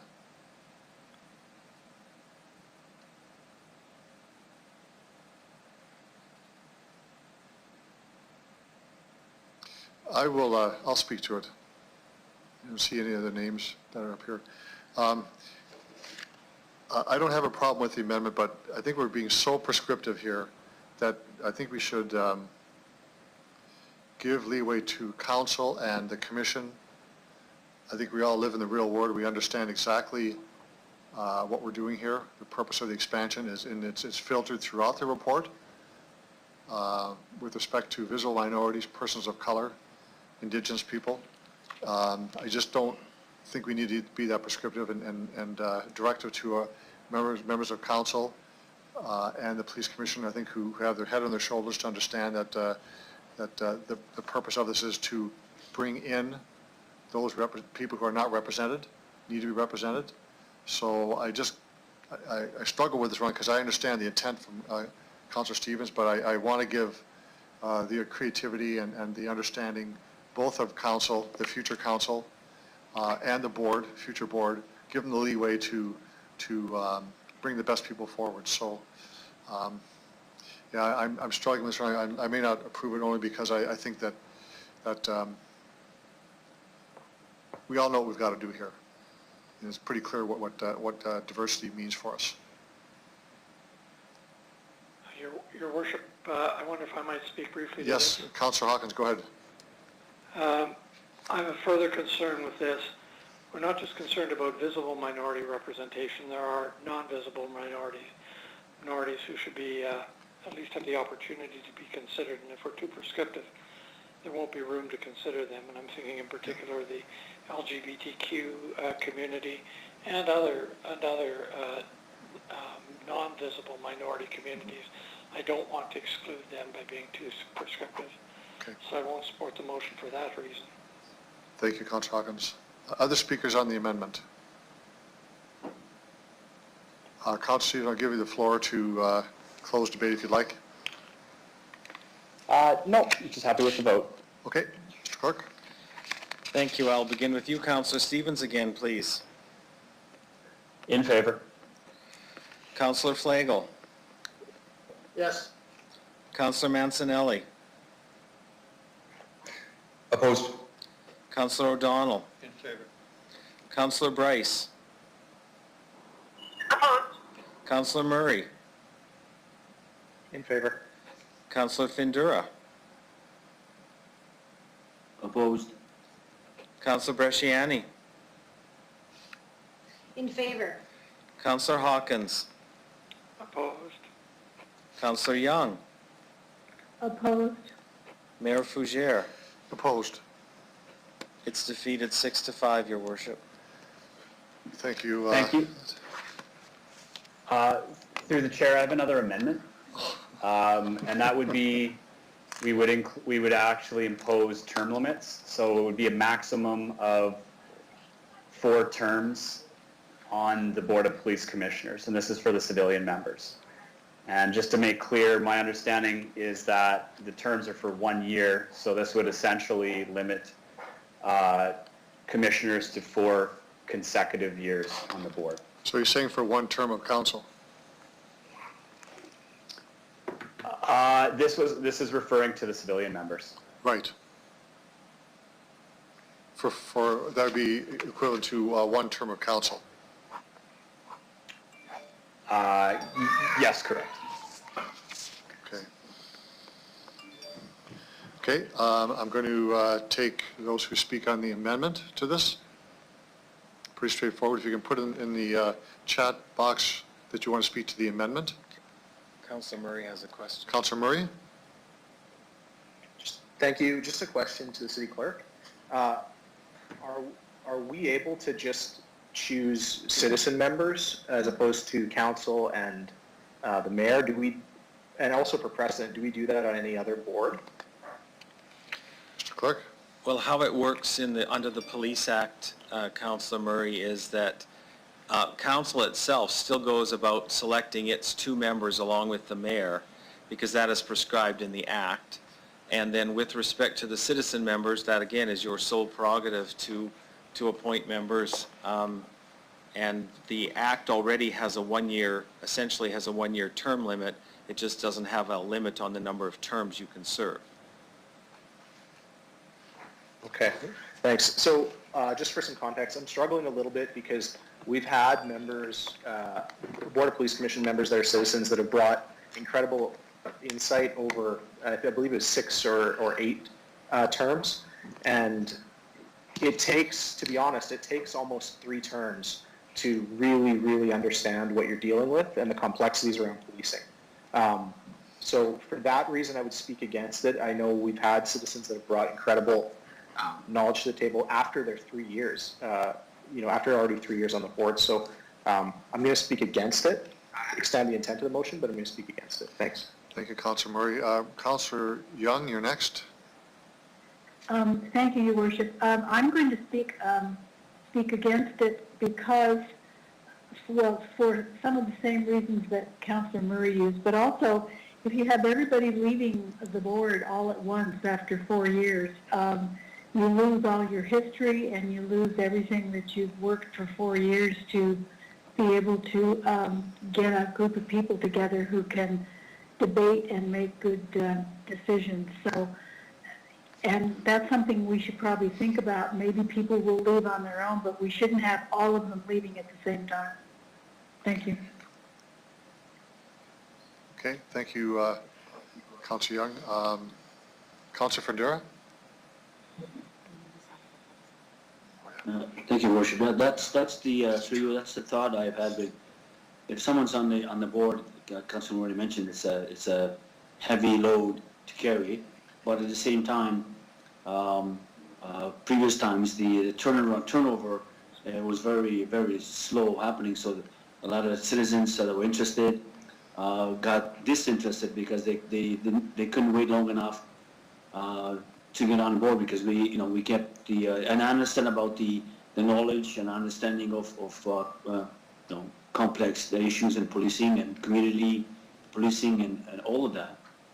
So I'm not quite sure if, I think the comment by Councillor Young talking about, because every for 4 years, each member has to be, so for the civilian, is the same as a councillor. It has to be going to every year for reappointment. Am I understanding it correctly? Mr. Clerk? Yes, you are, Councillor Findura. Councillors have to be appointed annually as well. Okay, so through your worship, so then you could have change over there as well. So there's always going to be some kind of knowledge that's going to stick around. So my thing would be to look at the getting more civilians involved, different backgrounds getting involved on the civilian side. So I'm not quite sure if 4 years is enough or maybe 6. I'm not sure. So I'll leave it at that. Thank you, Councilor Findura. Do we need to have a seconder for the motion, though? I would like to get that. So a seconder for this amendment. Bresciani. Okay. Thank you for that. Councilor Bryce, you're next on the list. Thank you. I'm going to speak against this as well for the same reason that others have spoken. Sometimes it takes quite a bit of education to get to know the ins and outs of specific boards, and this is one of those boards. And the education piece is huge for it, so I'm going to speak against this. Thank you. Thank you, Councilor Bryce. Councilor Bresciani, you're next.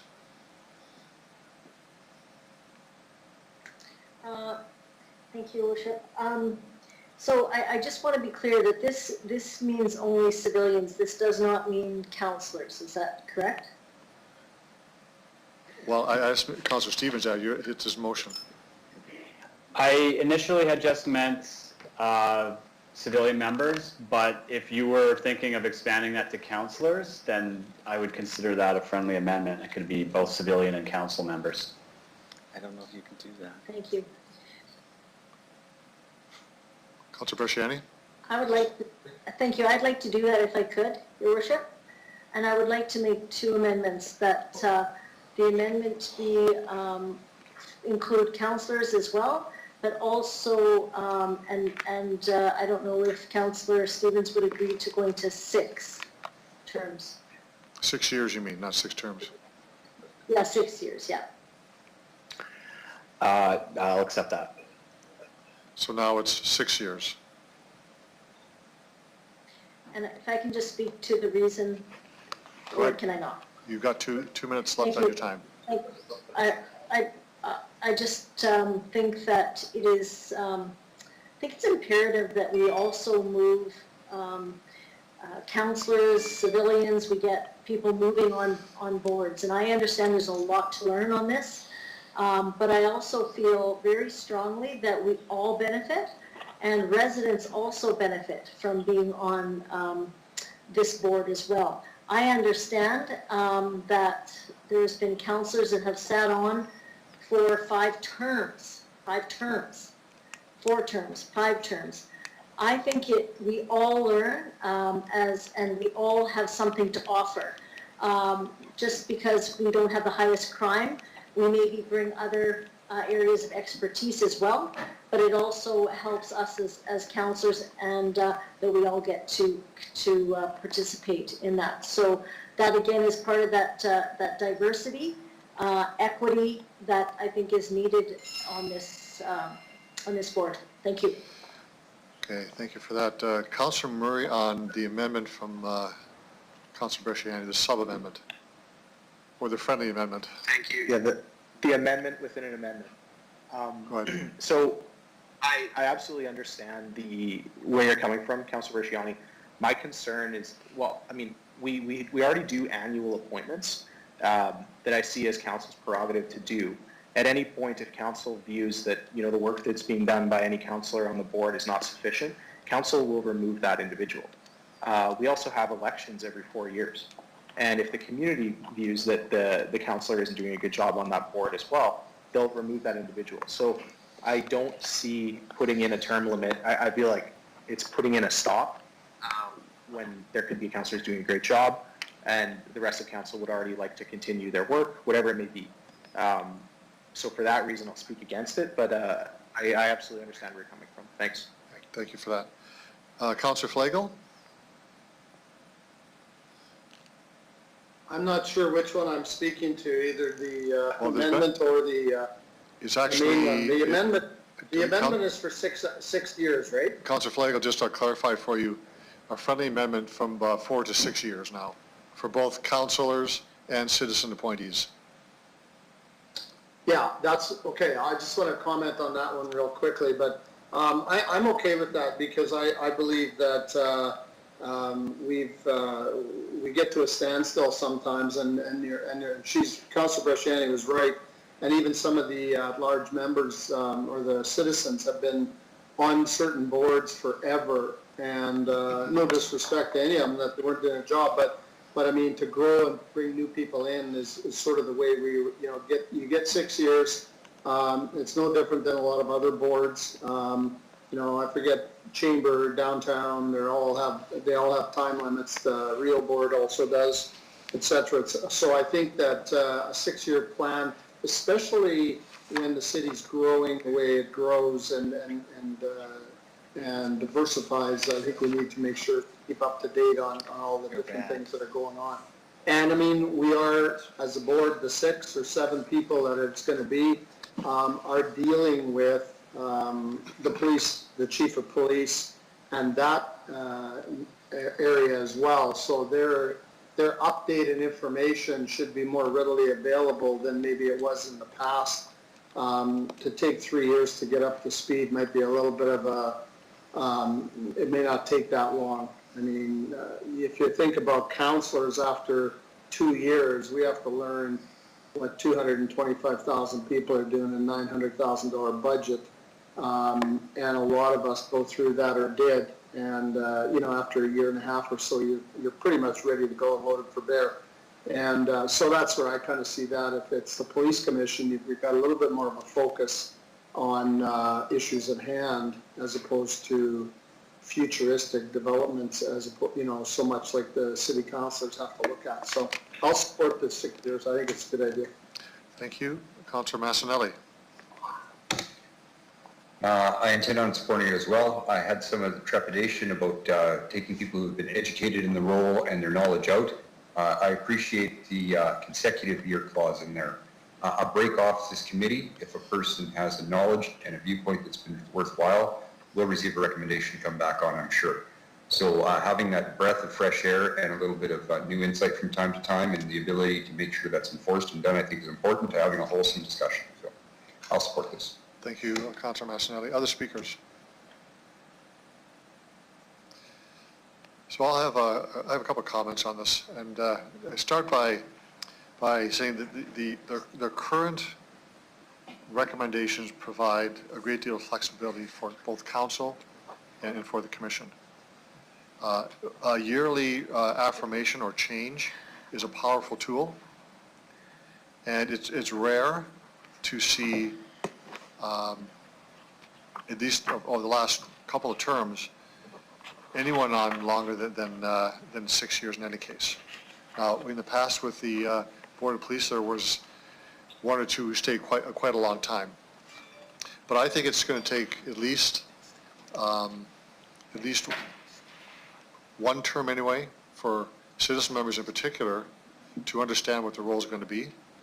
But there is the issue as well of if the person is or isn't working out on the commission, both councillor and citizen member, there can be, without this amendment, the flexibility to make that change. And if someone is providing outstanding service and they get that limit, we lose their skill and expertise. So with the wisdom of the Board of Police and city councils who look at the applications, look at who's on the board, I think that to me is enough. So I'm not going to support the amendment. I think the flexibility is built into the system already, and we do have 1 year at a time to review, analyze, and make a decision on that. So, Councillor Flagel, you just spoke on the amendment. So I'm going to go back to Councillor Stevens to close the debate. Sorry. You already, No, I thought there was two separate amendments. I thought No. Councilor Bresciani was separate from Andrews. no, it was actually, it was a friendly amendment to Councillor Stevens. He accepted her change. Okay, yeah, I thought it was separate. Councillor Stevens, you want to close debate? I have nothing else to add. However, I did hear Jim whispering something in the background that's suggesting that maybe the counselor component of this is out of order. Can I get some clarity on that, Jim? Yeah. I didn't hear that. No, I was musing out loud, Councillor Stevens, about whether council ever wanted to get into a situation whereby it started to already like direct or limit its own amount of time you could spend on a board. And I don't think you do that, but that it's a political decision, and I should have kept my comments to myself, but I was just thinking out loud. No, with your microphone, with the microphone turned off. Yeah. So let's take the vote on the amendment then. Okay. So with respect to this amendment, I will start again with you, Councillor Stevens. In favor. Councillor Young. No. Councillor Hawkins. Opposed? Councillor Bresciani. In favor. Councillor Findura. Opposed? Councillor Murray. Opposed? Councillor Bryce. Opposed? Councillor O'Donnell. In favor. Councillor Mancinelli. In favor. Councillor Flagel. Yes. Mayor Fougere. I vote no. The amendment is lost 6-5, Your Worship. Thank you. Okay. So, Thank you. I do have a question about the skill sets in advertising. It's, one of the points reads non-biased approaches to policing and police issues. I just need an explanation as to why that's in there, and if that would effectively prohibit retired law enforcement from serving, because presumably they'd have a biased approach towards policing. I'm not sure who to address that to. Mr. Clerk. Thank you, Your Worship. In some of the research that we undertook, there were specific references at times to boards looking for a non-biased opinion, non-judgmental opinion. Some jurisdictions explicitly stipulate that police members cannot be a member. I believe some even went as far to say as non-members could not be on a commission. So the appendices 1 through 4 provide a snapshot of these 4 major jurisdictions that I was able to find some of this information on.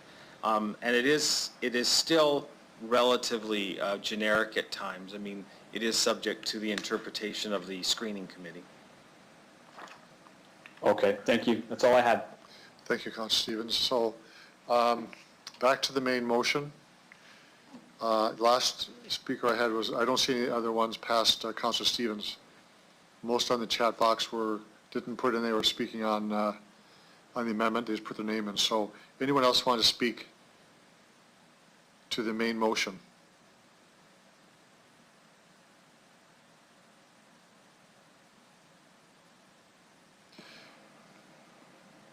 If not, then I would like to say a few words. Councillor Murray here, sorry. Councillor Murray, you got to put your name in the chat box. Councillor Murray, if I could. Well, you're closing debate. Sorry. You're closing debate. You introduced the report? So if you speak again and close the debate.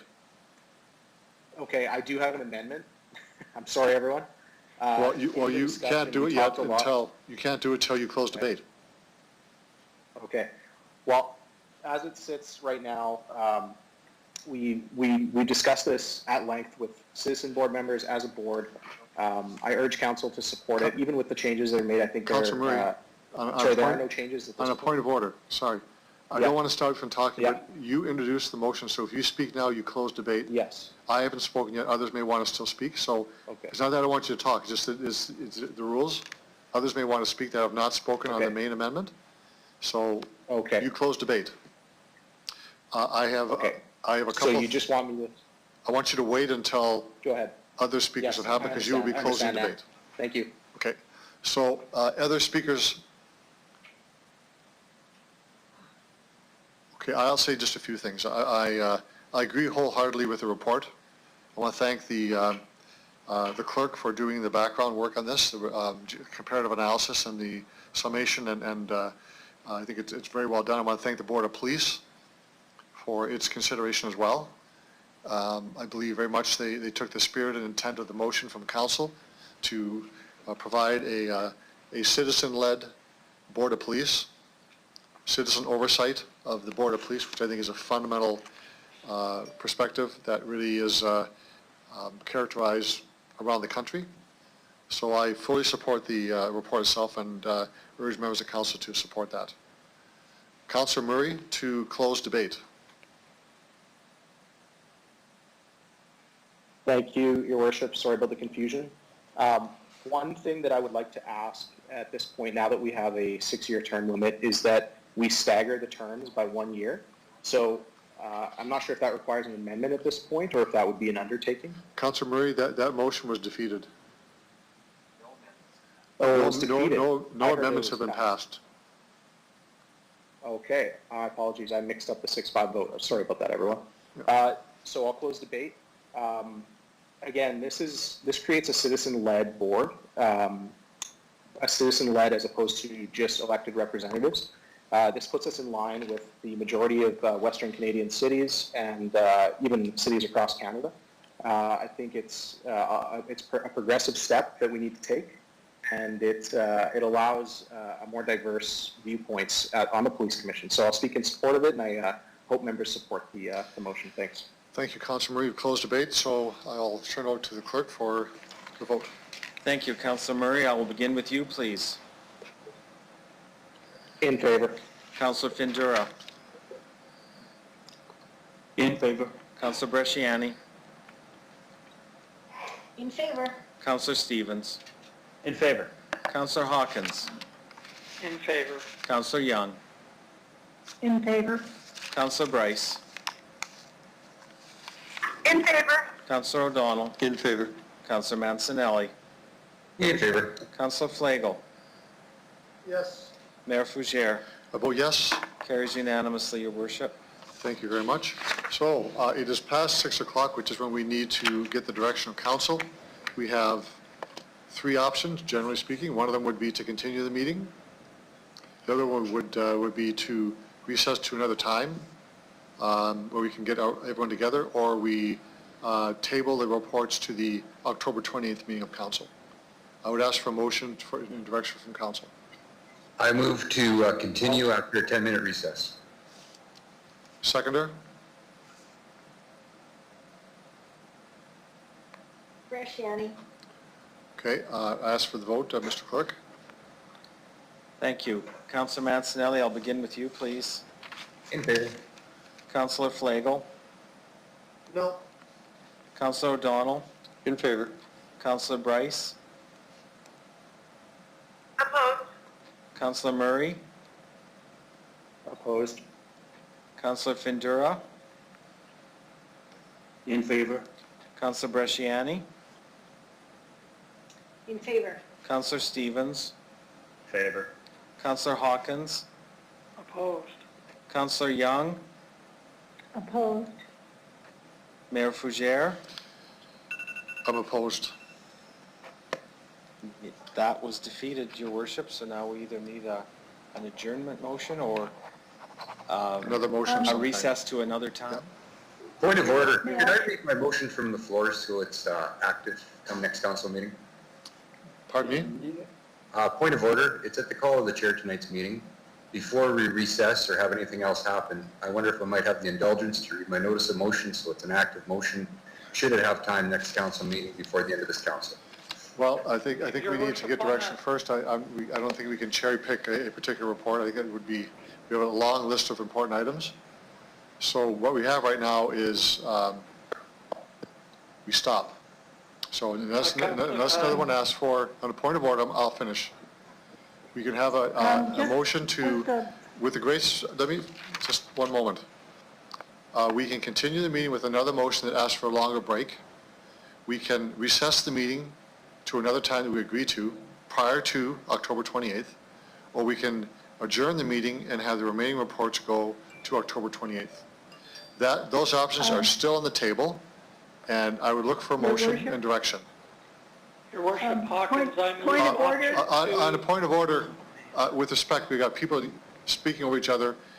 Put your name in the chat box so we can get some order Your here. Worship, I don't have access to a chat box. Okay? What's that? Okay, that's so- my point of order.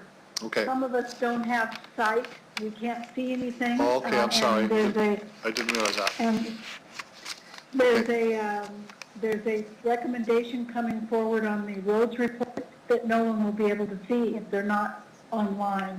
And at least 2 of us are not online. So, Your Worship, further to that, I would move that we adjourn to a time to be canvassed by the clerk as soon as possible, just as we did the last time this situation arose.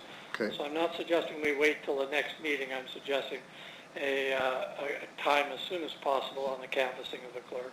Okay, I need a seconder for that, please. I'll second it, Barbara. Barbara seconds it. I'm going to ask for the vote on this then. Unless people want to, I guess it's a pretty straight one. Do we agree or not? Right. Mr. Clerk. With respect to recessing, I will start with you, Councillor Hawkins, please. In favor. Councillor Young. In favor? Councillor Stevens. In favor. Councillor Bresciani. In favor. Councillor Findura. In favor. Councillor Murray. In favor. Councillor Bryce. In favor? Councillor O'Donnell. In favor. Councillor Mancinelli. I'll accept it. Councillor I'm in Flagel. favor. Yes. Mayor Fougere. I'm opposed. 10-1, we are recessed, Your Worship. Have a good evening, everybody. Your Worship. Michael? Okay, the meeting is now adjourned though, but you, sure, go ahead. Just Councillor Flagel? I just want to, that Jason is aware that if we have a meeting, and his motion gets put on that meeting, it then automatically goes to the next meeting, right? No, what this Yeah, means no, is I- that, no, what this means is that when we get to this report, if we have unanimous consent, we can consider it at a meeting prior to the October meeting of council. It's the same rules, doesn't change, just a different date. No, that's what I'm saying, though. If we recess this meeting a week from today and he brings it up, it then is discussed at the end of the month. It goes forward to the next meeting unless we have unanimous consent to consider it at that time. Yeah, in other words, I'll have a chance to read my notice of motion and have it on an active meeting at the end of the following month. So that works out the same as it would have been now. Thank you for that, Jerry. I appreciate it. Good night, everyone. Just to clarify. Good. Your Thanks, Worship, everybody. just on a technological point, some of us are having trouble. I wonder if Amber can get to us to explain how she would like us to deal with that, whether we come in or how we're going to deal with the technological issues here. Yeah, that's a big takeaway, to be sure. Thanks for that, Councillor Hawkins. I'm hoping that this is just a one-off and that come the next meeting, we won't have this issue again, but we're definitely going to look into this to see if we can have this rectified before the next meeting. And if you need to, you'll call us in if it involves adjusting our computers in some way. You bet. Thank you very much. Good night, everyone. Have a good night.